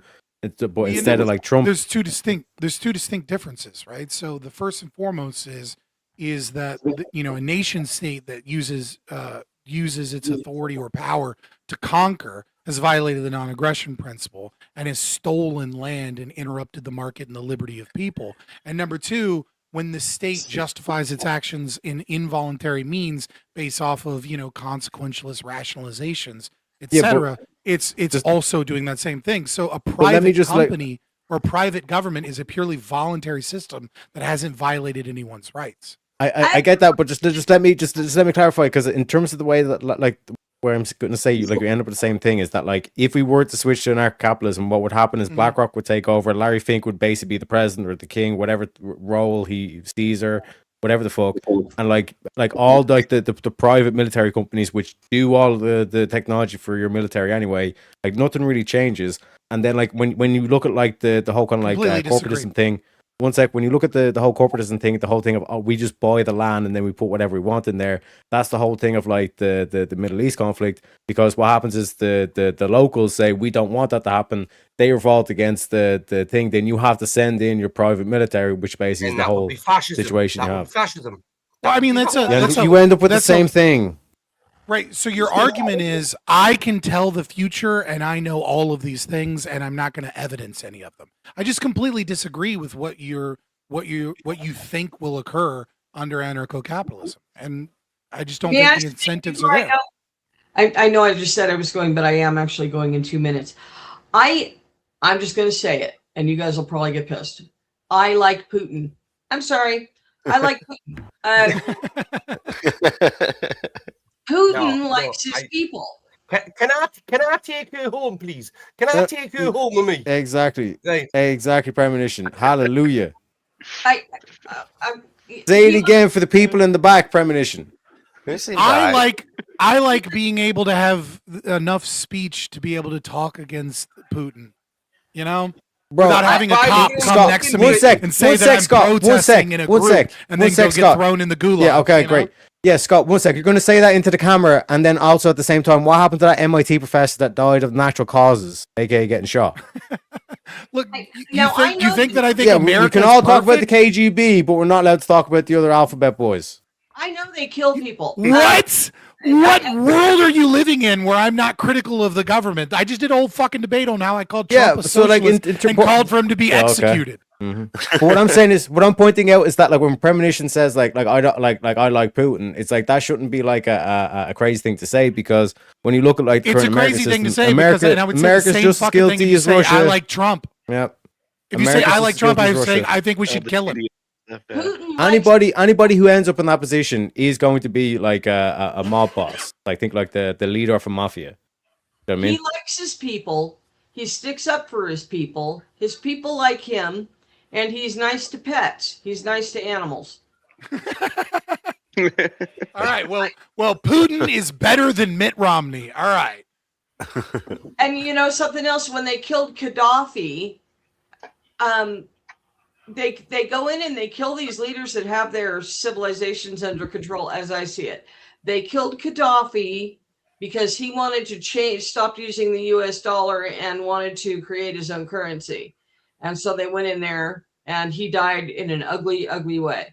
And then the guy that they're blaming for the Twin Towers, even though it's not sure who did that, Saddam Hussein, he stepped up there and they, but he had his country under control before. Wasn't that Osama bin Laden? I mean, he was dead before then.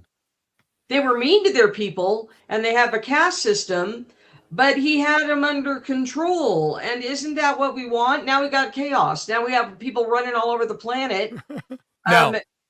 Fuck that prescription. I don't want just people under control. Anarchy. Yeah, I mean, I'd take America over China or Russia. Scott, can I ask you a question? Serious question. Who would you have control your anarchist capitalist government? Like, what way would your there couldn't be a control? What do you mean it? Brick, You're not asking me. I'm not asking you. With it, and who are you going to control? Your anarchist capitalist government? Yeah, it's kind of like saying, when did you stop beating your wife? I'm asking him. It's a leading question. He's the one advocating for it. How would this work? What would it look? How would this work? All right, brother, schedule a fucking 10-hour conversation with me, right? But in all seriousness, when you say who would you, in all seriousness, when you say who would you have control it, it's a leading question, right? It's the same thing as saying, when did you stop beating your wife, right? Any answer to that question assumes that I beat my wife, Speakeazy. right? Like I thank you for coming again, up. Under anarcho-capitalism, I want 1,000 Liechtensteins, right? So like I want the Amish, which are the most ANCAP of anybody in the world right now, right? To be able to have their council of elders and their religious community, no, right? They're theocratic. Well, no, they're far more ANCAP than they are theocratic because it's no, they're far more theocratic. Society. It's based off. It's voluntary. There's a hierarchy within the Amish and the Mennonites where there's a hierarchy. Is it voluntary? The priest is it voluntary? Yeah, you can leave if you want. No, theocracy doesn't force people to stay. You get banished, you can leave. You can you can not ever talk to your family again because you left on your I know this is difficult. I know that this is difficult for you. It's not difficult. Two things can be true. It's not difficult. The Amish and the Mennonites are theocratic. They're not anarchic. What about them is not commiserate with anarcho-capitalism? Name one thing. They're religious. It's based off of religion. That religion is their hierarchy. The priests, the men in the community. There's an order. None of that is hierarchy. ANCAP. Okay, well, it's Yes, it's not even capitalist. Well, to a degree, they are capitalist, but they're not anarchic. Right? Okay, stop. They are 100%. Let me translate. Anarchic. I am capitalist. JS. Fabian saying everything within the Beachy Amish and Mennonite community, right? They're capitalists, and so are theocracies. Is voluntary. Ergo, it's voluntary, completely. Yeah. Like, and even when you're a child, you still go on. That's the whole point of anarcho-capitalism, is to maximize voluntary transactions. Yep. If you want to live under a council of elders, they have Rumspringa. Okay, right? So even if you're born there, you still have to go out into the world. Right. It's a completely voluntary society. If you don't want to become Amish, you're banished. So yes, if you don't want to live by their rules, then you are no longer allowed on their private property. Okay, it's anarcho-capitalism 1-to-1. Okay, in an anarcho-capitalism system, if I say I don't want to leave, you're going to force me out, right? Who's going to? You got a police force. You got a voluntary police. You go force. Tyrone. It's going to come pick me up and carry me out. Okay, so what happens? What happens if you refuse? No, you dipshit. No, what do you mean? No, it's not authoritarian. I told you several times, and you know this. I have stated that anarcho-capitalism will be more discriminatory and more conservative than any other political system we have currently. If you are a private property owner, you have exclusive control and right to forcibly remove people from your property. If I say get off of my property because you don't follow the rules here, and the rules are, you have to wear stockings, and you were like, fuck your property. I'm not wearing stockings. I get to go, okay, if you don't leave, I'm going to force you to leave. Just want to and then if you fight me back, I'll fucking kill you. You just want to burn the whole system down. No. Well, what is this? Because it's like you blend capitalist and socialist. I want so much more than burning the whole system down. That's only some of the things I want. God, who lays out these rules and regulations to say these things? That's what I'm asking you. Like, if I don't want people to come on my property wearing stockings, okay, and I think that's wrong, then who do I plead to, right? Once I shoot the cunt. And I go, well, he came on my fucking property with stockings. Yeah, it depends upon where you're living and what community you're in, man. Right. So like if you're in an Amish covenant community, then obviously they have a council of elders, religious theocracy. Right. If you're living in quote unquote Ancapistan, right, then you probably have a rights enforcement agency. They govern the people. Listen.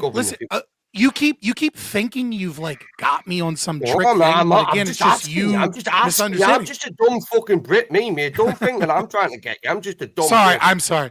I'm sorry. I hear the British accent, and all I can think about is your cucked nation getting fucked over by Pakistanis, and I just like. And it triggers me. To that point, actually, being 100% here, like I hear British accent, and the bigotry comes out in me. Hold on. I got a question here based off to continue what Bricky's saying there. Sure, but like, let me get out of here. It's past so midnight.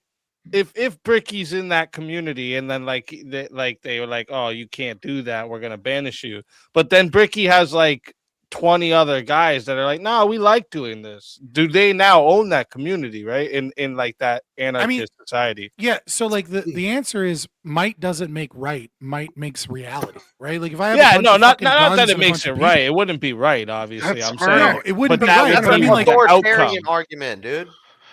So anarchy that's is an forced. argument that I gave to Andrew Wilson, or like don't even like he got that from me. You're not the first person to say How that. in the world? Oh shit! Easy's reaction there. Priceless. Oh shit! I've heard people. I gave that to him years. I gave that to him Scott, years ago.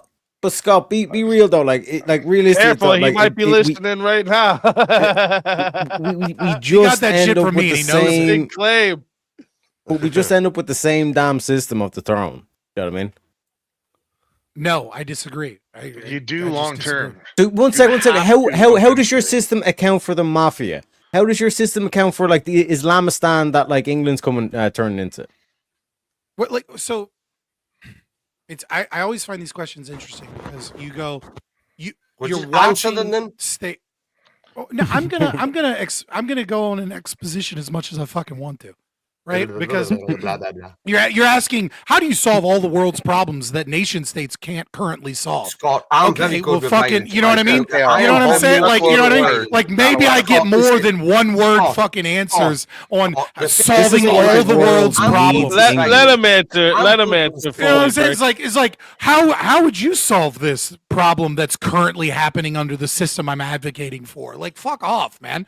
Like yeah, it's like private borders and private communities that have exclusive rights to that domain are going to make whatever rules they want. If they want Pakistanis there, they'll want them there. And if they don't want Pakistanis there, they'll say, guess what? No fucking Pakistanis allowed. How do we get there slowly? The first thing in America, abolish the Civil Rights Act and make discrimination based on racial categories and religious categories and ethnic categories legal again so that we can actually have a free market where people go, my town is a white only town and I don't want other people here. Like that is your God-given, if you're a Christian or, you know, the right to do so. Right? Like, so like the problem is that the nation state is creating these problems. And one of the ways that they're creating these problems is a massive welfare state that is bringing in people that can't fucking contribute to society. But if they steal enough from the middle class and the wealthy, all of a sudden they can subsidize these people to be socialist voters. Under an anarcho-capitalist system, you have private borders and the community, whatever it may be, a covenant community like the Amish or a city like Ancapistan that runs under insurance systems, 1,000 different Liechtensteins. If they fucking want people there, they come there. And if they don't want people there, they don't come there. You're like warlords are never going away no matter what political system you have. War is never going away no matter what political system you have. One sec, because like I said, like to be honest, like to be one sec, dogs, one sec. To be 100% like clear with you and transparent, like Scott, like I agree with like 90% of your prescription, all this kind of shit. Like I do generally think that we need to go or at least head in that direction or that mentality of anarcho-capitalism or this kind of thing. But I don't think that itself, like in terms of a static system, it would be the quote unquote best or ruling system. You have to be able to factor in motion and change.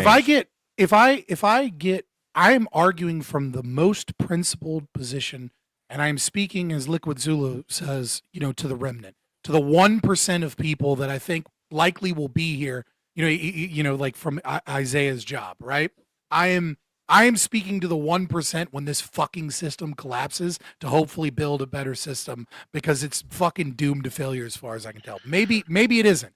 But if I do happen to get everybody, you know, me and people like me happen to push and get 90%, as you say, and we have this, you know, very, very, very minimal argument, we'll revisit these conversations then, because I think a lot of the things that seem fantastical and seem insane won't seem fantastical and insane when the capitalist market or capitalistic market is handling 90% of shit that the government is currently handling. And with that, I bid you adieu. I appreciate all of your time. Thank you for having me on. God bless I'm gonna you. go enjoy Hey, Christmas tell Eve everyone, and fantastic job, kid. Tell everyone in the chat where they can find you. Fabian Liberty. Just Google Fabian Liberty. You'll find my Twitter account. You'll find my YouTube account. That's where I'm at mostly. Don't follow. What about my your Twitch. I haven't OnlyFans been there for account, years. Scott? What about your OnlyFans? No. I think whores and degeneracy should be shamed everywhere. I think everyone with an OnlyFans account, when we find out about that, we should spit on the sidewalk so that as they're walking, they're never able to stand on clean ground ever again. And that is the level of social stigma and shame that we should give whores. Hats off to you, Scott, my friend. Hats off to you for doing what you've done tonight. Thanks again, Scott. That was fun. Thanks for coming, man. Great job. Peace. Appreciate it. Hopefully I'll see you soon. Yes, sir. And just as well, like basically like what Scott's point out, like Argentina and like Uruguay, like that's basically like where you could potentially kind of point to as in like the anarcho-capitalist mentality, and there is potential to steer that towards that. You know what I mean? But here's America the point I towards was trying to get across to him. So if you do this worldwide, let's say everybody moves back to their countries, you want to go to this anarchy country, who's going to divide these borders and stop the main big countries that are always violent from just taking over the whole fucking world? No, even if you didn't do it worldwide, if you just did it in one country, it still wouldn't work because you can't, because the most violent population is going to take over that whole country. And then but back this is to the why start of where we are now, where you're just going to form a government and you're going to do it all over again. The greatest anarcho uprising was the French Revolution, and they made changes all over the world, and it lasted. But I really can't see it's not coherent. I really can't see the problem. This is why I brought up the libertarian thing, right? The reason or the distinction, because Milton Friedman says that you need to have police, you need to have judiciary, you need to have he's not a libertarian. You need somebody. But one sec. You need that like thing to enforce the actual border and like that whole like nation, all this kind of shit. Do you know what I mean? Those are like the fundamentals. He said there's no way to work it unless you have that, because there needs to be one distinct authority. I was that has outside the monopoly smoking when you asked him that, and it blew my mind that he said they're the same thing. He said anarcho-capitalist and libertarian. He said pretty much the same thing. I was like, what? Yeah. Oh, well, now I look at this a whole different way. Yeah, and what you're saying right now is kind of like what I was like just asking based off what Bricky said there. Was like, so basically if Bricky does want to shoot people for having stockings on his property, and 20 more guys are like, yeah, we're going to actually back up Bricky here on this, they now own that community, right? Yeah, unless they're going to push on and take over. Unless you're going to fight them all, right? Yeah, right. So like, it's like, that's what I was trying to ask. Like, I wanted to get to that. Yeah. And as far as I know, this whole panel believes in forced doctrine. Friends are willing to fight. Me and my 20 other friends actually. He believes in forced doctrine. He even said it. We will he fight. Said he gave Andrew that argument. No, hang on. Yes, we will fight. Okay, for our rights. Okay, but we don't mind giving you a small pocket of the community, right? Okay, over in the dark corner, you know, where it's very smelly and shitty, right, where you can live, right? Okay, but realistically, survival of the fittest, people, kill or be killed. I've got no problem with going back to them days where if you didn't pull run it, it. you shouldn't. I'm ready. Right? Seriously. I don't have a lot of guns, but I'll take yours. A lot of weak-minded too, individuals where they think, oh, we shouldn't do this, we shouldn't do that. Fuck that shit, right? Let's have a fight. Let's have a fight. Winner takes all. It's as simple as that. If I lose, I lose. I'm willing to do that. But if I win, you're my bitch. And that is the exact reason why. Back to the dueling days, you know what I'm saying? Fucking just, hey, meet me in the town square 4 o'clock. Right? Like, this is our motherfucker. Or I just want your food. So I'm Pig, welcome. You know? Okay, so it seems like the chat agrees. Who on the panel's ready to hear the intro song for the Knower prep debates coming? Oh, let's hear it.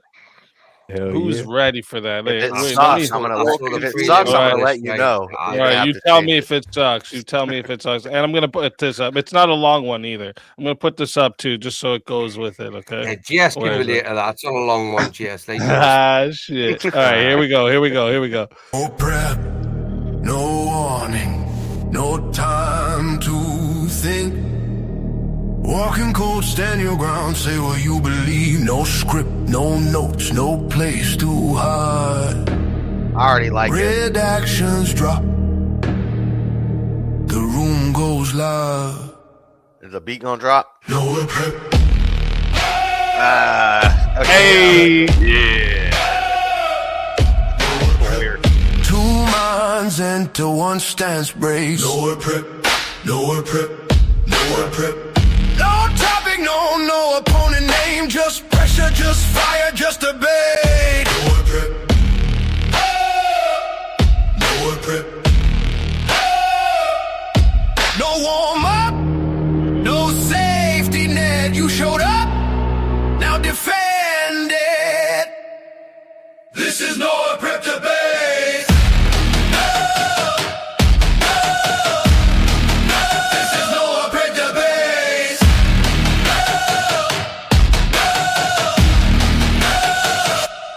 No prep. Let's fucking go. That's fire. I like it. Right? That shit gets you amped up. It's like Imagine Dragons, and then it turns into like some college like stomp the yard. Let's fucking go. That's what I'm saying. That's what I'm saying. That was dope. Fuck yeah. Right, I couldn't share that on the stream, so I've had to go on the phone to listen to it, right? So I'm still behind. So I'm going to mute up and finish listening to it, right? All right. It's got to focus. It's good. It's a good one. There. It's good. It's one of them turn ups, you know, when that beat drops so good. Yeah, right. Starts out all nice and just then boom. No prep. Always No prep. Always love a good beat drop, bro. Always That's it. Hey, look at this. We got the super chats coming in. We might get a hot seat tonight. We got $2, another $2. Merry Christmas, not one step back. Merry Christmas to you as well, not one step back. Wrath of Reason comes in with a $2. Lord Random Person, any system can sound great until you add the human element. Very true. Very human true. Element is always the X factor in any unpredictable as fuck. And violent, naturally violent. Yeah, you think everyone wants to go along with something that sounds great until they just say, you know what? This ain't that great. That's what I was trying to. 10 minutes in, all these anarchists be like, "Oh my God, stop, please!" I always draw a diagram of the political compass, and I say, all of these edges, like the outside edges, these are like crazy people. This is radical. This is extreme. And then dead center, that's like the donut of mindlessness. Like if you're dead center, then shit, you're starting to fuck you. You're an empty. Kind of just go. You don't have no opinions. You're just like blowing in the wind. I said most people land in this little like this donut of normalcy, and we land in this area. But anarchy is one of those radicals, and that's why I was saying it's like communism, which is the left radical, and then super authoritarianism, like Nazis and fascists and stuff. That's the authoritarian. With capitalism, the extremes of capitalism is oligarchies and monopolies, and basically the man with the most money rules. And I don't know, he didn't. He didn't controls the spice, controls the universe. Yeah, basic. That's the extreme right capitalist. Aaron, thank you very much. And Master Sparky, Merry Christmas to you as well. So when we have a rich president who's using his money and his pull and his influence to cut that low nose up in little bitty pieces, influence countries and change the world, I see this as extreme capitalist. Like Trump likes money. Trump's about the money, and I don't know. Yeah, but wouldn't Trump be a great? But in the current system, you have to take the current system as a whole. One sec. You have to take the current system as a whole. So I declare that I won. Yeah. But you have to take the current system as a whole. When you take the current system as a whole, like you have Porno, sort of reason. you have retards like AOC and Ilhan Omar and all this kind of shit who have like real influence and sway over the system. Whereas like in his system, at least, it's coming down to the people that have sway and influence over the system are the richest people, which are the people who have the most skin in the game. So when it comes to a check, like if Easy's taking us out for a meal out and all this kind of shit, I don't want to hear shit from none of yous about like where we should go and all this kind of shit, because Easy's paying. So Easy chooses. True. You left Jasmine Crockett out I'm of there. going as well. for wings, motherfucker. I like Crazy some... shit. Here, are we not men? I'll chat here. I'll download it and load it into the StreamYard. We'll check it out. Are We Not Men wants me to see if you guys like the song. He made a song that is 4 Swords of Reason. So let's take a listen here. It's loading in right now. It's gonna be country. It'll probably be good. It's gonna be country. Yep. Yeah, he made the one about me the other day. It was absolutely fucking brilliant. It was, but it only said like 4 words. Probably those needed. If it ain't country, it'll be close. Scott, thanks everyone, and Merry Christmas. Thank you as well, and Merry Christmas to you Scott. as well. Thank you very much. Let's hear it. Let's play. Let's see what we think, guys. Let's see what we think. Yep. Country rock.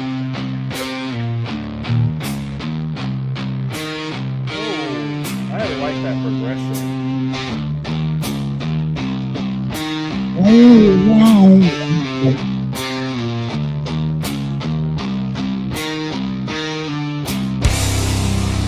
Good.